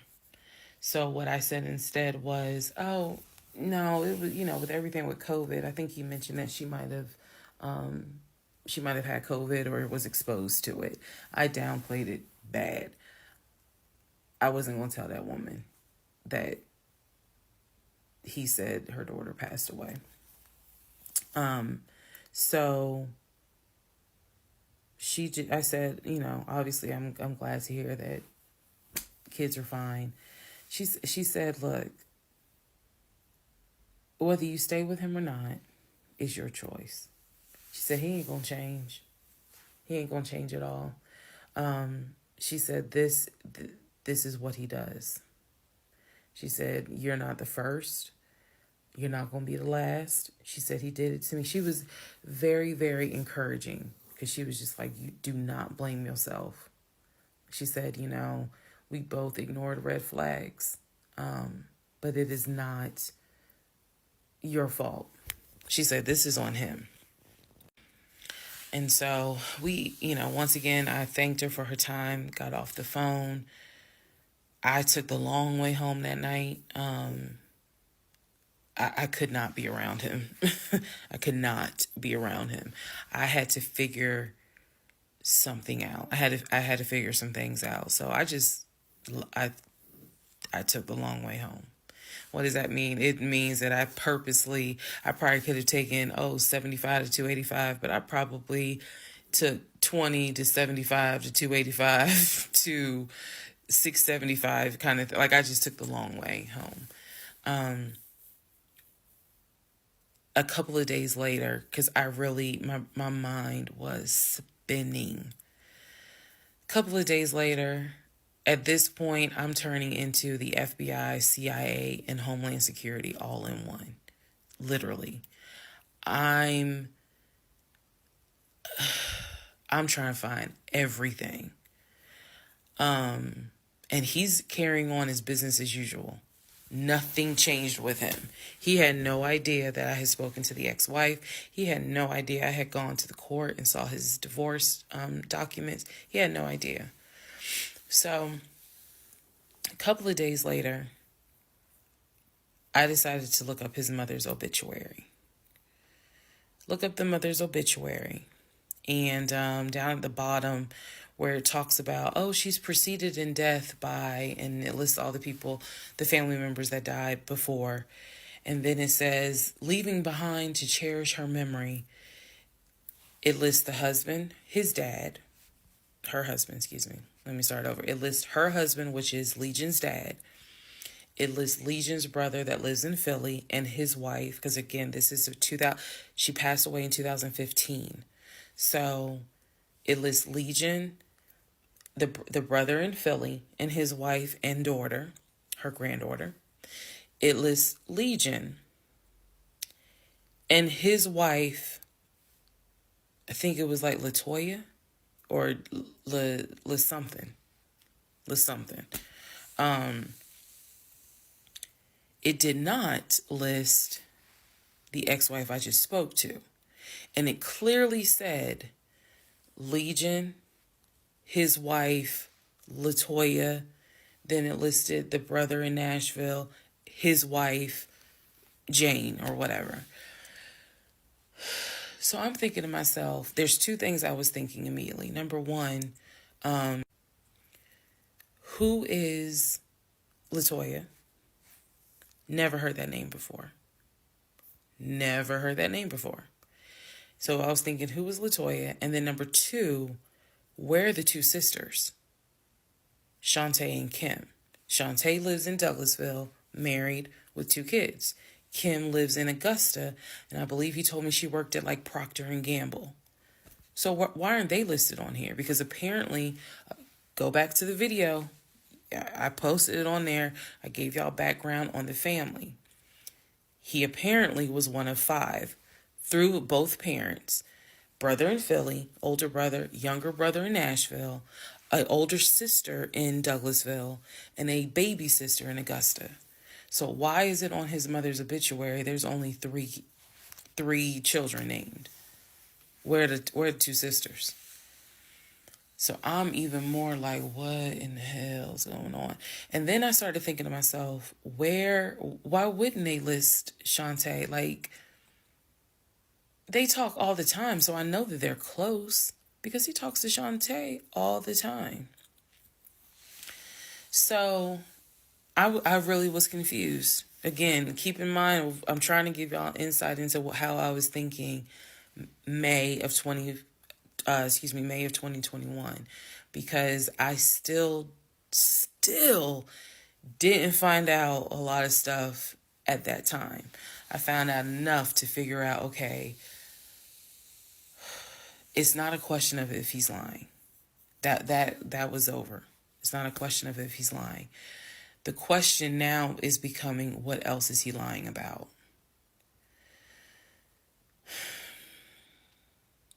So we had the phone call with the ex-wife. Now I see an obituary that apparently there's another wife. I know on our marriage certificate, it only states he had one previous marriage. I had 0, he had 1. So this is how I'm thinking in my head, which is, okay, what am I missing here? I know we've established that he's lying, but who the fuck is Latoya? Like, I'm really trying to understand who is Latoya.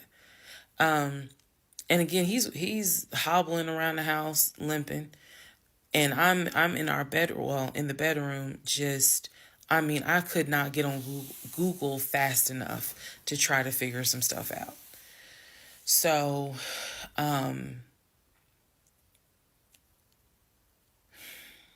see the mom's obituary, study it, and at this point, I'm now trying to figure out, okay, what's the game plan? What is the game plan? And that's where we are about to get into the next part. Okay, part 30 of Who the Fuck Did I Marry?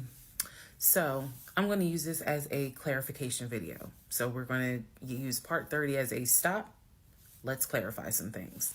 I've done that before on a previous set of videos, so I think it's just important to do that so that way I can try to address some of the things that I have seen in the comments, both supportive and just downright mean. But let me clarify some stuff. Number 1, it is important to remember that I am telling this entire story of how I met, dated, married, and divorced my pathologically lying ex-husband. I am going in chronological order of events. So what that means is that, ma'am, sir, whoever you are, if you were coming in at part 30, but you have not seen part 11, some stuff is not going to make sense. I know. It is a long playlist.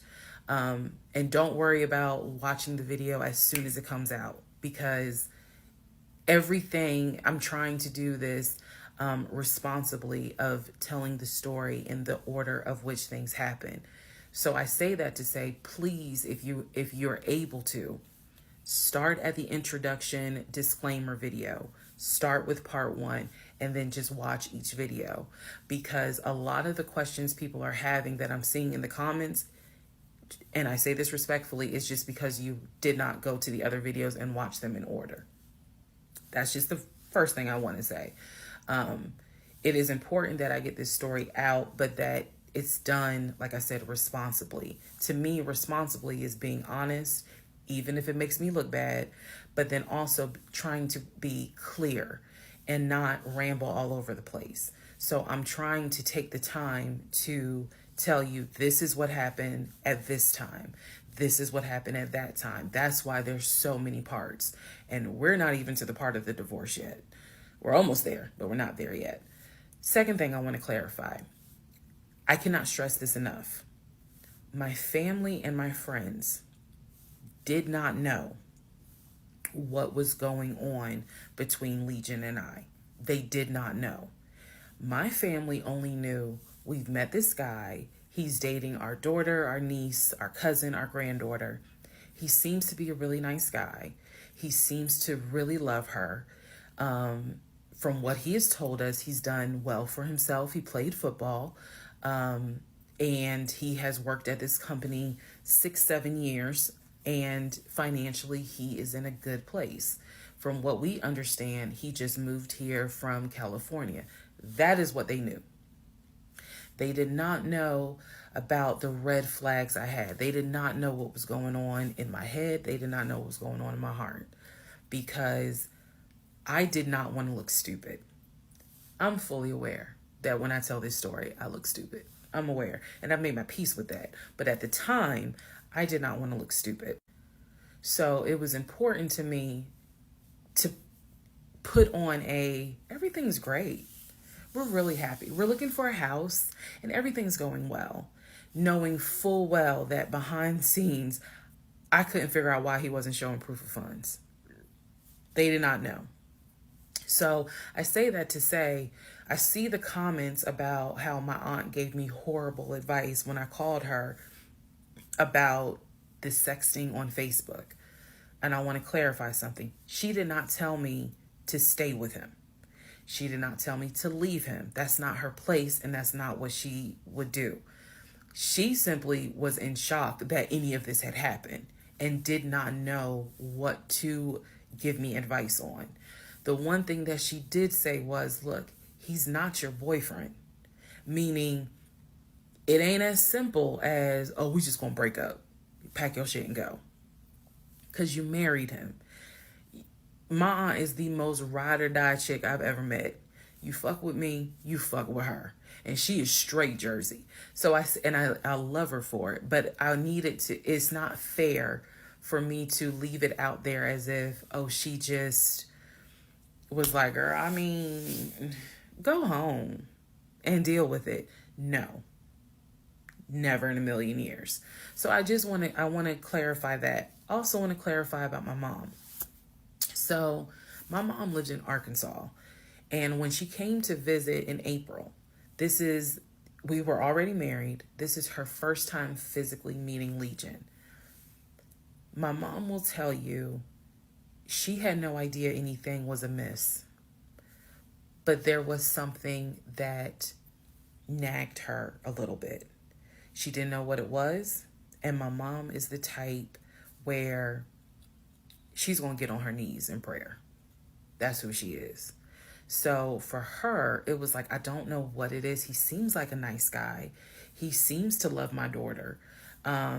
Because again, there was no arguing in the house. The house was peaceful while she was here, even though behind the scenes, we had just came off of the whole sexting incident with other women.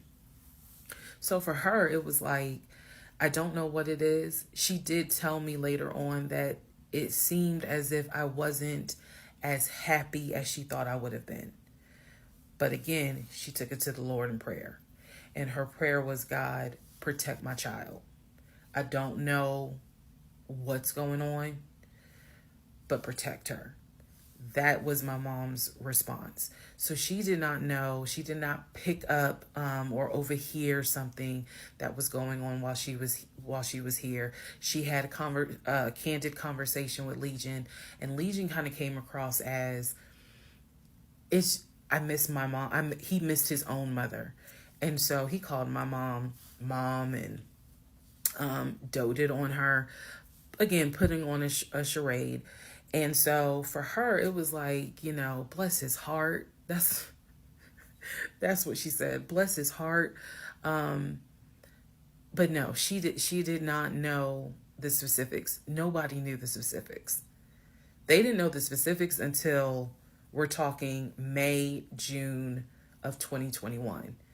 They knew that we were looking for a house. They knew that the house fell through. They did not know about the proof of funds. They did not know that he wouldn't show me the savings account, the offshore account. So I just want to say that, because to me, it would be irresponsible to not clarify what family and friends knew. Because these people have always been supportive of me, always had my back. I just simply did not share with them the things that I felt like were red flags, because again, my mindset at the time was, I want to be married, and what if he isn't lying? And I was making excuses for him to myself, so I definitely would have made excuses to family. Another thing I need to clarify, and I saw the comments on this about how a VP would never date someone that looked like me. And to the person that wrote it, that wasn't very nice.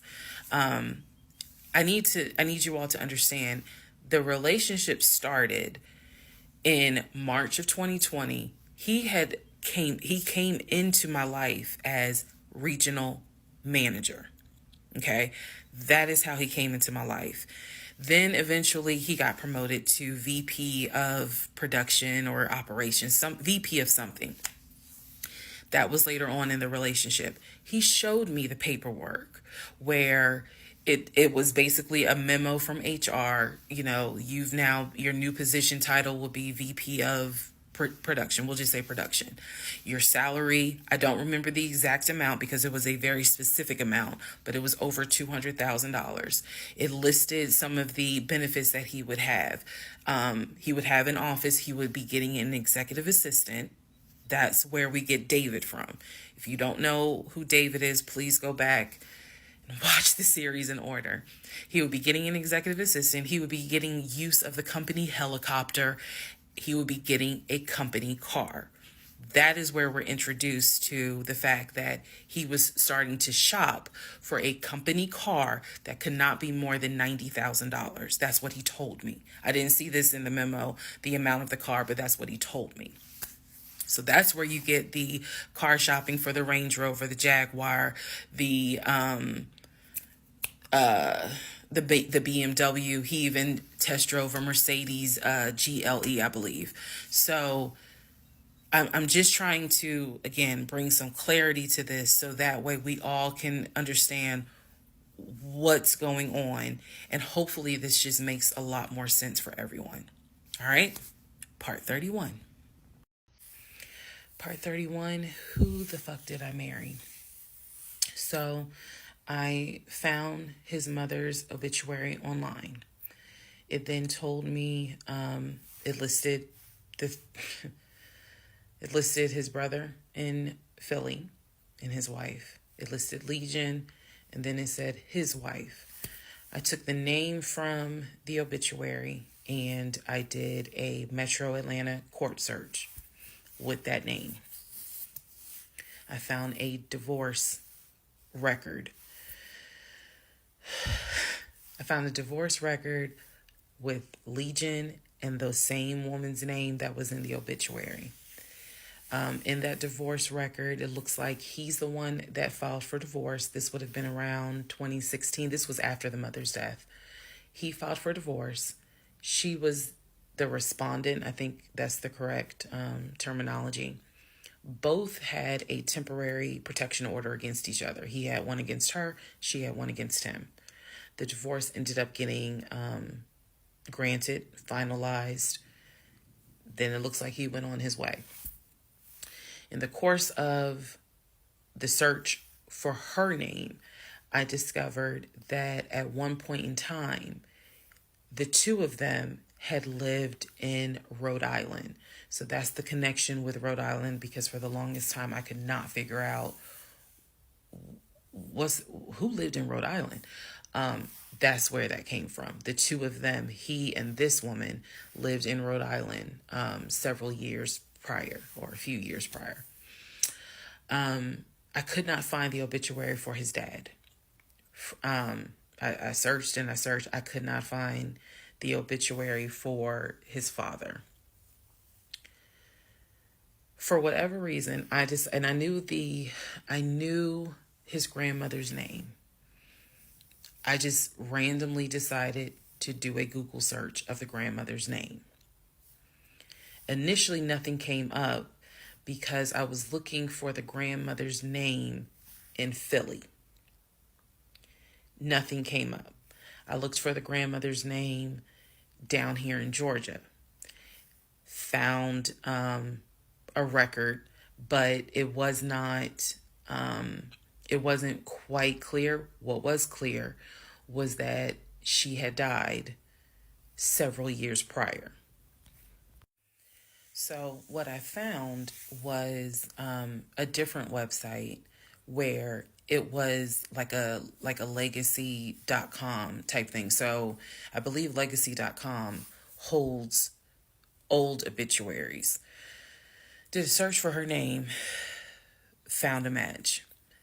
That is when I discovered that she actually had passed away in July of 2008. Read the caption of the obituary and verified that in fact it was his grandmother. Because at the bottom of it, again, obituaries tell you a lot. It names who she leaves to cherish her memory. So it lists all the different family members. It lists the brother in Philly. It lists Legion, no spouse, and then a brother in Nashville.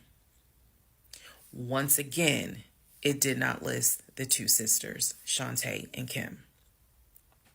So I'm even more like, okay, clearly something, is up when it comes to Shantae and Kim. But what I do know is that he has talked to them multiple times in front of me. So I'm not sure what I'm missing. Maybe some family feud happened. I don't know. So that is how I discovered that when he told me the grandmother died from COVID and he was crying, boo-hooing and all that shit, she actually had died in July of 2008. I found this out the same time that I found out about allegedly, and I say allegedly because I'll explain, allegedly the first wife, or at least what I think is the first wife. So while all this is going on, Legion is almost bedridden from what happened with his knee. And I need to take a moment to address this issue with the knee. Again, the story started, he hit his knee. Then it turned into, it was an old football injury. And this has happened before. He's going to the doctor. The doctor's telling him to ice it and to elevate it. He eventually moves into the guest bedroom to be more comfortable. I'm going to make this statement. This is probably the only time I will make this statement. He was not lying about the injury that he had. I don't know where the injury came from, but what I do know was he was not lying in the fact that he was in pain.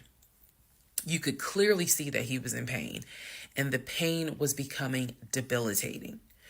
Please understand what I'm saying. The pain was debilitating enough to where he was taking my pain meds from when I had the miscarriage. And then also, it was hard for him to walk. He was not eating. So this is what made me believe this, whatever was going on with the knee, there was more to it because he was not eating. When I met this man, he was a size 3X. At this point in time in May, he's down to a 2X. He is not exercising. He is not doing anything mobile. He's simply not eating.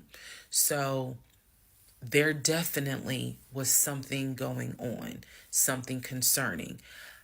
Honestly, I thought it might have been cancer. But he kept saying, no, it's not that. It's from a football injury. It's from a football injury. I said to him, the next time you have a doctor's appointment, I want to go. It was that bad.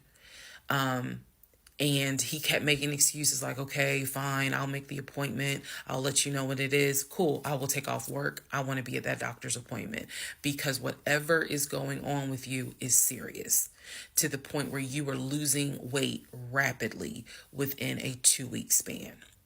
So now we can go ahead and enter into June. When we enter into June, I have verified, read the divorce documents for not one wife, but 2 wives.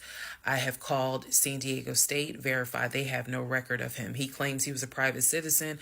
I don't believe that. They're saying there's no record of him. I have pulled his background.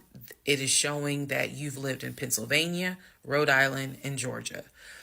When I look at the addresses, it is tied to at least 2 women, both of whom I'm showing divorce records on file that you had. I've also verified that your grandmother actually died in 2008 and not in 2020 from COVID.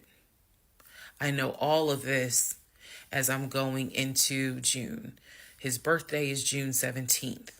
So all I've been doing is just trying to figure out what is it I'm going to do. I spoke to the pastor and his wife. I believe it was actually the pastor I spoke to because I knew the pastor previously before he did our marriage counseling. And I told him what I found. Mind blown. Mind blown. Had no idea. He knew something was up. He knew that Legion was not really trying to make this marriage work. He had no idea all this was going on.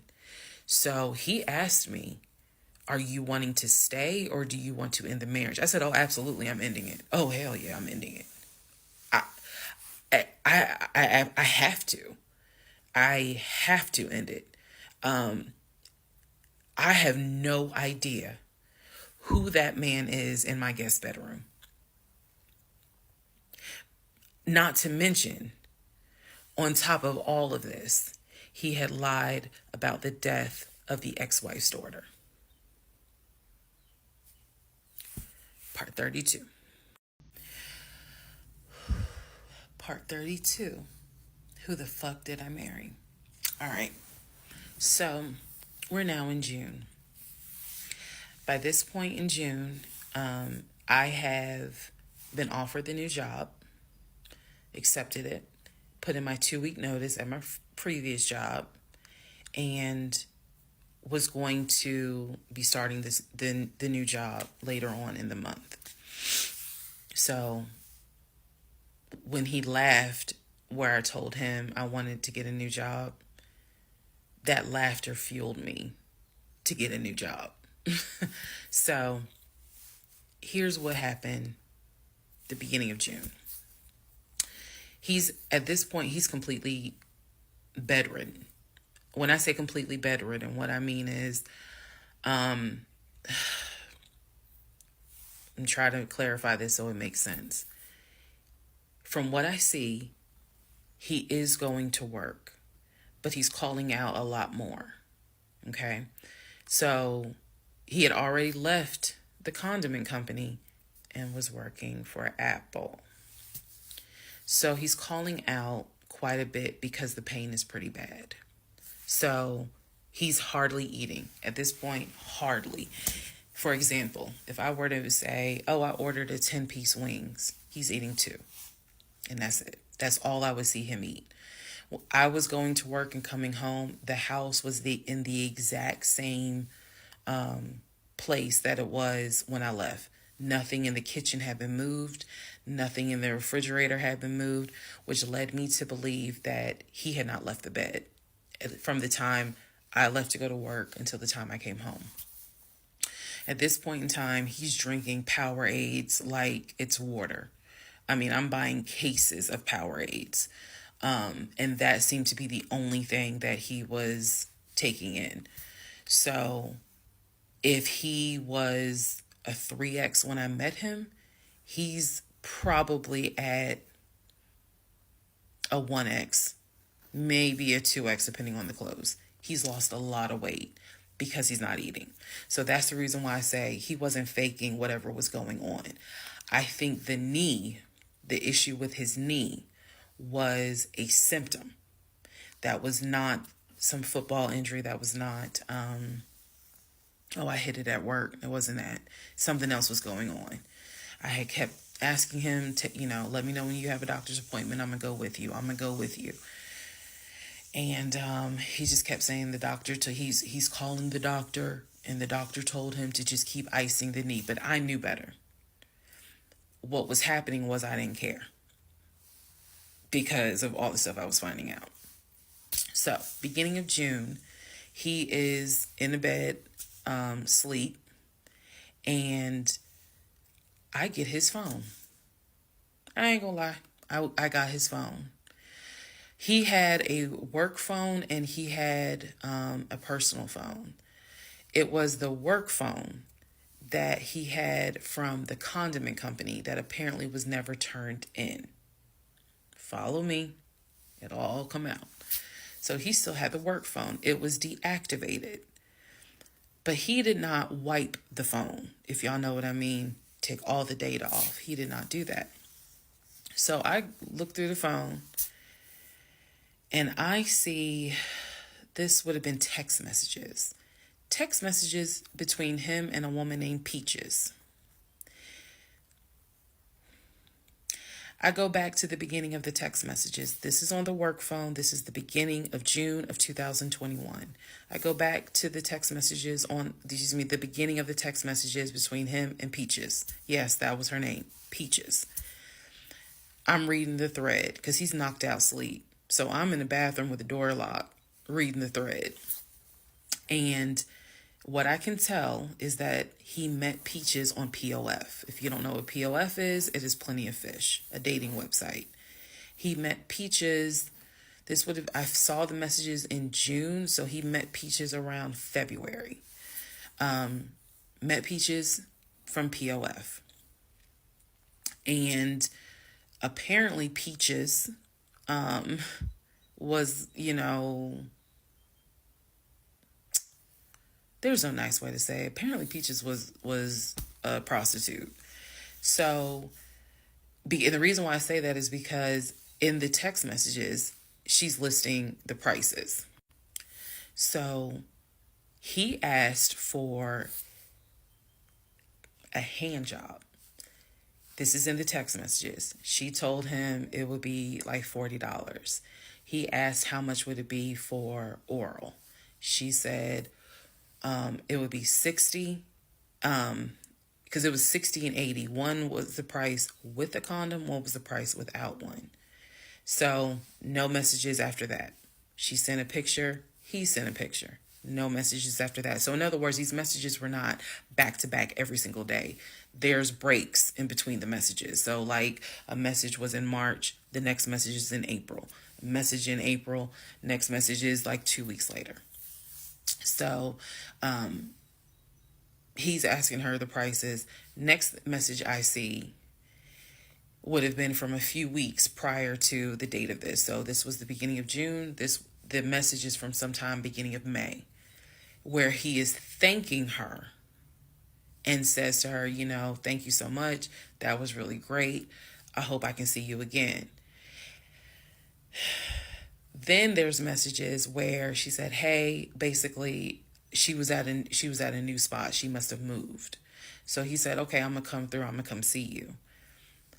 He's asking her to confirm the address. He was like, is it the house with the brown trash can with a white car in the front? She says, yes. So I'm thinking he was actually in front of the house when he's texting these messages. Then again, he does whatever he does, and he sends her a message a few hours later saying, thank you. That was great. I'm reading all this. And I will tell you guys something that you may or may not understand. Some women may or may not understand it. The cheating didn't even faze me. Didn't even faze me. I didn't cry. I didn't I did not feel like, what did I do wrong? I was relieved.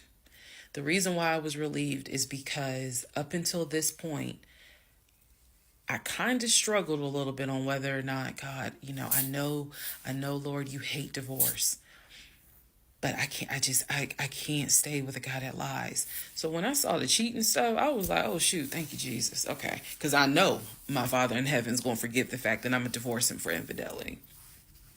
Go ahead. It's fine. Jesus will forgive me. So I was relieved, to be honest with you. Like, oh, okay. I got grounds now, bitch. That's how I felt. So saw the messages, forwarded the messages to my phone. Or excuse me, I had to take my phone because the phone was deactivated. So I kind of had to do a little ghetto. Hold the phone up, take my phone, and take pictures of what I see on the phone, so that I would have proof on my phone.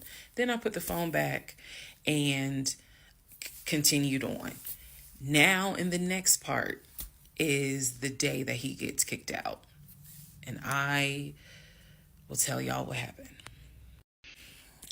Part 33, who the fuck did I marry? June 17th, 2021. So, you guys have been on this ride. You now know exactly what information I did have. The morning of June 17th, which was his birthday, he was in the bed as usual. Powerade bottles all over the place because I wasn't in the mood to clean. And so I went in his room. He was awake. He was watching YouTube on his cell phone. He watched a lot of YouTube, watching these two guys that always were fixing Jeeps on YouTube. And if I saw them, I would know exactly who they are, but I can't remember their name. It's a popular show on YouTube. Anyway, so I go in there and I just calmly sit on the edge of the bed. And I was like, can we talk? And he was like, yeah, what's up? I said to him, Legion. Obviously, I called him his name. Legion. I said, I'm going to ask you something. I just want you to be honest with me. So he starts, I can already see in his eyes, he's about to get defensive. And I was like, calm. Because this is the tone I had. Calm. I said, you never went to San Diego State, did you? He rolls his eyes and he's like, I said, calm down. Watch your tone. I said, you never went to San Diego State. I said, you never lived in California, did you? And he said, of course I lived in California. He was like, I fucking showed you the house I had in California. He said, and I told you about San Diego State. I was a private citizen. My dad paid for me to be a private citizen. And I said, okay. I said, I called San Diego State. And he looked at me. His eyes were like empty. Like he wasn't shocked. He wasn't like, oh my God. He was just more like, okay. I said, they have no record of you. I said, they have no record because you never went. You never been to California. So at this point, I'm very calm. And I'm just stating, I said, you never been to California. I said, I bet you've only lived in Georgia, Pennsylvania, and Rhode Island. At this point, now there's a little emotion behind the eyes. And I said, I don't think that this is going to work. And he said, what, the marriage? He was like, so what you saying? You don't want to be married to me anymore? And I said, I don't want to be married to you anymore. I said, we need to go our separate ways. We tried, but we need to go our separate ways. The way that I am talking to you all is exactly how I was talking to him. And so he was like, that's not what marriage is. Marriage is, you have to fight for what you want. I said, I don't want this. And I don't want to fight for it. I said, I don't want you, and I don't want this. And so he was like, I'm not giving up on the two of us. I said, you don't have a choice. I said, I think that you should call your brother or your sister now. And I think that you need to pack a bag. And I think you need to get the fuck out my house. And he was like, I don't really have time for this. I don't feel well. I said, I don't care. You need to get out of my house. Again, the way I know y'all are going to be like, she's so dramatic. And I am actually a very dramatic person. But the way that I'm talking to you guys on this video is exactly how I was talking to him in the beginning of how this started. So I said, you need to call your brother, or call your sister, because she's in Douglasville, and you need to go stay there. You need to get out this house today. Basically what happened was, at first, he refused. He wasn't moving fast enough for me. And so he called his aunt. And his aunt was on speakerphone. Let me preface that. She was on speakerphone. And so she was like, what's going on? And he was like, my wife don't want me no more. She claimed that I be lying to her. I ain't never lied to her. When I heard this, what's the analogy I can give y'all? When I heard him say to his aunt, I ain't never lied to her before, something in me snapped. The best analogy I can give you, do y'all remember that movie Carrie? When she was at the prom and everyone was laughing at her. The blood had fallen down on her. And there was a moment where her eyes just went wild. And you knew something was about to happen. You just didn't know what. But y'all had pushed her too far. When he said to his aunt, I ain't never lied to her, I snapped. The calmness left. The amount of rage that was in me. I could have fought every member of the Kansas City Chiefs and beat every last one of their asses. I could have fought every member on the Atlanta Falcons and beat every last one of their asses. I'm not a violent person, but I was there. That statement, I ain't never lied to her, took me there. I went off. I went off. I went off so bad that first of all, every part of me was shaking. I called my mom. My mom was on speakerphone, and she's in Arkansas. My mom's a praying woman. I was cussing like a sailor. My mom finally said, put him on the phone. So I gave him the phone, and I'm standing there, and I'm looking around the room. Is the scene that I remember is the Angela Bassett scene in Waiting to Exhale, when her eyes are darting around the room right before she grabs everything to put it in the car to set it on fire. I was more so looking at what weapons were in the room. The lamp, the TV, the dresser. I was looking more, while she was talking to him, my eyes were darting around the room, because if he did not get his ass up and get his shit and get up out of my house, it was going to be bad. If I have never in my life been on TikTok and said had it not been for the blood, y'all, I know this is going to sound dramatic. I know this is going to sound like, girl, you so funny. You don't understand.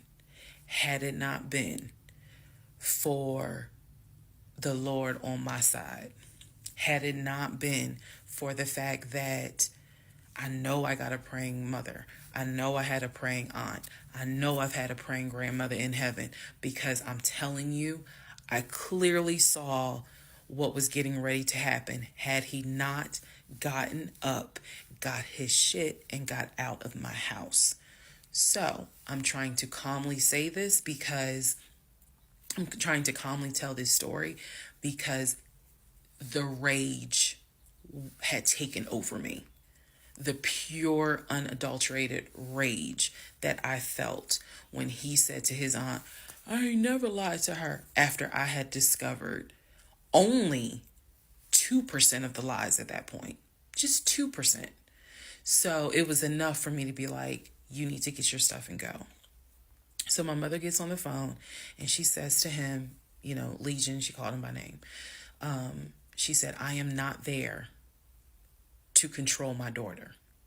She said, in the name of Jesus, get your stuff and get out that house because I think she might kill you. Get out of the house. She's on my phone. His aunt is on his phone. His aunt said, nephew, come home. Home for her was Philly. She said, I'll send you money. Come home. Leave that house right now, she said, because I think that woman is about to kill you. Let's just go to part 34. Let's all just take a deep breath. Part 34. Who the fuck did I marry?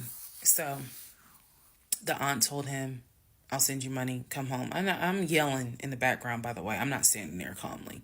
I'm yelling. I said, oh, he got money. Yeah, you got money. You got money in that offshore account, right? You got money in that Chase account. You got money to drive. So do what you got to do. I told him, and I'm not going to repeat some of the stuff I said because my mom might see this TikTok. But I did tell him, I was like, if you don't get out of this house, actually what I said was, you have two options. You either going to leave this house voluntarily or you're going to leave this house involuntarily. And he tried to get a little nuck if you buck. He tried. And that's when because he was still on the bed, still laying in the bed. And he was just like, you ain't going to do shit. Like, don't talk to me like you done lost your fucking mind. Da, da, da. And I calmly got close to him. I got like this close. And I literally said, I will beat you like the bitch you are. I dare you to try me. I said, I will literally beat you like the male bitch you are. And so when I said that, his eyes were like, I said, I'm not even playing. Because at this point, I'm rocking like back and forth. Y'all, again, I'm not some hardened type chick. I'm not. I want the soft lifestyle. But I have been pushed to the point. So I'm rocking, I'm walking back, I'm pacing. So finally, his aunt was able to get through to him. I had called my aunt, my mother, my aunt. I had called the pastor. I had called all these people because I did know that I was in a very dangerous place. Not because I'm scared of him. At this point, I was scared of me. I don't know if this has ever happened to someone where you know yourself. You know that you got a line. I was over that line. So I had enough wherewithal to be like, okay, you probably gonna go to jail today. You probably gonna go to jail. You probably ain't gonna have that job in the morning. Like I was there. And again, this is not to sound bragging at all. This was a woman who I could not believe that even with the attempt of me trying to give him one last opportunity to tell me the truth, he still lied in my face. I was at my edge. So I yanked the covers back and I told him, I was like, get up, get the fuck out of my house. Again, I'm saying it calmly on here. It was nothing calm in the house when this happened. So I'm throwing stuff up against the wall. I remember I looked at the lamp. He looked at me looking at the lamp. And I think something in him realized, okay, I'm in pain, but if I don't get up, she's going to do something with that lamp. So he does get up. He is still on the phone with the aunt because the aunt was pretty much like, keep me on the phone. She did not want him to hang up. He throws some stuff together. Again, keep in mind, he has all his stuff in the house. So he basically packed like 2 bags worth of clothes. And he's limping around, and I'm standing in the hallway watching him like a probation officer. So he's limping around, and I'm looking at the condition of the bedroom. This is when I noticed Legion had been semi-bedridden. Remember, I told y'all that because the knee and other stuff. I look at these bottles of Powerade because he had been drinking Powerade so much at this point. He was not getting up to go to the bathroom. He was drinking the Powerade and then using the empty bottles to pee in. So there was about 6 bottles around the bed. And I was like, what is this? Because again, I hadn't really been going in that room. I was busy being CIA, FBI, and Homeland Security for the past 2 weeks. So I was like, what is this? He was like, I'm going to throw it out. He grabbed a trash bag, put the bottles in there. And I said, what are in those bottles? I said, tell me.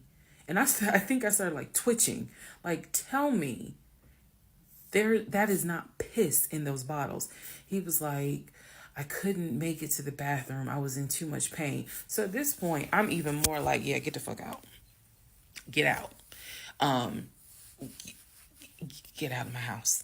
So I helped him. While he was packing his bags, I went downstairs. I took the house key off of his keys. I went back upstairs. He had his 2 bags. I grabbed the 2 bags. Yes, I did. I grabbed the 2 bags. I had opened up the garage. I had already popped the trunk for his car and threw the bags in the car. I did that because I was like, you getting out of this house. You getting out of this house today. You can't come back. You can't come back ever. So it took him about 2 hours from the time of I will beat you like the bitch you are for him to actually leave the house. Again, I'm calm telling y'all this story. It was not calm in the house.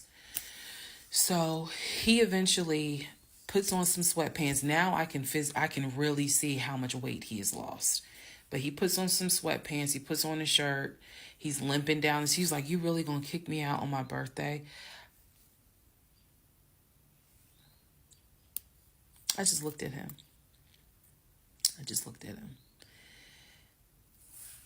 Opened the door. He went through the garage, got into his car, called, his aunt was still on the phone, and she was like, I'm going to send you some money. And that's the part I was like, clearly he has the money. Like, you ain't got to send him money. He doesn't even have to go to Philly. He can just go get a hotel for now. I don't care what he does. He just got to leave his house. So he ends up getting in the car, driving off. My mom calls and she's just like, is he still there? I said no. I had not told her what all he had lied about.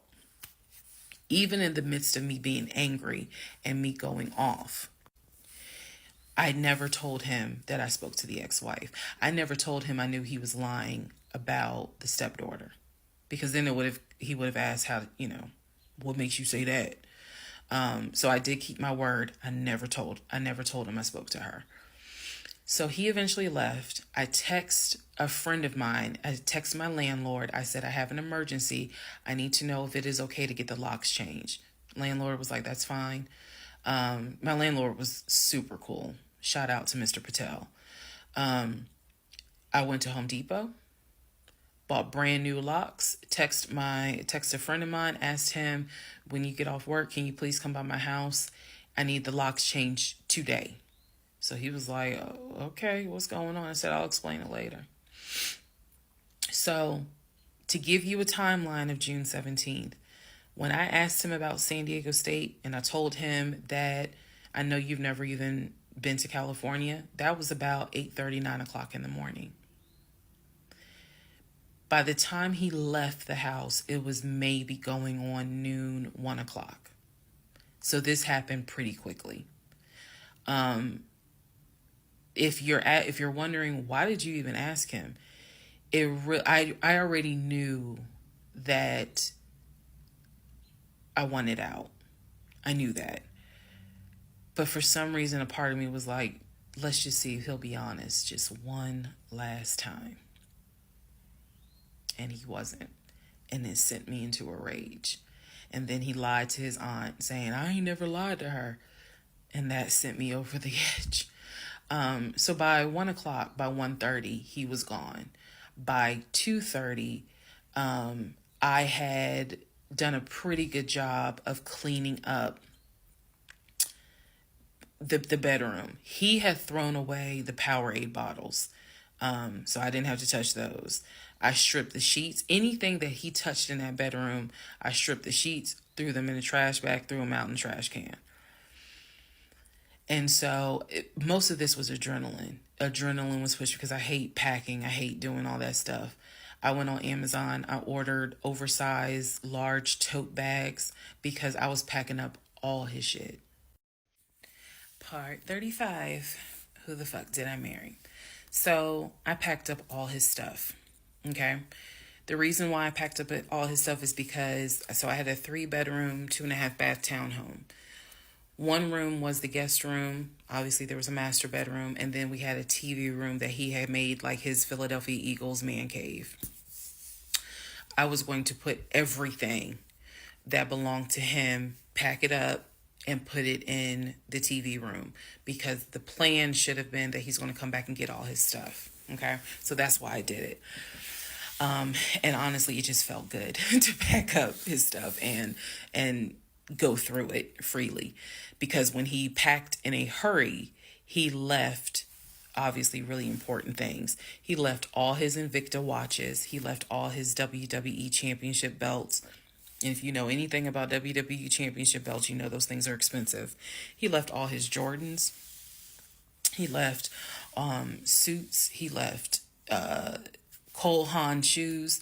He left all that because it was such a hurry for him to leave. So all that was still in my house. So around 2:30, I think I wasn't even at a place where I could start crying. I was just too angry, still shaking, packing everything up. One of the things that he left is a photo album with all the pictures of his mom and dad and his siblings growing up. Now, I had the thought of I was going to have a burn party. And I was going to put it on Facebook Live. I was going to burn it with my friends and drink and dance and play music. But it's his deceased parents. I do have a heart. So I put that somewhere special, meaning I put it up in the closet. He had told me that he was going to come back and get his stuff. And so I just did not, I didn't throw anything out unless it was like something I knew was trash. Other than that, I put everything up and kept it, in the TV room. So that's June 17th. Also on June 17th, I had already ordered his birthday cake. I had ordered the birthday cake like the end of May because it was like a special birthday cake. So I also had to go get the birthday cake from the bakery in East Point. And I took it to my family's house and we ate it. Yes, I had left the house, went to my family's house, filled them in, my aunt, my little cousin, and my grandfather, because my mom was in Arkansas. So went over to their house, filled them in on what was going on. They could not believe it. Although my grandfather then told me, he said, he ain't look like he was a football player. He was like, I ain't want to say nothing, but he ain't look like he was a football player. Gotta love grandparents. So we ate his birthday cake. Went back home. The friend that I had called came, changed all the locks, I changed the security codes. Effectively, he would not have been able to get in that house. So that is what happened on June 17th. So now we can fast forward. He would text me and he would call me that he got to Philly. Apparently he left Georgia and immediately went to Philly. So he immediately went to Philly, and he did text me and said that he made it to Philly and he was staying at his aunt's house. I know that this is a short part. That's okay, because what we're doing now is I went through how we met. I went through how we dated. I went through how we got married. Now I'm taking you all to June 17th. The week after June 17th, he's in Philly. He still would call me. He still would text me. The conversations we were having the week after June 17th, so this would be June 18th up to the 24th. The conversations we are having had to do with divorce. So who's going to file? And he was like, well, I don't want a divorce, so I'm going to fight you on it. Are you? Really? Are you going to fight me on the divorce? I didn't know anything about filing for a divorce. But I refused to stay in a place of ignorance. So I went online. There's a website that you can go to where you pay like a $200, $239 fee, and you fill out basic information and you choose your state. You choose your state and they will but they will make all your documents. All you got to do is print it out and take it to the court. And it is step-by-step directions. We didn't have any property with each other. We didn't have any kids with each other. So by the state of Georgia's standards, this should be an uncontested divorce. So the conversation that last week, the week of June 18th to the 24th, was about divorce. What stuff do you want to keep? Well, I'm going to come and get all my stuff. I just don't understand why you couldn't talk to me about it. I said, there's no room for talking because you've been lying to me since day one. But even still, keep in mind, as of June 17th, June 18th, June 19th, I did not know what I know now. So the lies were really only like 5% of the whole story. So June 24th or 25th is when I had printed my documents. And I'm laughing because at this point in time, I've read y'all's comments about how that man will print out stuff. I know. But I used the website, typed all my stuff in, got my documents, and then I went. I took a day off from the job because I was getting ready to transition into the new job. So I left work early, went to the courthouse, and filed for divorce. I filed. I paid. And then I already had the documents where he would have needed to sign so that it could then be entered into for a divorce settlement agreement. So going into part 36 or 35, I know there's so many parts. Going into the next part is where I can tell you guys what happened with him, because he drove to Philly and he was in Philly for about a week, maybe 3 to 4 days. Then I get a message on Facebook Messenger from a woman claiming to be his cousin. Lord Jesus. So the cousin tells me, actually I can tell y'all. So the cousin tells me that he's there. He's telling the family that I kicked him out. He's telling the family that I kicked him out after he walked in on me having an affair. That I stole his money and I then kicked him out. And the man I was having an affair with, he said, was a law enforcement officer who used his duty weapon to threaten him to get out the house. This is what he told his family. And the cousin was reaching out to me. She found me through a search on Facebook and was reaching out to me because she's like, we know he lies. So I'm just trying to figure out is this true? Because he's up here asking us for money, asking to stay on our couches. Like, what's going on? Then she explained to me, we didn't even know he got married. So this is the first time we're hearing about you. What do you mean you didn't know he got married? He talks to his brother every day. She said, who told you that? I said, I've heard him talk to his brother every day. All his brothers. She said, all his brothers? How many brothers do you think he has? I said, he has 4 brothers. I named them. She said, he has 2 brothers. She said, he has the twin and he has the older brother. I said, twin? Who is the twin? Welcome to the next part where we discover the real family tree. Part 36, who the fuck did I marry? The family tree. Please fasten your seatbelts and put the tray tables in the upright position. Let's go. All right. The cousin, I'm not going to name her. The cousin had reached out to me on Facebook, asked me to please give her a call. So this conversation was on the phone. Yes, I was actually speaking to her. She informs me again about the whole he's up there. He's telling everyone that he walked in on me cheating on him. It was with a law enforcement officer, and that the law enforcement officer used his duty weapon to threaten him to get him out of the house. The reason why I'm particularly mentioning the fact that he said it was law enforcement is because he was trying to get a family member, like one of his cousins, to call the agency of the law enforcement officer and file a complaint, which in hopes would then start an internal affairs investigation. Yeah. So, female cousin's on the phone with me. She's telling me everything that he is telling them. She's like, look, we know he a liar.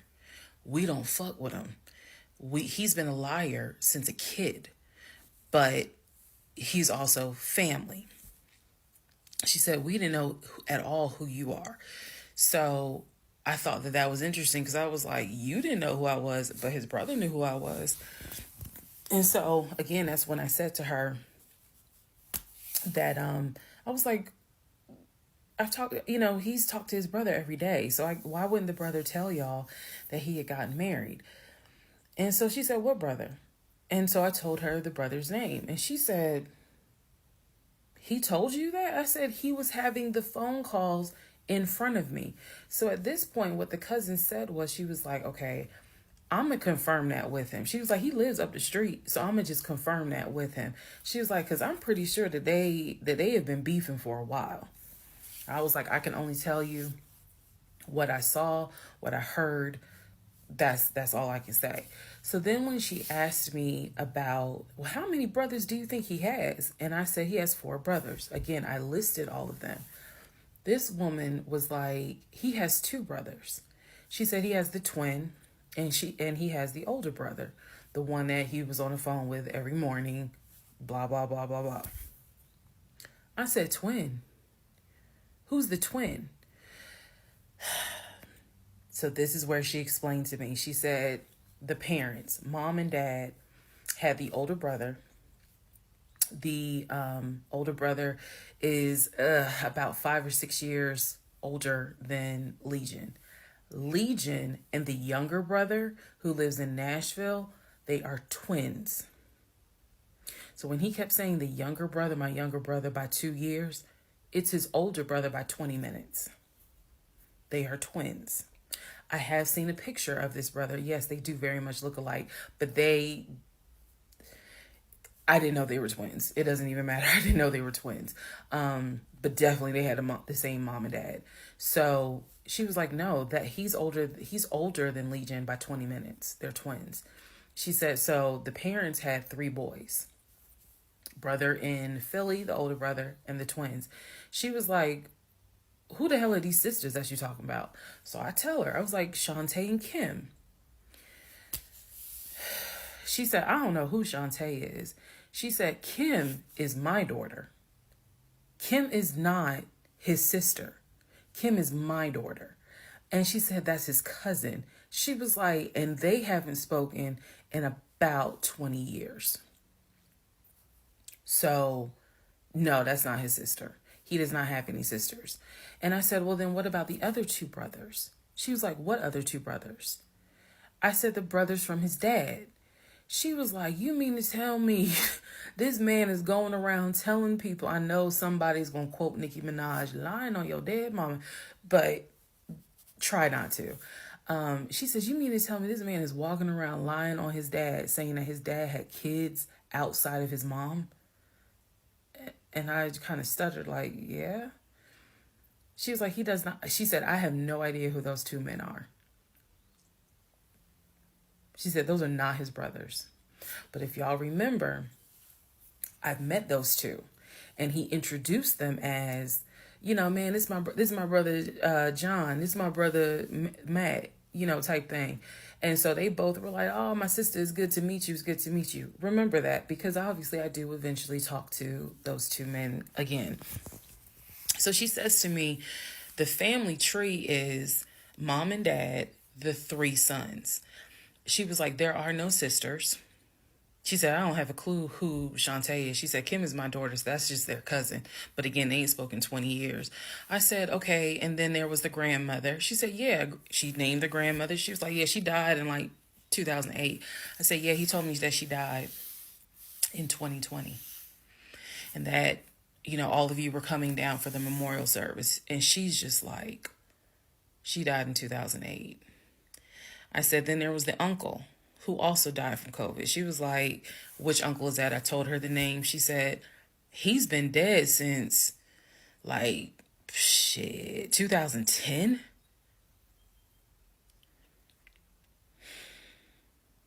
I said, okay, what about the cousin nicknamed Junebug?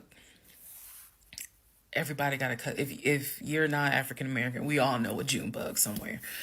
And she just was like, oh yeah, you know, cousin Junebug.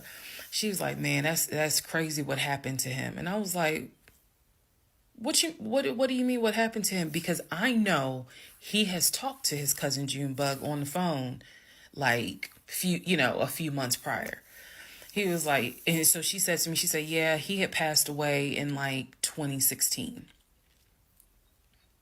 So this is now 3 people that she's naming that I recall him having either a story about or a phone call with, and she's telling me that they are all passed away.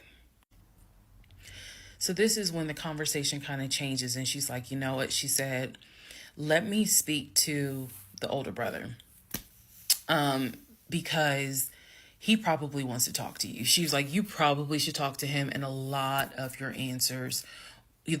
questions will get answered. She was like, this dude's been lying ever since he was a kid. She was like, she said, literally, we don't fuck with him. I remember her saying that verbatim. She was so adamant.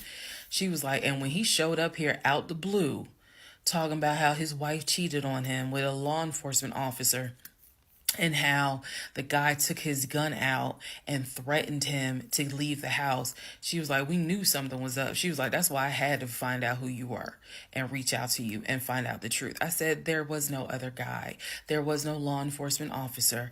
And she was like, yeah, because he was telling us where the dude worked and how we should go ahead and help him file a complaint so that this dude could lose his job. I said, there is no other person. I said, I kicked him out. That was me, all by myself. No gun, just my fist. And so she said, you know, he's telling us that he had gotten married, and then she was like, apparently y'all had a baby. So she was like, so you got a kid with him? So I had to explain to her. I said, no. I said I had a miscarriage back in June of 2020, and I had to have surgery in July. So she was just like, girl. So she started like really being encouraging and was saying, you dodged a bullet, honey. She was like, I don't wish this. She's like, I know he my family, but I don't wish him on no woman. So we've have each other's numbers. She was like, if you need anything, please feel free to call me. She was like, I've had my own issues with him. I've had my own issues in life. But she was like, get your divorce and be done with him. Then she said, I'm going to put you in contact with the older brother. Next part is me finally talking to the older brother that he had been talking to every morning. Part 37, who the fuck did I marry? So at this point in time, I have filed for divorce. I paid for the filing fee. I'm representing myself pro se, and it should be an uncontested divorce. During this time, Legion had driven to Philly, lied to his family, and said I had cheated on him, that he caught me, and that the guy I cheated on him with was a law enforcement officer who used his gun to threaten him to get out the house. None of that was true. At some point while he was in Philly, he ran out of options in terms of where he could stay.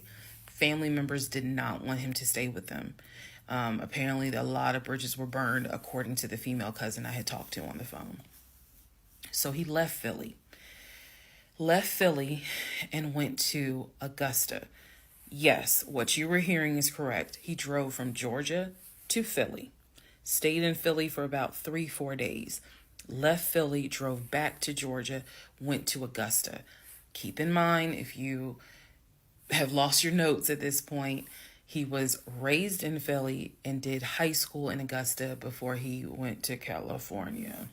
So he has family in Augusta. So at this point, he's on his way to Augusta to stay with a new set of people. The reason why this is important is because what I have is a divorce settlement agreement. That divorce settlement agreement has to be signed by the two of us, where we are basically telling the court, look, this is what he's keeping, this is what I'm keeping. I need his signature. Let me repeat that. I need his signature because I wanted a very quick and painless divorce, as much as it could be. So by this time, this is now around June 25th. So around June 25th, he's now in Augusta. He had left the house June 17th. So between June 17th and June 24th is the trip to Philly, then leaving Philly, coming to Augusta. My aunt and my little cousin get in the car with me and I drive to Augusta with a rag on my head, some sweatpants, and a tank top because it's July, so it's hot. But we ride to Augusta. I had spoken to him. I had said, I just need you to sign this piece of paper. And he was like, I'll get to it when I get to it. No. We're going to get to it as quickly as possible. So if that means I got to drive to Augusta tomorrow morning at 7 o'clock, I'm going to do that because I need that signature. I ain't telling this. This was my attitude. Sure enough, went ahead, drove down there. I met him at the UPS store in Augusta. It's in the same Kroger shopping center. They had a notary there because I needed the papers to be notarized. So he pulls up. It's only been a week since I last saw him. It has been months since my aunt saw him. Okay? She had no idea of the condition that he was in. Again, I'm telling y'all, when I met him, when he met my family, he was like a size 3X.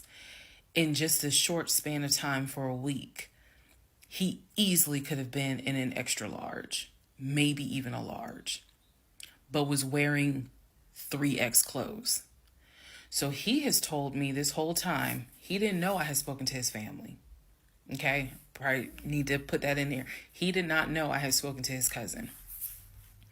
So he was telling me that he had a place to stay.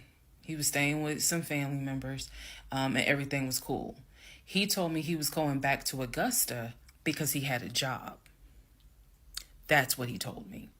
The family member, the cousin, told me, oh no, it's not that he had a job. We kicked his ass out because he's still lying.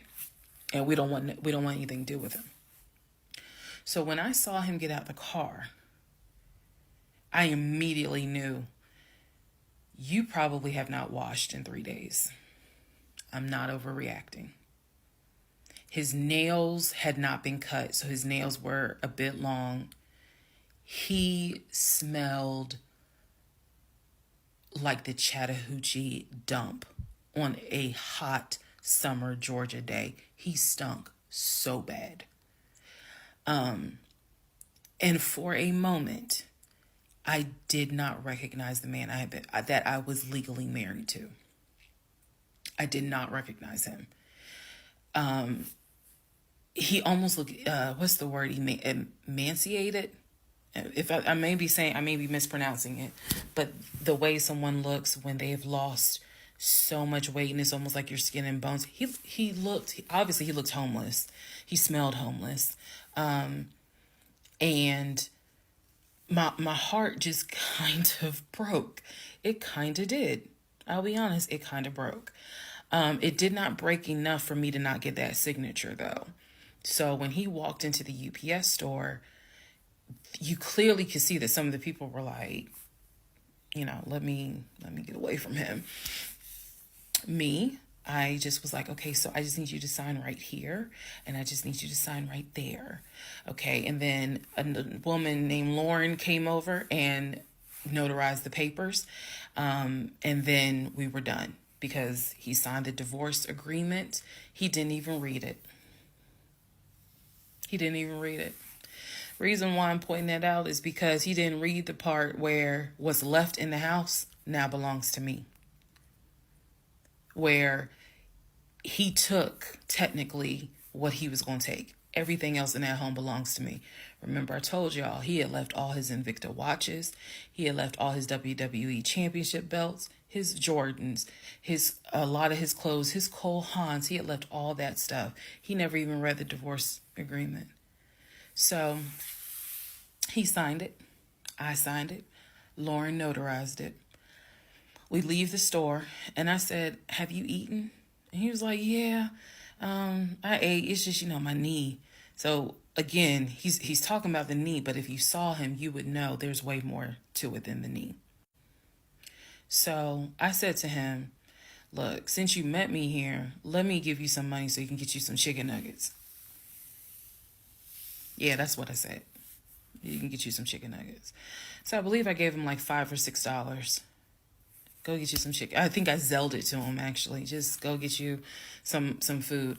Then because where he parked was not far. It was like, okay, I'm parked here. He's parked in front of me in the other row. So there's that aisle that you can drive down. So I walked him to the car. And I saw the condition of the inside of the car. And that's when I knew he's been living in his car. He's been living in his car. So clearly, I no longer had a question of, so where's this offshore account? Where's the U.S. bank savings account? Where's the checking account? Didn't have that question anymore. Because if you had money, you wouldn't be living in your car. You would not be in the same clothes that you were in when you left my house on June 17th. And this is now June 25th. So he was like, I'm going to be all right. I'm about to start a new job. I'm going to be cool. I got a family member I can stay with. Everything's going to be okay. All right. I said, I will let you know when the divorce is granted. I said, I will send you a copy of the divorce decree. And he was like, okay. He said, well, how long you think that's going to take? I said, I'm not sure. I thought I had to wait 30 days before I could file the divorce agreement settlement form. And then the judge would grant it in 30 days. So basically, this is like June 25th. I'm looking at the end of August that it would take for the divorce to be granted, assuming there were no hiccups, assuming he didn't decide he was going to pull a fast one. So I told him, I was like, I'm going to file this, and then once we get the divorce decree, I'll send you a copy. He said, okay. He got in his car. I got in my car. I drove all the way back home, and he went to wherever he went. Next part is the next series of lies that I was faced with. All right, part 38 of Who the Fuck Did I Marry? I'm going to call this housekeeping and missing pieces. So, housekeeping. First and foremost, as much as I know you all have enjoyed this series, and some of you have told me how entertaining you have found it, the story will be done this weekend. So, in other words, I don't care how many parts I gotta film, it will be done this weekend. We're not gonna drag it into the new week. So I just want to let everyone know that. So please be sure to tell your sisters, your mamas, your aunties, your cousins, your best friends, hey y'all, go ahead and watch all the parts, because she's saying she's wrapping it up this weekend. But I'll leave the playlist up, so don't worry. Also, let's see. I'm sorry for the people who were like, I keep talking really slow. I didn't know that I was, and they're like, you're just long-winded. I'm very detailed. So that's probably what you're feeling, is that I'm detailed and I'm trying to get everything out, again, in a responsible manner. So, you all have asked me if I will do a live. Yes, I will. I don't have any issue doing a live. I feel like if you're going to put the story out there, you know you're going to get questions. So if you stand on business and you stand on what you said, do the live. So yes, I will do a live, and I will let you all know when I'm gonna do a live. So it won't just be some random shit. I will actually do a live and let everyone know. So that way, if you have questions, bring them. The issue with doing a live is that I need moderators. So because I just anticipate a lot of people have questions and I'm just one person, and I don't want to be accused of she's ignoring my question, which means there's holes in her story. Y'all, we all know how TikTok is. So, but I will absolutely do a live. That's the housekeeping. Missing pieces. So when I said before that it's important to me that I'm responsible in how I tell this story, meaning I'm clear and I go in detail, I realized that I left out some missing parts. And it was brought to my attention by a number of you. Thank you, because I'm all for accountability. I did not go into how my ex-husband, Legion, left the condiment company and then went to Apple. I also did not go into detail on when my mom came to visit. Both of those were in the month of April. I was going to go into detail a little bit more on the Apple situation because, as you probably have figured out, of course something came out later on. But nevertheless, in terms of April of 2021, my mom came for a visit. She lived in Arkansas. She came to visit us. She came to visit us after we had that whole sexting on Facebook incident, and just after we had started marital counseling. There were no fireworks during her visit. Nothing was weird. I did talk about how, my family has always been there. And if you spoke with my mom, she would tell you she didn't see anything out of the ordinary. But there was something in her spirit that just didn't sit right. She didn't talk to me about it at the time. She did not raise her concerns. She simply, when she came to visit, we welcomed her with open arms. Legion was excited to meet her. She was excited to meet him. We took my mom out to eat. It was a typical, very quiet, non-active visit. I didn't know what my mother thought until later on. So she didn't share with me during the visit, something don't seem right. She and I sat in the guest room talking. I never told her anything that was going on. Number one, because again, it goes back to that mindset of what happens in my marriage needs to stay in my marriage. And I talk about how I didn't think looking back, it was not a good idea that I told my aunt what had happened. My aunt is not the type that's going to tell my mother. That in other words, if you confide in her, she keeps it between you and her. So my mom never knew that there were any issues. And so there was nothing for her to be on mama bear mode. Had she known, this would have been a very different trip, but she didn't know. So she did come to visit. Everything went fine. He and I put on a united front. Oh, we're so happy. We're so, in love. And yes, behind the scenes was a whole different story. He talked to her about how he was looking to buy a house, and how he told her how work was going, how his job, how his job was going, bragging as usual, which I did tell my mom, look, he's going to talk about himself and money a lot. So, just change the subject. If he brings up a house, change the subject. That was my instructions to her, because I was like, I don't even want to get into the whole house situation. So other than that, uneventful. Now, once my mom left, this is still in April, everything was fine with him at the condiment company. As far as I knew, everything was fine. What ended up happening is he randomly came home one day and starts complaining about changes that are going on at the company. When he started complaining about those changes, it was things like, keep in mind, he is not VP of the company. He was VP of, I keep getting it wrong, but I think it was VP of production is what the memo says. So he was not the second in command for the company. He was upset that he was being blamed for production stats, that the production was down. He was upset that his plant manager apparently had resigned. He was upset that some of the policy changes that were coming into play that would affect his plant. These are the things that he was coming home and complaining about. Literally, he would complain. He started complaining Monday. By Friday, he said, you know what, if they continue doing this, then I just need to find another job.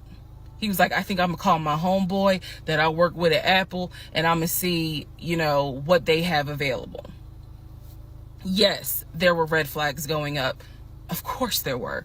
At this point, we're not even dealing with United Nations of red flags. We are dealing with the Olympics. We are dealing with the parade of all nations. Everybody got a red flag. So when he said that, I was kind of like, okay, because I had become numb to all the antics that he did. I was numb to it. So he literally said, I think I'm going to call my homeboy and I'm going to see what's at Apple. My response to him was, well, what about your salary? Would you take a pay cut? He was like, no, I'm not going to take a pay cut. Like, I wouldn't leave unless it's going to be the same amount or more money. Y'all, the next week, last week of April, I'm at work, minding my own business. He calls me and tells me, I've decided to resign. You what? I've decided to resign. Don't worry. Don't get all crazy. I had talked to my homeboy. There is a position at Apple, and I'm on my way there now to go and meet him so that I can get some information on the position. We're married, y'all. We're married. So what I said to him was, well, will you get all this in writing? His words to me were, of course I'm going to get it in writing. I'm not stupid. You know what? I don't even want to talk to you no more. Click. That's the end of April. So that is how I was introduced to this Apple job. Again, if you stick with this series, you will find out exactly what happened. But that's how I was introduced to the Apple job. It literally was in a span of within 2 weeks.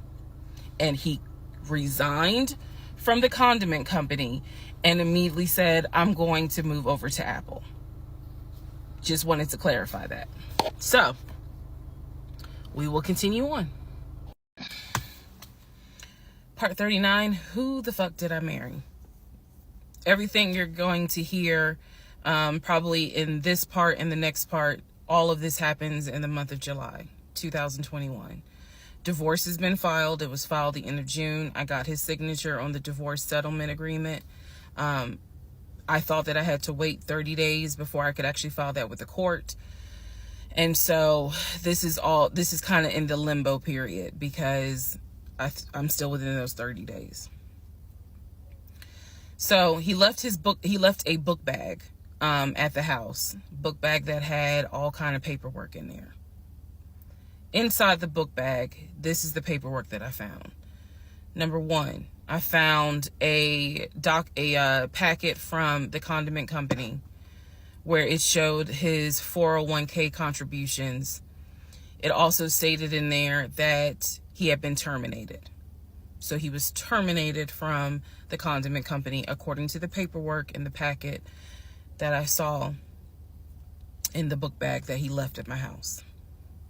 Also in the book bag were paycheck stubs from a previous job where he worked at a cemetery. The same cemetery that he took me to show me where his grandmother and grandfather were buried. So let's go ahead. I'll do this video and say this is what he told me. This is what I confirmed. He told me his grandmother and grandfather were buried there. He showed me a headstone with a family name on it. If you go back in previous parts, I talk about it. The truth is they are not buried there. He is of no relation to the people who are buried at that particular gravesite. Only reason why he knew about it is because he had worked there. Also in the book bag, it was a copy of a driver's license that he had.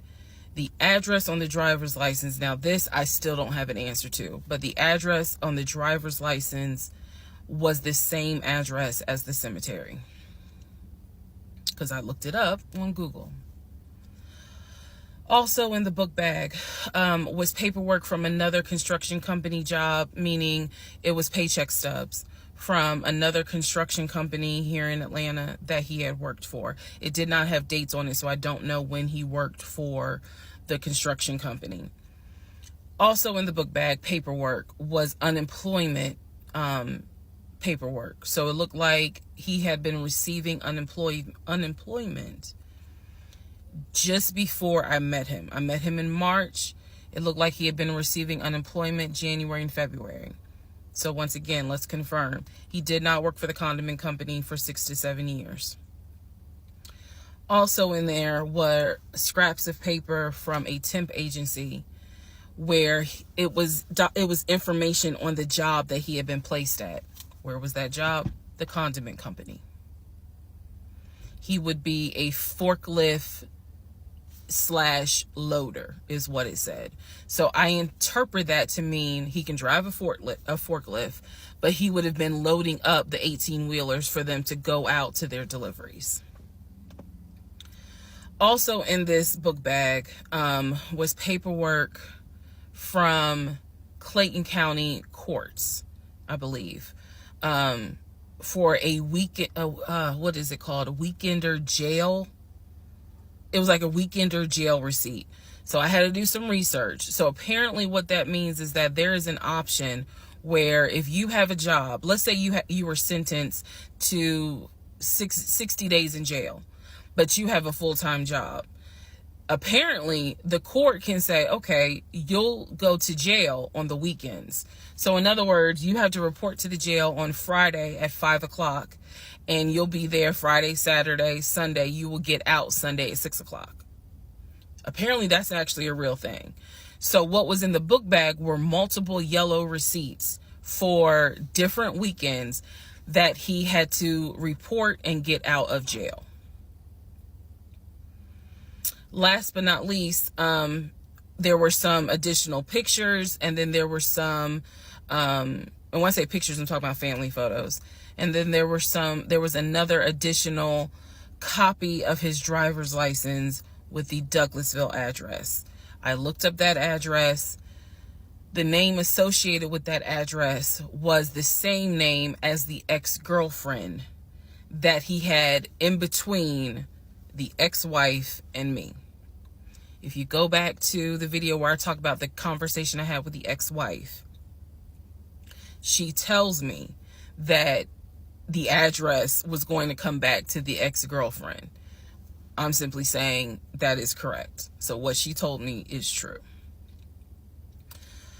So because of everything that I found, I decided to go down a new rabbit hole. Again, just recapping what I said in previous videos. Ex-husband was always a stickler about law enforcement. His dad was a retired police officer. I'm just telling y'all the story. His dad was a retired police officer. Mom was a retired teacher. After his dad retired, they moved to Augusta, started a church. He took me to that church in Augusta. The same day that he took me to meet his aunt who lived in Augusta. So these are now things that he actually took me to, just like he took me to the cemetery. So that's what I found in the book bag. The Weekender jail receipts. I went ahead and went online to find out exactly why did he have to go to jail for the weekend. And I'm going to end this part here. The next part has to do with his criminal history. Part 40, who the fuck did I marry? So we are now at the point of July 2021. We are at the point where I've spoken to the female cousin, and she gave me the phone number for the older brother. For the purposes of this video, we're going to call him Chris. Chris was very nice. I called him. He was gracious. He was willing to answer whatever questions I had. And what he said to me was, he said, my brother has always been a liar. He's always been a liar. He said, but ask me what questions you have and I'll confirm what's real and what's not. First question I had was, when was the last time you spoke to him? Without missing a beat, Chris says, 2015, just after our mother's funeral.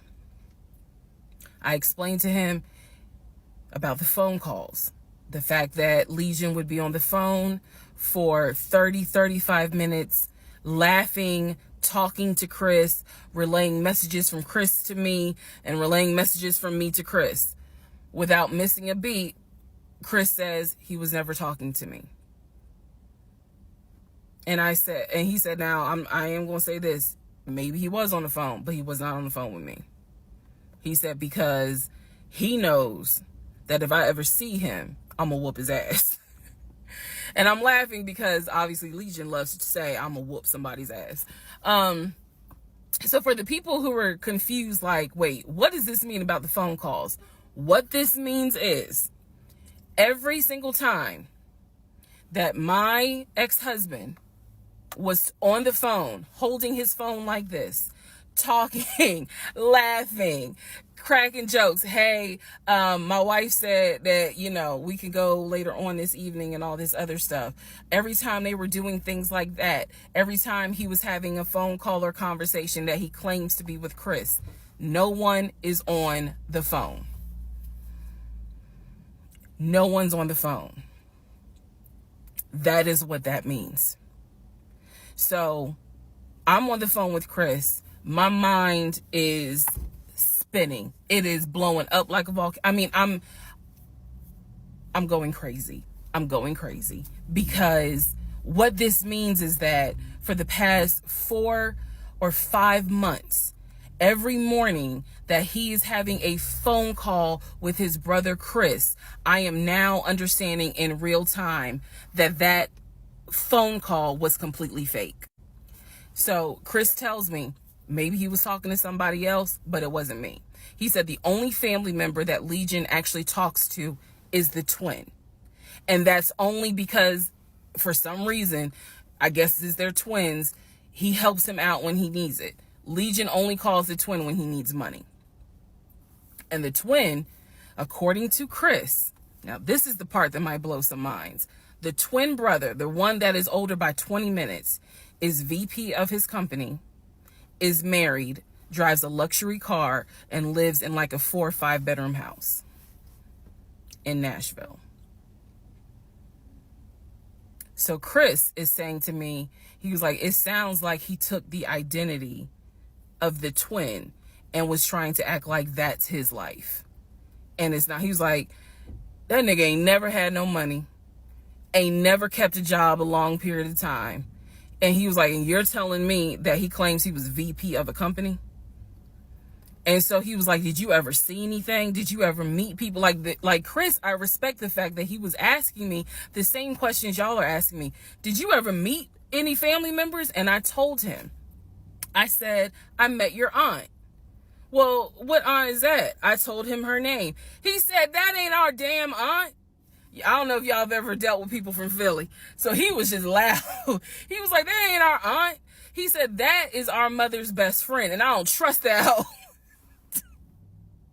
I'm sorry. It's the way he said it that it makes me laugh. Anyway, he's like, I don't trust her. I don't trust her at all. She is not our aunt. She was our mother's best friend when our mother was living in Augusta. She's not our aunt. So then I explained to him about the other brothers. The brothers, remember, there were 2 half brothers from his dad. One lived in Baltimore, one lived in Augusta. Chris is on the phone saying, I don't know who them niggas are. They ain't related to us. He said, our dad never had other kids. He was like, so you mean to tell me this nigga going around telling people that our dad had kids on our mom? And I said to him, well, the way he actually put it is that the 2 brothers came before y'all. He was like, hell no. No. So then I explained to him about the sisters. He was like, who the hell is Shantae? And I was like, Shantae, again, I'm just telling you what I was told. Shantae is a sister that lives in Douglasville, married with 2 kids. He was like, no, we don't have a sister. Told him about Kim. He was like, Kim's not our sister. She's a cousin. And he said to me, and I know she ain't talked to him in forever in 2 days. He said, so everyone, the only people who are his family members is Chris and the twin. He's like, we got some cousins up here. I told him about Junebug. I told him about the uncle. I told him about the grandmother. And he's just sitting back like, oh my God. He said, he was like, I realize that every relationship my brother gets in, he gets worse. And it sounds like he is actually worse than what he was in the last relationship. And I thought he was talking about the ex-wife that I had spoken to. No, he had no idea there was another wife. Because again, he hasn't spoken to him since 2015. So he was like, the best thing I can say to you is this. He said, thank God you ain't have kids with him. He said, get your divorce and forget you ever met this man. And he was like, and I know how that sounds because he's my brother. He said, but if I didn't have to claim him, I wouldn't. And I said to him something that I should have probably said in this whole TikTok series. This is not someone that you forget. This is not a situation that, man, I don't even remember him. No. What I don't remember is the version of myself before I met him, because nothing so far has turned out to be true. The only thing that Chris was able to tell me is true is that, number one, yes, there is a brother in Philly, him. Yes, there is a brother in Nashville, the twin. Yes, both parents are deceased. That is what I was told from the beginning. Those pieces of information are true. The grandmother did die in 2008. He was like, no, she definitely didn't die in 2020. I told him how I found the obituary. And so he was like, and the uncle, he said, which uncle is he talking about? Because if you guys remember, back in one of the parts, I talk about where he said his uncle was giving him advice on why he should not open up his savings account to let me see it. He would not let me see it. And so I'm telling Chris about the uncle, and he was like, that uncle been dead for years. I told him about Junebug. He said, Junebug been dead for years. And I said, Chris, he was having conversations with Junebug on the phone in front of me. He was like, it wasn't Junebug. He said, it sounds like my brother was making up the conversations. He said, he definitely was making up the conversations with me. He said, hell no, I ain't gonna be on the phone at no 6 o'clock in the morning. So the conversation with Chris solidified that this is the actual family tree. And no, there were never any conversations with his brother every morning when I was getting ready to go to work. They had never talked. On to the next part. Part 41, Who the fuck did I marry? So this is a continuation of my conversation with Chris, which will then lead into some other stuff. So Chris has confirmed that he has not spoken to Legion since 2015. So now we know that the phone calls that Legion was having every morning on the phone with Chris when we were, getting ready to go to work, the phone calls were fake. I demonstrated in the last video how I think how he was doing those phone calls. Because he would relay messages from me to whoever was on the phone. So Chris and I also then talked about their parents. So if you remember in the beginning, I told you from the get-go, this man was, very respectful of law enforcement because his dad was a retired Philadelphia police officer. The mom was a retired teacher. And so he had the utmost respect for law enforcement. That's what he used to always say. Because, again, there's a lot that he lied about. So I'm trying to only highlight the big things because, truthfully, it got to a point where when he would say that as a VP in his company, he had a meeting with the local sheriff. Child, we know that's a lie. So I don't even need to go into detail about that because, again, why? So I told Chris what Legion said about their dad being a retired police officer. And I was explaining how he said the mom was a retired teacher. So Chris listened. Again, very gracious, very nice guy. He listened and he was like, so are you ready for me to tell you what's true and what's not? And at this point, I was already convinced I was going to be drinking heavily that night after this phone call. So I was like, go ahead. All right. So here's what Legion said. Legion said, my dad was a retired police officer with Philadelphia PD. When he retired, he and my mom moved to Augusta. I was there for high school. And they started a church. He took me to that church in Augusta and showed me where the church that they started. The truth. Dad, according to Chris, their dad was nowhere near the church. That man ain't go to church on Easter. He ain't go to church on Christmas. He was like, my dad he ain't stepped foot in the church since the day he got married. That was the last time he went to church. He didn't have nothing to do with church. He said that their father was the furthest thing from a pastor. And he was like, I love my dad, but that man drank, smoked, and he was not a pastor. The mom was not a retired teacher.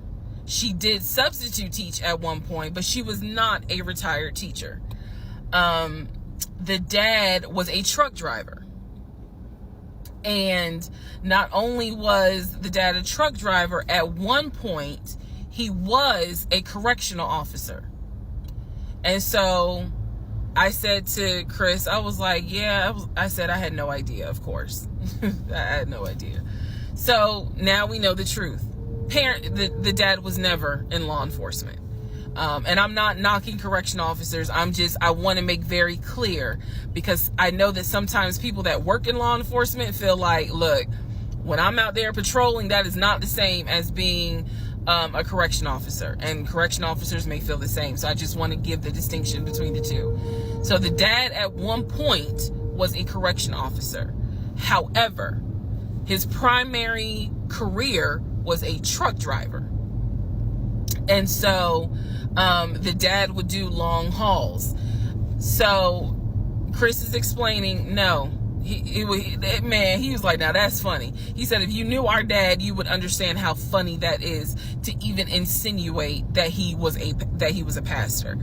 And so I told him about the church that we went to. He was like, oh, okay. So he took you to a church in Augusta and told you that was our parents' church. He was like, now, our mom used to go to church, every now and then. But he said, our dad ain't been to church since the day he married mom. So the church that Legion took me to and said that his parents started that church, that was not true. So he just took me on a field trip for nothing, basically. So I told him about the weekend, because I did tell Chris where I worked. And that is when Chris said to me, because at the time I worked in a law enforcement agency. And he said to me, now how does that work? He said, because Legion, you know, he done been in trouble a few times. And I was like, what do you mean? Because I had not yet gone online into the court system to see what type of trouble he's been in. And so he explained to me, he was like, just run his criminal history and you'll see it for yourself. He said, because I don't know all the charges, but run his criminal history. I said, okay. He gave me some homework. I'll run his criminal history. So again, he cleared up a lot of stuff in regards to the family dynamics. He did explain to me that yes, he does have a daughter. He and his ex-wife are divorced. And I said, well, Legion would talk about the niece, meaning Chris's daughter, and would send her stuff for her birthday. And he was like, he said, I'm almost positive my brother never sent anything for my daughter's birthday. And I explained to him, I said, isn't your daughter's name Egypt? He said, no. Who the hell is Egypt? And I said, I was told that was your daughter's name. That's the reason why I'm saying the name on here, because obviously we're about to confirm that's not the daughter. So I said, I was told that's your daughter's name. I said, I went with him to Rack Room Shoes and bought shoes for what I was told was your daughter. And she lived in St. Louis with your ex-wife. He said, no. He said, my daughter and my ex-wife do not live in St. Louis. He said, I don't know who Egypt is. He was like, are you sure it wasn't for a woman? And I said, well, it was kids' shoes. And he was like, no. He said, and I told him, I said, I went to the UPS store, I mailed it, and it, you know, they printed the label with the girl's name on it, and I'm thinking this whole time it's Legion's niece. Chris is like, I don't know who that is. That's not even the name of one of our cousins. So I have no idea, ladies and gentlemen, who my ex-husband was buying girl shoes for and had me sending them telling me it's for his niece. I have no idea. So Chris is like, yeah, he finally said to me the same thing the ex-wife said, which is pretty much whatever he told you is a lie. And I'm being honest with you guys. It is very hard to comprehend that everything is a lie. Like, there has to be something that's true. I'm like, how was he paying? If he wasn't working at the condiment company, or he got fired from the condiment company, how was he still paying the bills? Keep in mind, we never joined our accounts. He wanted to, but we never did, because he wouldn't show me the offshore, the savings account, which of course never existed. So I'm just trying to figure out, like, I know that I saw his checking account. I know that I saw his savings account, and he had money in there. Something had to be true. Something had to be true. And Chris was like, no. He said, it sounds like everything my brother said, everything that he told you was made up. He said, those phone calls were definitely made up. He said, I don't know who Egypt is. That's not any family member of ours. I don't know who Shantae is. We don't have a sister. He said, we don't have half brothers. He was like, I'm telling you who the family members are. He said, I am so sorry that my brother put you through this. So now let's go into the next part. Part 42. Who the fuck did I marry? So I finished going through the book bag. Still July of 2021. I finished going through the book bag. There were some other folders with papers in there. He had left the work phone.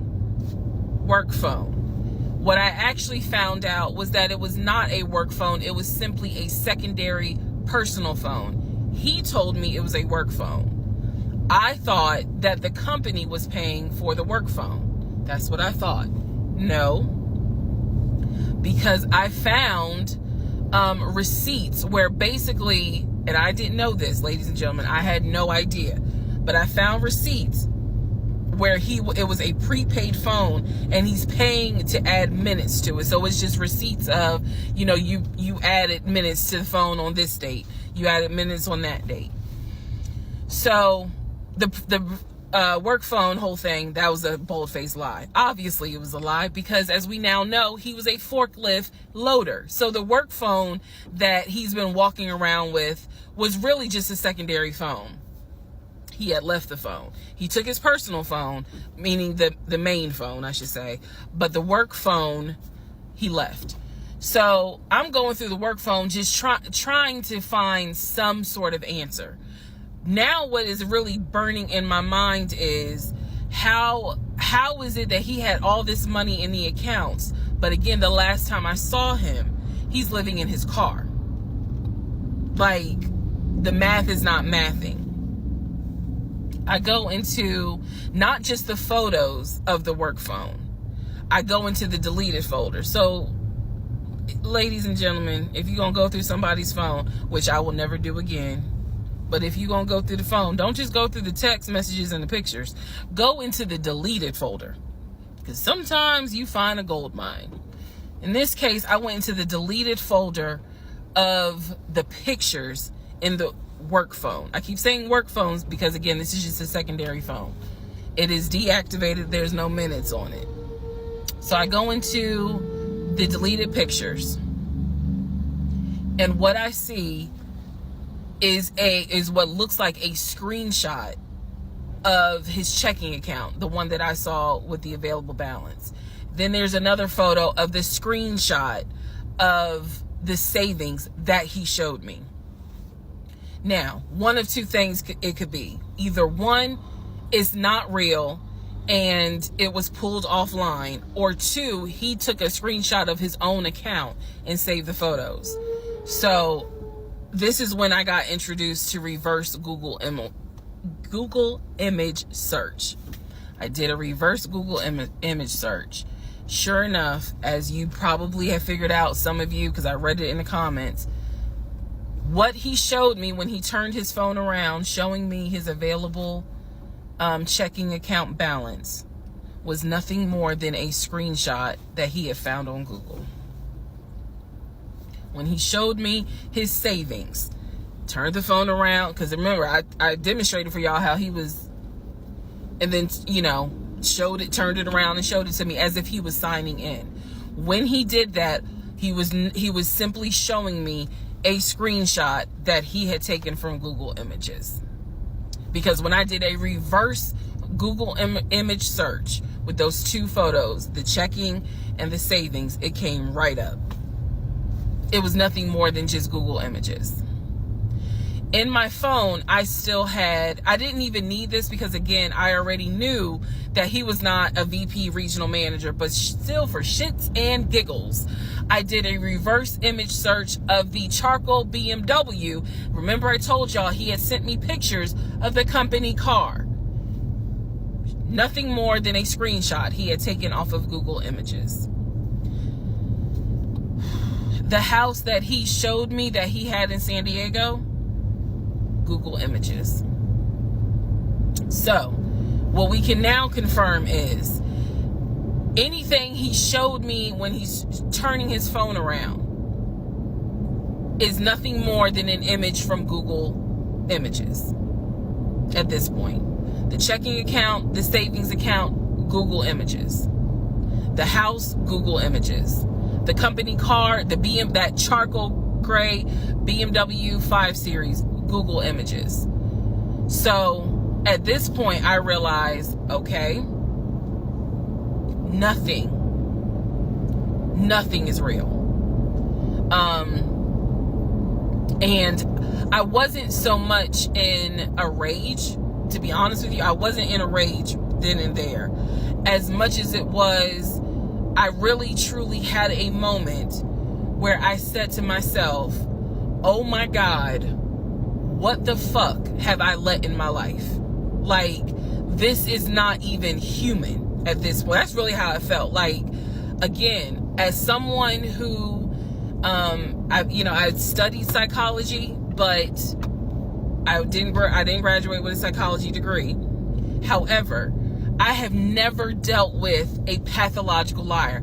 I have studied about them, but I have never come into contact with a pathological liar. Because to a compulsive liar, if you ask them, man, why did you lie to me? They probably are going to have a reason. Pathological liars don't have a reason. Like, there's no limit to the lie. So I have now confirmed that at least 70% of everything that I thought I knew is now absolutely not true. Absolutely not true. So in between all of this, I get a phone call from the aunt in Augusta. The aunt in Augusta, who Chris has confirmed is the mother's best friend. She is not their mother's sister or dad's sister. She's the best friend of the deceased mom. She calls me, and this is the one I have met. This is the one that Chris was like, I don't trust that hoe, anyway. So she called because she wanted to know what happened. She wasn't trying to be nosy or messy or anything like that. She's just trying to find out what happened because apparently Legion is trying to come stay with her. So she asked me, sweet lady, but she said, what happened with you guys? And I told her we're getting a divorce. I said, because he lied to me a lot. He lied to me a lot. And so what breaks my heart about the conversation with her is that she said, so whatever happened to the baby? Mind you, we went to Augusta, told her I was pregnant. I thought he told her that I had had a miscarriage. He didn't. He never told this woman I had a miscarriage.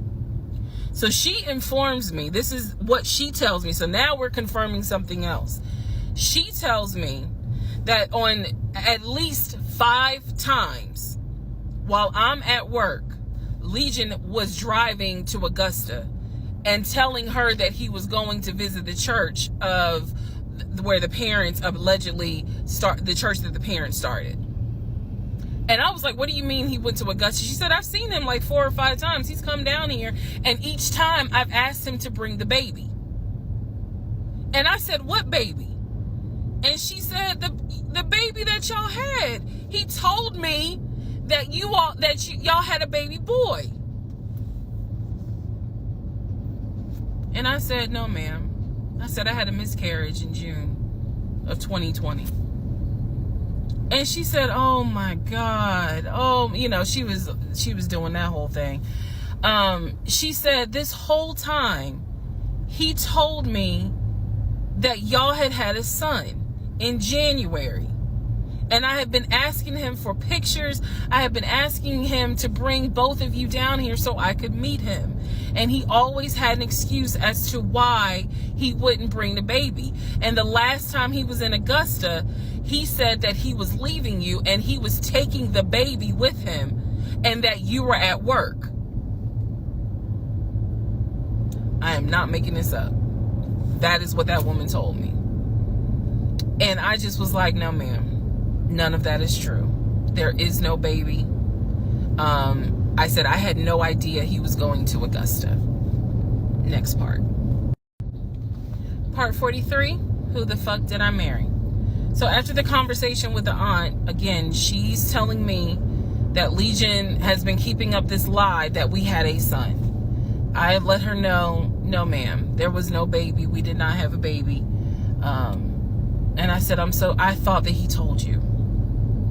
And she said, he's told a few people that you all had a baby. And she said, because I know some people were trying to send a gift to celebrate the birth. I didn't know anything about that. Didn't know anything about that. So she said, he's trying to come stay with me. She said, but I don't think I want him to, again, she's an older lady. She's like, I don't think I want him to come here because I don't really want to get involved with his divorce again. And I said, what do you mean again? I said, are you talking about the previous wife? And I said the previous ex-wife's name. She said, I don't know who that is. I'm talking about Latanya, that one, the first one. And I said, well, what happened? Do y'all remember I said in my previous video that I read their divorce records.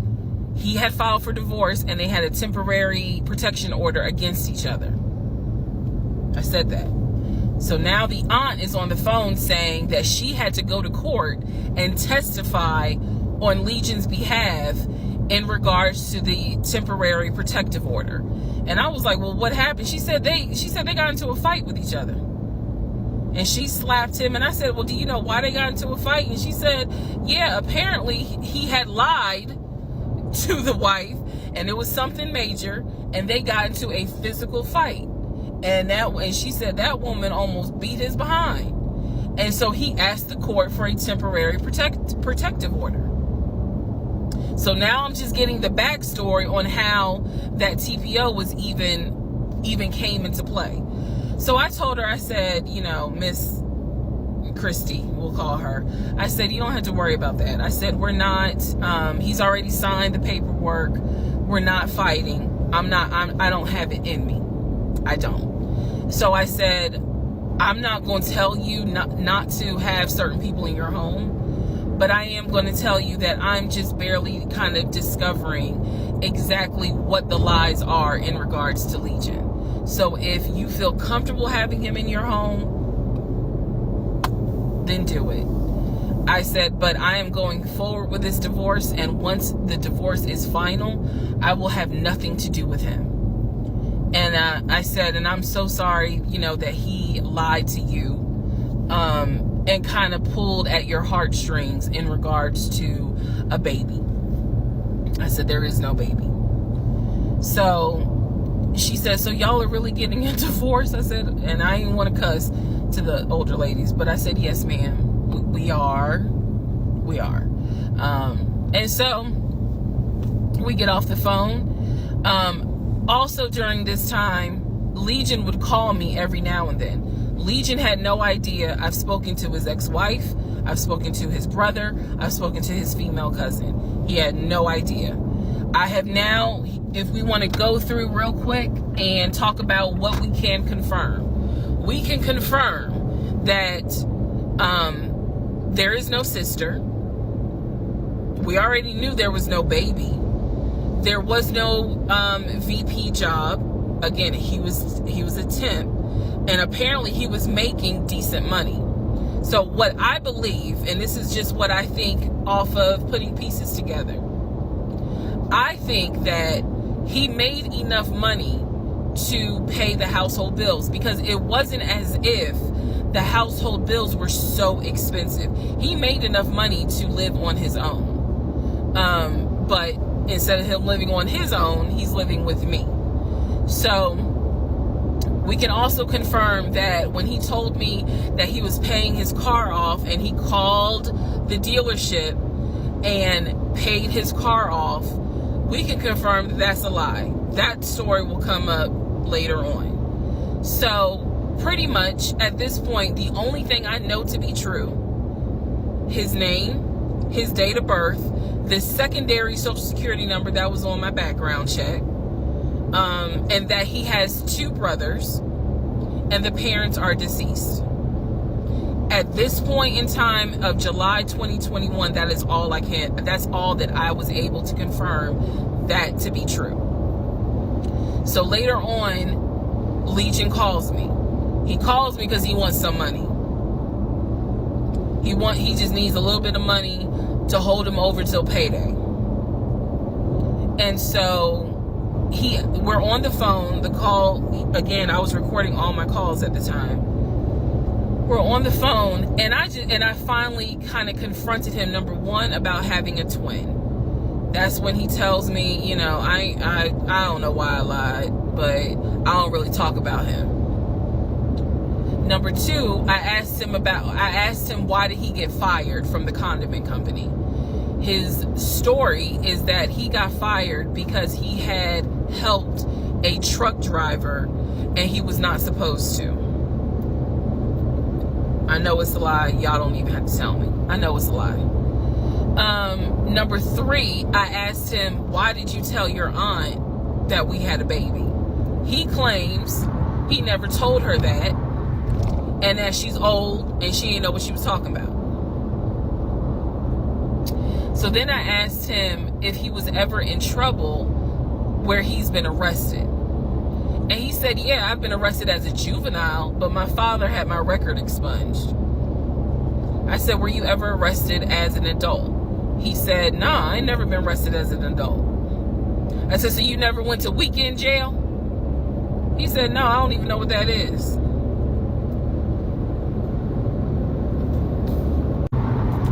So he doesn't know what weekend jail is. That's his story. And so he was still standing by the lies he told me. So finally, I just asked him, and this is where let me just say it. I asked him, why the hell did you even marry me? Like, why? Why did you even marry me? Because you easily could have just stayed dating or been the boyfriend or just moved on with your life. Like, you didn't have to marry me. You didn't have to pull me into a marriage and make me think that this is what you wanted. This is what he said to me on that phone call. He said, I had to marry you. And I was like, no, you didn't. He said, yes, I did. He said, I knew full well from day one that there was no way you were going to stay my girlfriend for longer than a year. He said, I knew it. He said, I knew in order to keep you, I was going to have to marry you.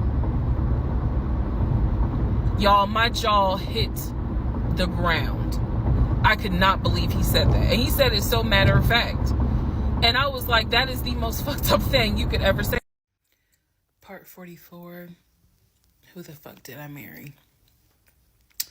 The videos that you saw earlier were filmed earlier today. And yes, I'm aware. It was brought to my attention. I had to make a decision whether or not to finish, keep my word, or stop, disappear. I mean, disappear.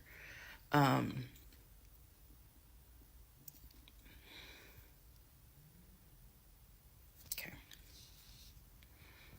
Let's finish. So, first of all, let me say this. It is not easy telling this story. It's entertaining. I know it's gone viral. But it is not easy telling this story.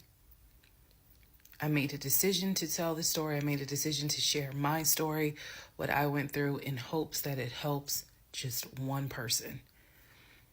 But I would be remiss if I didn't tell you all, it is not easy telling this story, to relive it, to face certain things out loud that I had to face internally. Just want to say that. So I will push forward to finish, but today got to me. The toll of this got to me today. So I know that you all are like, we're waiting on the next part. We're waiting on the next part. I appreciate that. And I get it, because if I was in those shoes, I would be waiting too and be like, where is it? So I understand that. But the toll was real today. All right. So with that being said, we are still in July of 2021. I had talked to the brother, Chris. I talked to the aunt. I talked to all these people. And now was the time where I had saw the receipts for the weekend jail type thing.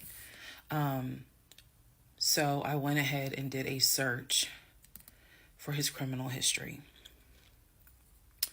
I ran his criminal history. I did that on my own at home with my money. So this was not I think someone had asked if I did anything with my job. No, I did not.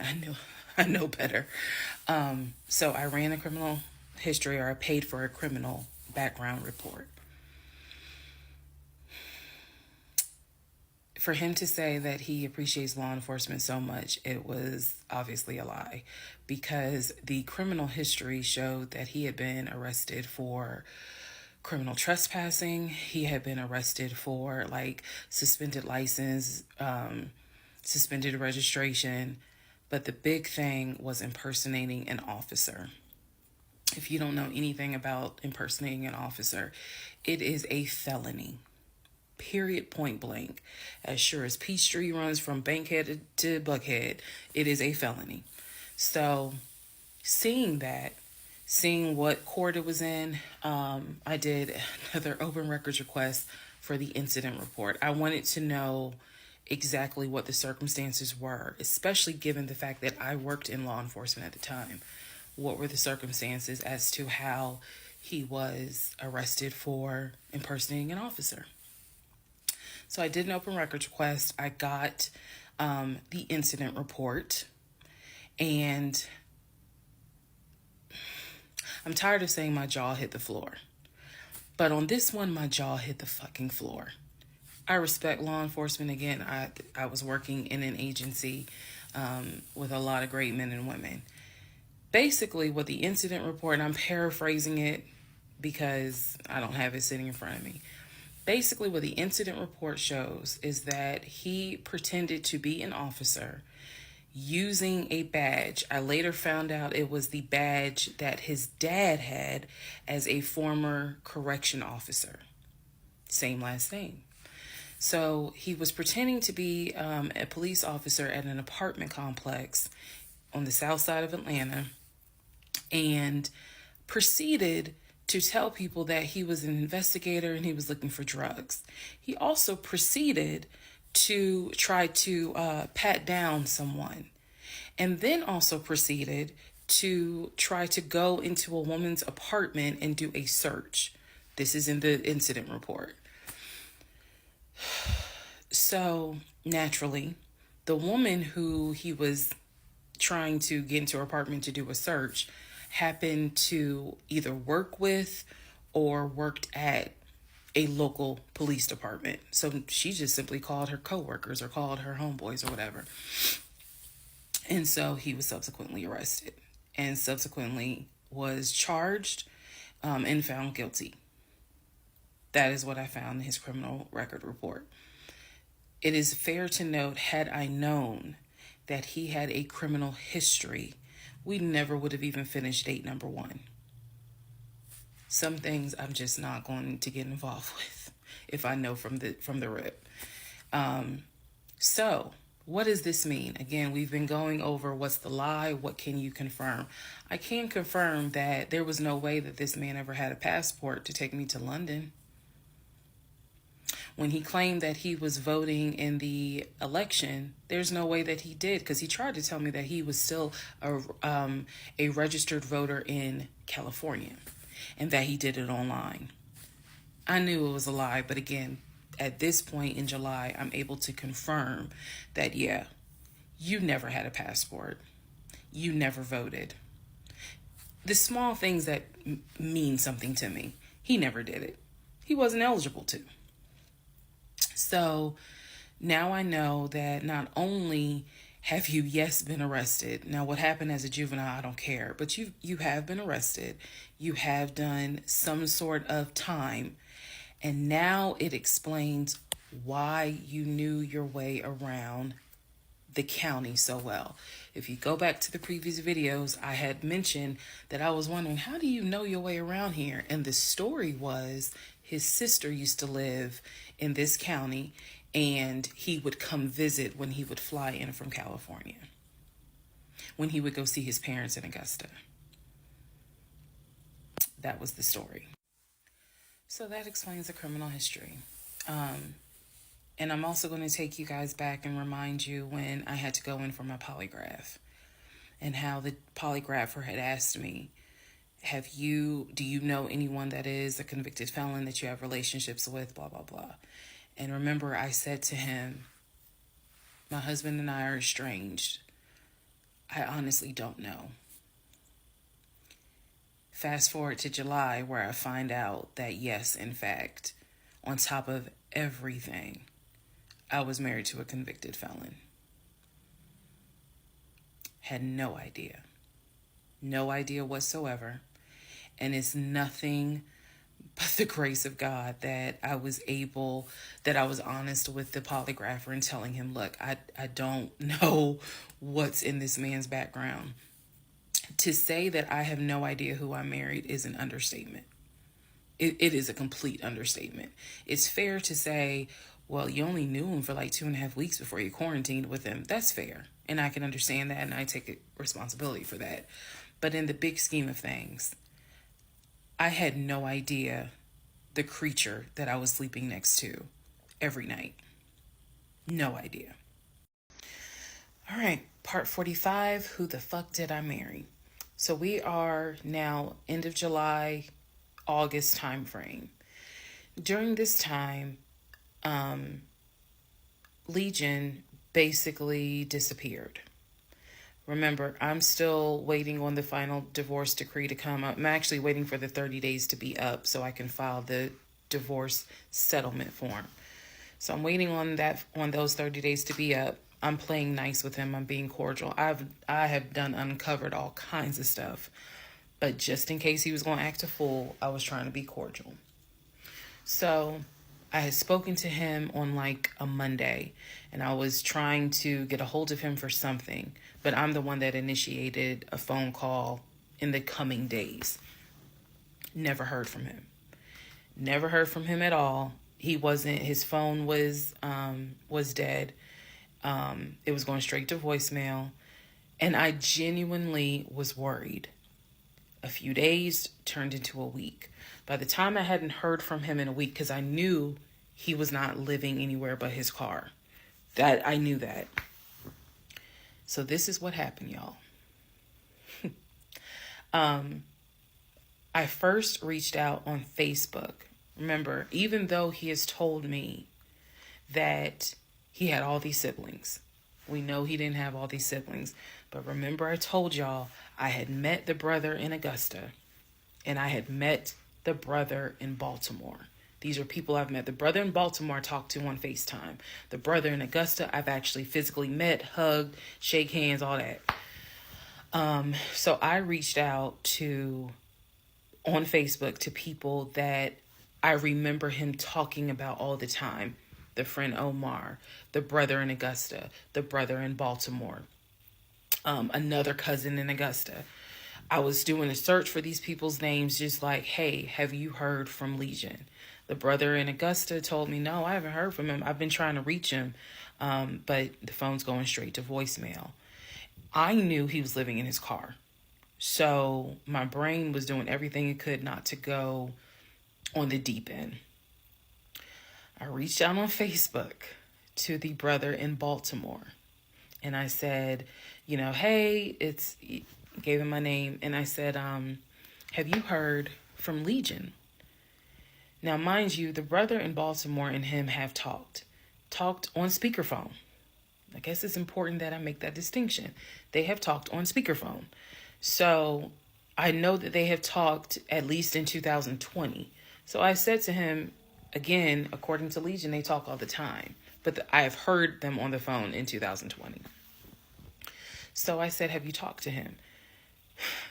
The brother from Baltimore informs me, no, I ain't talked to him. He owes me money. So I ain't got nothing to say to him. And I said, wait a second, like, he was telling me that y'all are brothers. He was like, man, he's like a brother. But I don't fuck with it. I don't fuck with him because he owes me money. So they had not spoken. This is now July 2021. They had not spoken in well over 6 months. So all the phone calls, this is what it means, guys. All the phone calls that he had with the brother in Baltimore in 2021 were not real. Then I reached out to the Omar guy, and I remember the story is that he and him known each other's years, since California, worked together at the condiment company. I reached out to Omar and said, have you heard from Legion by any chance? Explained who I was. He responds with, and I'll never forget it, he responds with, no, I have not heard from him. I have absolutely no contact with him whatsoever. We are not friends, and I would appreciate if you do not reach out to me again about him. The stories I was told was that this dude is supposedly his best friend. Shocking moment. So they had not spoken in years. They're not cool. He does not fool with him. Okay. Went on to the next person, a female cousin I had met. She said, no, I have not heard from him. Why would I hear from him? We don't really talk. Like, I think she was genuinely weirded out by the fact that I'm reaching out to her out of the blue, asking, hey, by any chance, have you talked to my soon-to-be ex-husband? So what I discovered because he ended up being gone for 2 weeks. What I discovered in those 2 weeks, let me be very clear with the statement I'm getting ready to make. I reached out to every person I know who apparently has had some form of relationship with him. Either he said that they were friends, they talked on the phone, he said they hung out. The brother in Baltimore, I was told, had been to the house while I was at work. Brother in Baltimore said, no, that never happened. I've never been to your house. All these people knew that Legion was a liar. And I think that they all felt bad, with the exception of the Omar guy, felt bad that I was kind of just discovering what they've known for years. In those 2 weeks, I found out every single person I reached out to, not a single one of them gave a shit if that man was dead or alive. All of them had the attitude, some even said it, no, I haven't heard from him. I don't care to hear from him. It was as if, for me, it was such a sad moment because I discovered this man has no friends. Fuck whatever he has said. I am now able to prove it. He has no friends. There is nobody who is concerned that they have not heard or seen him in over 2 weeks. Some people months. One guy years. None of them were concerned.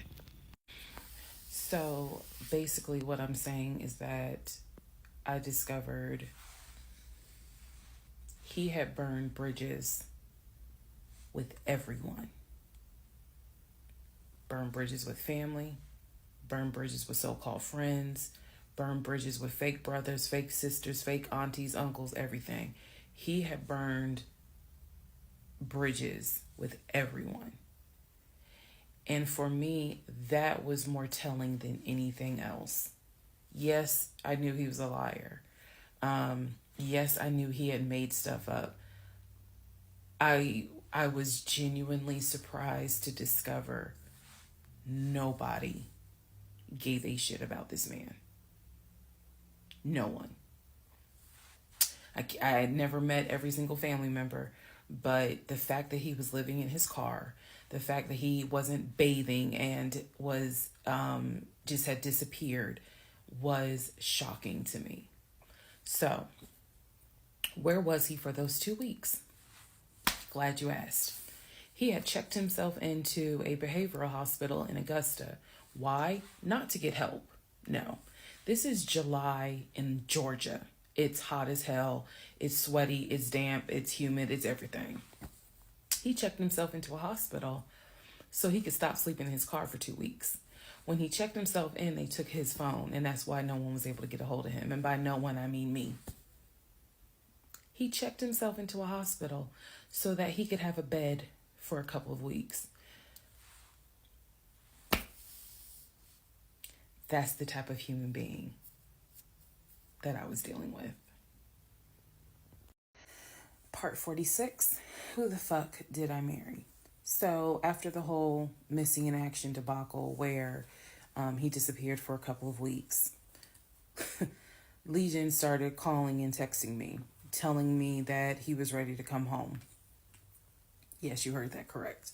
So apparently, someone had told him that legally he did not have to leave the house when I kicked him out because it was a marital home and he had just as much right to be there as I did. So he started harassing and calling the shit out of me. He was calling, 30 times in 1 hour. He was Facebook Messenger calling me. Let me be clear. Facebook Messenger calling me. He was calling me so much. He was messaging me saying, I'm coming home. I'm going to get some money and drive up from Augusta. You have to let me in the house.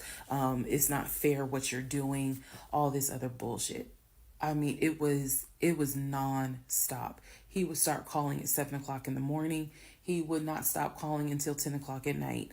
He was calling so much, leaving messages, like I said, just straight up harassing me. So I reached out to attorney friends. I reached out to local law enforcement. Local law enforcement informed me, well, technically, he's right because he is still legally your husband. Our divorce had not been finalized at this point. The paperwork had been sent in. I was just waiting on the judge to give me her signature, but it hadn't happened yet. So the local law enforcement did tell me if he comes back, our officers would have to let him in the house. You don't have to stay there. They gave me different options. I was trying everything in the book because he is saying I'm coming back to the house. I told him, do not come. You were not welcome. I'm not letting you in the house. Again, the locks had been changed. The code had been changed. So I told him, if you come to this house, step foot on this property, I'm calling the police and getting you arrested for trespassing. You should know about that. He was adamant. He was adamant that he was allowed back in the home. He didn't know the conversations I had with local law enforcement, but somebody was in his ear telling him, nah, you can go home because she's not allowed to kick you out. Okay. So I didn't know when he was scheduled to come because he was trying to get the money for the gas to get back to Clayton County. I tried everything I could. Basically, what my options were simple. Let him in the home, and I can stay in the home, put him in a room, just have no dealings with him. But again, I don't want to be under the same roof with him. This is what the local police told me. I could have an officer go room to room and let his body cam film the room to see the condition of the house. And if Legion showed up, I would leave the house.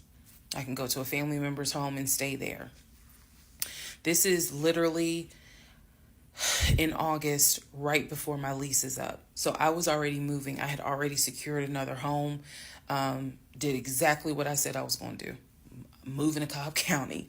So I just needed a couple of weeks before I vacate the home. So the other option was, again, have the officer film the home with the body camera. That way it shows what the condition of the home is at the time that he moved in. So if anything gets messed up, I can sue him.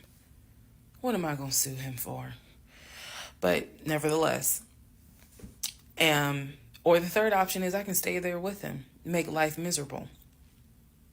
So my plan was the option of have them film the home. I was not staying in the same house with him.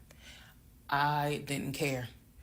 Also, there was no guarantee, and I told the officer this, look, if y'all allow him to stay in this house, I am telling you by tomorrow morning, every utility in this house will be off.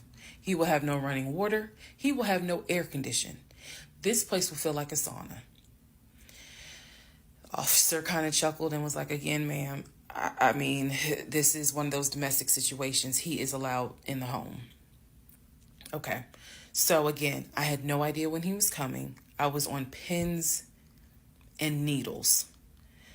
every day. I'm seeing the phone ring, like I said, about 30 times every hour. I'm seeing the messages. I'm seeing this. I had reached out to a police captain. I had reached out to the chief of police. I was trying to get all kinds of help. Like, it ain't what you know, it's who you know. So he eventually tells me I'm going to be there on Wednesday. This is just an example. I'm going to be there on Wednesday. I had been calling a police captain who was really gracious, really kind, and was trying to help me because I was like, bro, I just need 2 weeks and I'm out of this house. And we already knew he legally could not go to the new house. I was trying to see if I could move in early to the new place. The landlord was like, I really can't let you. So I felt like I was running out of options. He's saying he's coming. He's saying he's coming. He's adamant he's coming. I guess somebody felt sorry and gave him some gas money so he could drive from Augusta up to Clayton County. So the day before all this goes down, the police captain called me and he informs me that they ran his name through GCIC, which is a database that law enforcement agencies use. Turns out, he has a warrant for his arrest. So the police captain says this changes everything. If he shows up to the house, don't do anything, call us. I will have officers to your home and they will simply arrest him. So I know that this is a short part, but I'm going to dedicate the next part to what happened when he showed up to my house. Part 47, who the fuck did I marry? So here's what happened. This was mid-August. Went to work as usual. It actually happened on a Friday. I had to look at the dates. It happened on a Friday. Went to work. Still, he was calling me, texting me, messaging me that he was on his way. And so I was a bit on pins and needles all day. I was dreading going home, and that is a horrible feeling to dread to go home. So he had called me and said that he was at the house in the driveway. I guess he had to use the restroom, so he decided to go to the Walmart up the street to go use the bathroom. I wasn't answering phone calls. I wasn't answering text messages. I simply called the police captain. I said, hey, he's saying that he's at the house. The police captain himself drove by the house, but I believe he drove by the house when Legion went to Walmart to use the bathroom. So the police captain was like, I don't see anyone there. But again, when you get home, if he is there, do not engage, call us. Okay, no problem, because I got you on speed dial.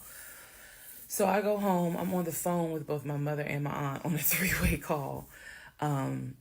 They're both like, oh my God, you know, what do we need to do? I drive into my subdivision. What he did not know was that he had backed into the driveway up against the garage. Normally, I park my car in the garage. But what he didn't know was that at the time, I was driving a fleet car.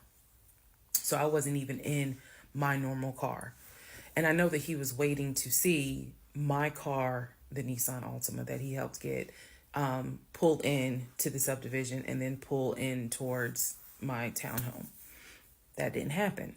Because I'm in a different car, he didn't recognize it. So when I turned onto my street, as sure as it is hot in Georgia in the summer, that man was sitting in the driveway in his Ford Taurus. Okay? So I live at the time not far from a cul-de-sac. So when you go straight down, you just turn around the cul-de-sac to come back up. So that's exactly what I did.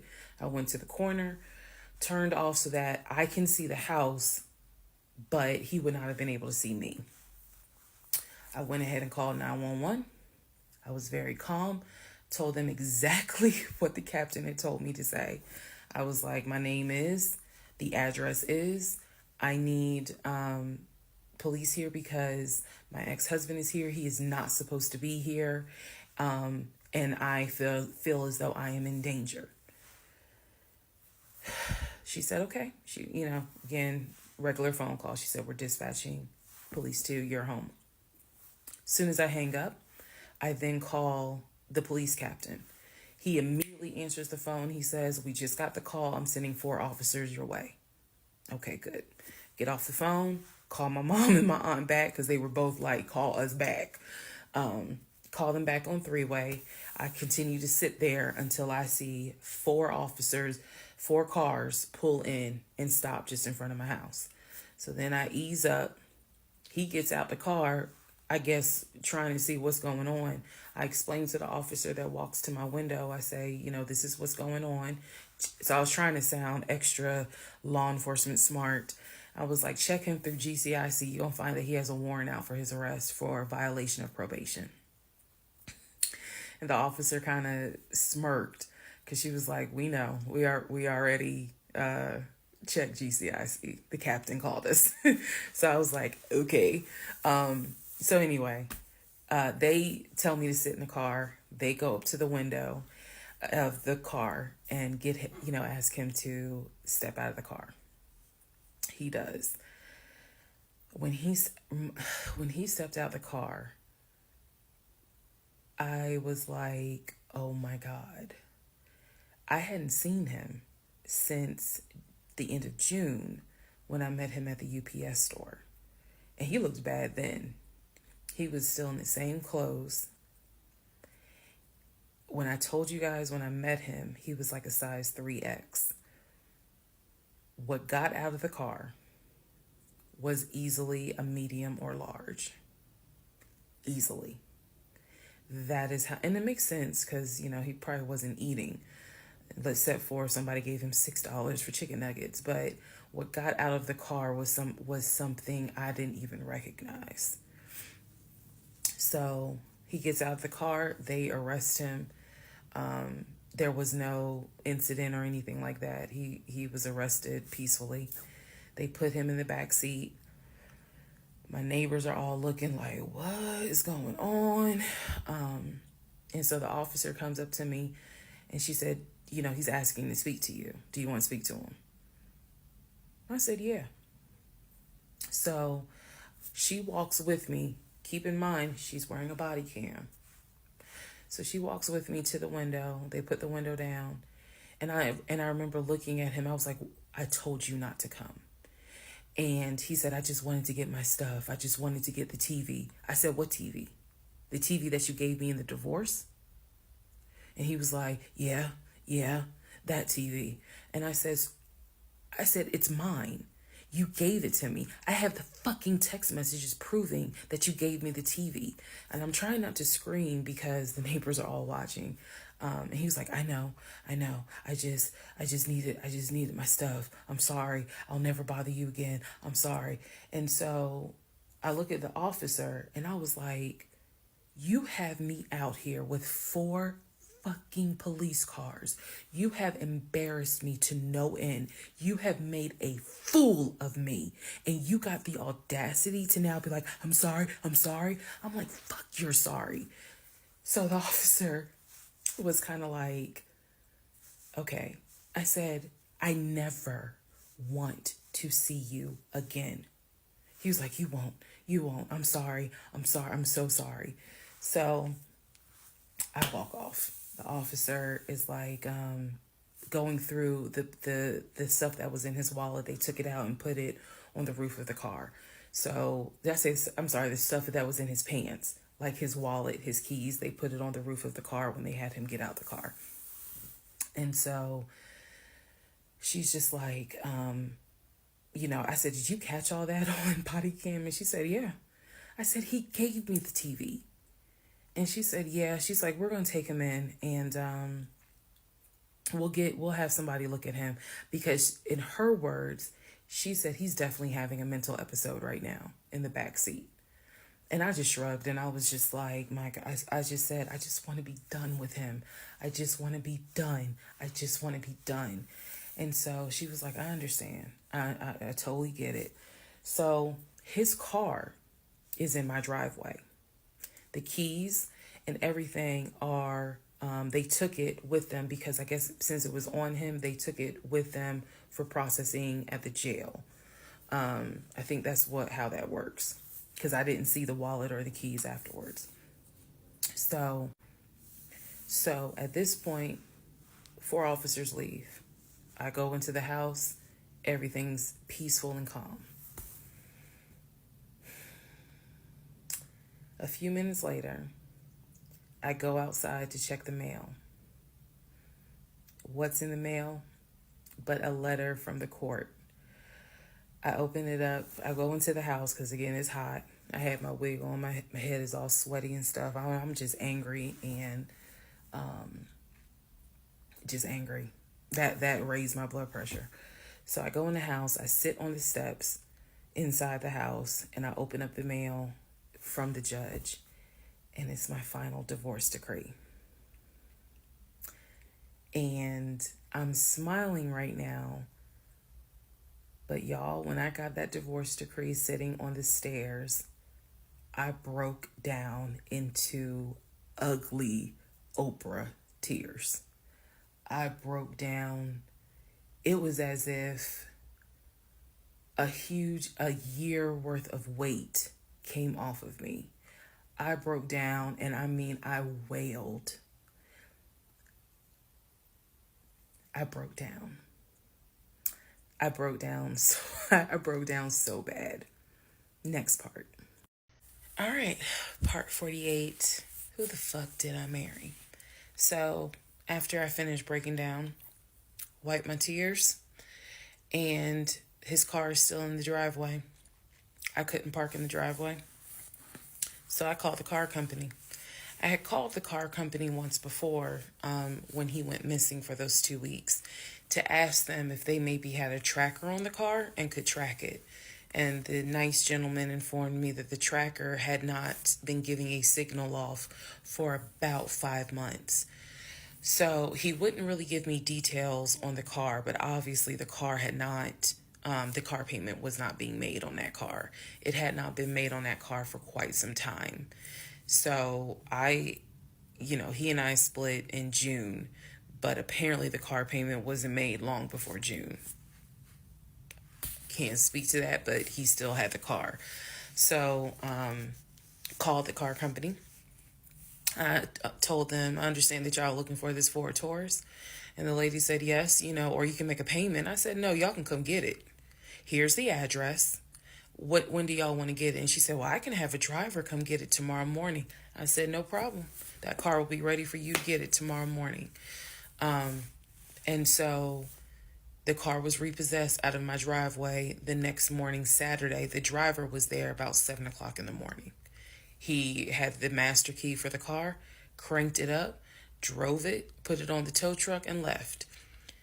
Here's what that now means. When Legion left my house in June, he left with 2 bags of clothes. Everything else was in my house. At the end of July, or towards the end of July, everything that he had left in my house had been donated to the domestic violence shelter, which means that the only thing that Legion had were the clothes that he had taken with him in the car. When he got arrested in my driveway, all of his clothes were still in the car. And when the car got repossessed Saturday morning, all of the clothes were in there. Which means that when he went to jail, whenever he got out, he only got out with keys to a car he no longer had, a wallet with probably no money in it, and the clothes that were on his back. Everything else was gone. Now we can fast forward to what happened around August 29th. So I was scheduled to move August 31st. Remember, I'm moving up to Cobb County. We had been checking the court documents. He had a court date scheduled for around August 29th or August 30th. I don't remember the exact date. The court time was supposed to be around 9 o'clock in the morning. My mom was watching the court filings online. And according to her, because I missed it, they showed him on the screen because this was still during Zoom. They showed him on the screen, and then he was ushered out out of the court into like a back area, and an attorney spoke on his behalf. Between the time that he had been arrested and the time of the court date, I had never in my life slept so good. Truthfully, never slept so good. I was officially divorced. I had no ties to him. There was nothing in the house of his there was nothing of his that was still in the house. I felt free. So, when the court date happened and my mom told me what she saw on the Zoom, I was confused. Is he getting out? Is he having to serve time? What's going on? I called the courts. I tried to speak to his attorney, and his attorney had a horrible attitude and was like, "Why are you calling me?" And I informed him, I said, "Look, I'm a bit afraid of this man. So can you please just tell me if he is being released, or is he going to be kept, or if he is going to be sentenced to a longer jail term?" He said no, he's not being kept in a longer jail term because the warrant had expired. So when the police arrested him, yes, it was a valid arrest, but the warrant had expired. So I believe the warrant had expired like 6 months earlier, but of course it wasn't put in the system. Which means that if the court date is August 29th, he's going to be released August 29th or August 30th. I'm moving August 31st. So my mom was just like, please just spend the night at your aunt's house. Like, just spend the night at your aunt's house, then go back to the house during the day. The movers will be there, and then just move. So that's exactly what I did, because there was concern that he would get out of jail angry and catch an Uber with no money and come back to the house, either for retaliation or because he's just in a fucking manic mode. And so that's where he went. I really didn't want to take any chances. It's just that simple. I did not want to take any chances. I knew that at that point, legally, the law's on my side. Y'all are divorced. You have no reason to be at this home. I knew that that's what the police would say. But I wasn't 100% sure, because truthfully speaking, I did not know this man. We can make all the jokes we want. I did not know this man. I thought I knew him, but you never really know a pathological liar. So, needless to say, he got released August 30th. I went to my aunt's house for the night. August 31st, I went back to the house. The movers were there. They packed me up, and we got out of there so quick. I think they packed me up in about 2 hours. I honestly told them, there is extra money in this if you guys can get me packed up, meaning loaded up onto the truck, because everything was packed. But I explained to them, this is a domestic situation. I need you guys to move quickly. When I moved out of that house on August 31st, anything that Legion touched, I got rid of. I sold the furniture. I sold dining room tables. I donated plates, glasses. When I tell you, I moved out and I started over. I completely purged my life. Completely started over. I mean, I was not willing to take a single item into my new home that reminded me of him. From the dishes in the kitchen to the towels in the linen closet. When I tell you Amazon and Ross were my best friends, I mean they were my best friends, because I could not fathom moving into a new home, a new space, with anything that reminded me of him. I sold the bed, got a new bed. If he had bought me clothes, I got rid of them. If he bought me shoes and purses, okay, I kind of kept the heels. But everything else I got rid of. So I completely purged my life. Completely. Started over from the bottom in terms of just the move. I could not take any piece of him with me. Could not. Part 49, who the fuck did I marry? So after the whole, I moved and I started over, basically, completely started over. So there was a period of time where different people had reached out to me, people who knew him. Apparently, he was still trying to find a couch to sleep on. And so one guy in particular had reached out to me because I guess Legion had asked him if he could come and stay with him and his family, because he was homeless and had nowhere to go. And so he had lied and told the guy, because again, he's a liar. So he had lied and told the guy that, I had kicked him out. We're divorced. I had taken all his money. And so that's why he's homeless. So the gentleman simply was reaching out to me on Facebook to confirm what is actually true. And he and I talked, because he ended up calling me. He and I talked for a while. Very respectful, really nice guy, very compassionate. And so I told him, I was like, I said, we're divorced. So I have nothing to do with him. I said, I wouldn't bring him in my house with my family if I were you. But that's just me. And so the guy was like, lady, he didn't say lady, but he was like, lady, you dodged a bullet. He was like, I know you may not see it now, my sister, but you dodged a bullet. You dodged a bullet big time. And so, just in talking to him, he was very encouraging. Like, it sounds like you got a good head on your shoulders. It sounds like you a good woman. And no, he was not flirting at all. He was like, it sounds like you a good woman. And I really hope this does not mess you up. Like, don't let him mess you up. Don't let him, diminish your shine kind of thing.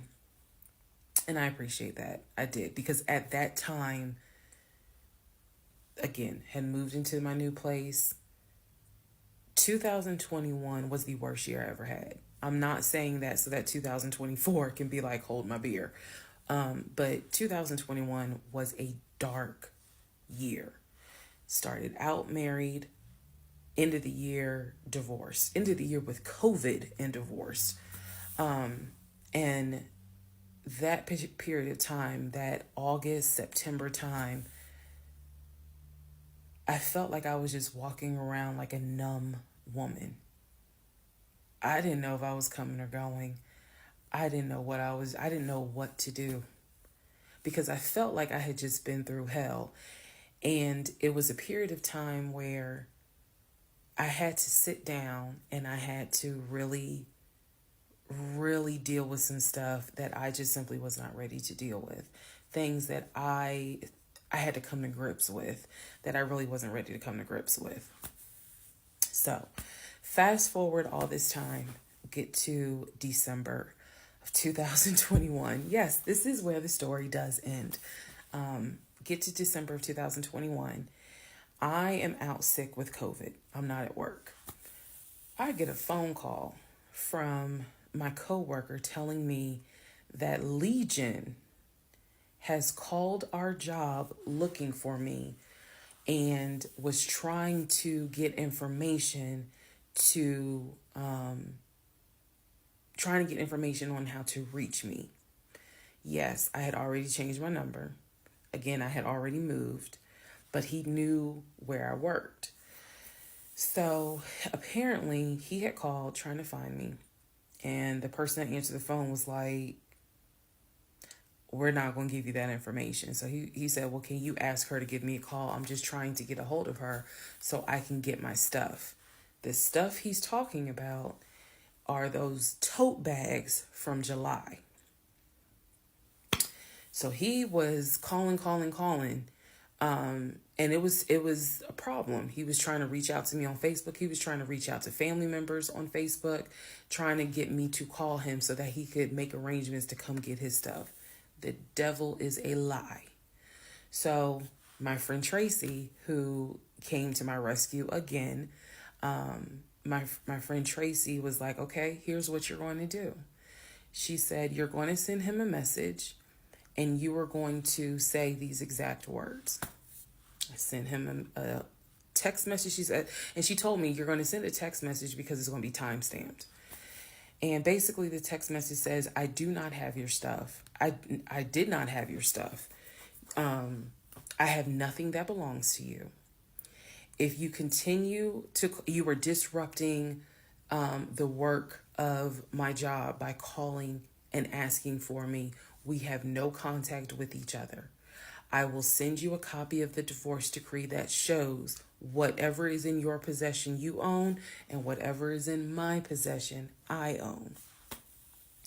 If you contact me directly or indirectly ever again, I will get a restraining order on you. Now, for those of you who are watching this in 2024, and you're probably like, wow, she's dramatic. Please understand that what I just said, I meant. I mean that. If you ever try to contact me directly or indirectly, I will get a restraining order. I have it in writing. I've always had it in writing. And if I need to rewrite it again in 2024, I will, because the boundaries still stand. And that, ladies and gentlemen, is the last time I had any contact whatsoever with my pathologically lying ex-husband. Part 50, who the fuck did I marry? So, the aftermath. There are some realizations I had to come to after the divorce and everything had passed. One, Legion never loved me. He never loved me. He doesn't love himself, so I know he didn't love me. Number two, he didn't even like me. He watched me get excited about things that he knew I was not going to get. And not even just the possession stuff. Like, of course, we know I was excited to be the woman whose husband is like, I'm taking my wife to London. I was excited to be the woman whose husband was like, yeah, I bought my wife a brand new BMW X5. You have to understand, as all the jokes that we make about the BMW, it was the time and effort that he spent in taking me to dealerships and being sure to put me in the car and test drive the car and, oh, I can see you in this. I like this for you. It seems safe. It was the effort to really make me believe that he was going to get this just for him to fuck with me. The effort in taking me to all these homes, to see my face light up as a woman who grew up on welfare, to be able to walk into these 4 and 5 bedroom homes, knowing that he didn't have any money to buy it. Imagine if he had just been honest and said, hey, I like in my free time to go to open houses and just see how the other people live.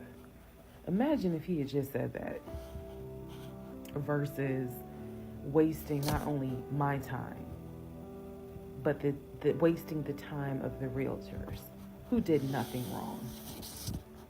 There's a level of cruelty to my ex-husband that I had never experienced before. And God knows, I pray I never experience it again. That's the word that comes to mind when I think of him. He is cruel. And it wasn't just me, he did it to the ex-wife. So, do I trust? No. I trust the people who were in my life before him. If we were friends or if we were in a relationship or whatever and I knew you before him, I trust you explicitly. But if you're somebody I just met, I don't trust you. I don't. There's no point in me getting on here and saying and making it seem like, oh, I'm so strong, I'm so brave. I struggle big time. Because on one hand, I want to like someone. On the other hand, I'm immediately thinking, what if it's a repeat? And I'm going to be honest with y'all, I can't go through that again. I can't. Every single thing in our relationship was a lie. It took me a while to realize every single day this man lied to me. Every single day he lied to me. Every conversation he had was a lie. I will never know how much he lied to me. I'll never know. I've made my peace with it. I will never know how deep it really truly goes. I only know what I experienced, and I only know what God allowed me to see. But I'm willing to bet that there's a lot I still don't know. When people say, oh, you dodged a bullet, like you just, and I've read a lot of the comments on this, and people have sent me a lot of the comments. And so I need to make one thing very clear. I am fully aware I dodged a bullet. I am so grateful to my God that I did not have that man's child. I'm sorry if that offends some of you, but it's the truth. I'm grateful that we didn't buy a house and that I'm not financially tied to him in any way, shape, or form. But I am also grateful for the fact that there are things about my ex-husband that I discovered in terms of how he is when it comes to other women. And I'm grateful that God has kept me and protected me. That's all I'm gonna say. So when I started out making this series and I made the decision to tell my story, my motive was I just want to help one person. If there is a woman out there who's like, God, I want to be married and I met this guy and something don't seem right, but maybe it's not that bad. My advice is, honey, just go ahead and do your research, because I can honestly tell you, being single sucks, okay? In my opinion, sometimes it sucks, but being married to the wrong person is a type of hell no one should have to go through. You should not have to be married to someone that does not like you. You should not have to be married to someone that doesn't even love you. And I know what that is like. I know what it's like to be told, hey, babe, I love you. And yet, I swear, I think that man sat back in the recliner with his WWE Championship Roman Reigns belt and laughed his ass off at me every day. Like, damn, she really believed it. Ha, ha, ha, ha, ha. I do. I really do think that. My radar was broken because I am an intelligent woman, and I know that I know better. And I still sometimes ask myself, how the fuck did you let this happen? How did you let this be your story?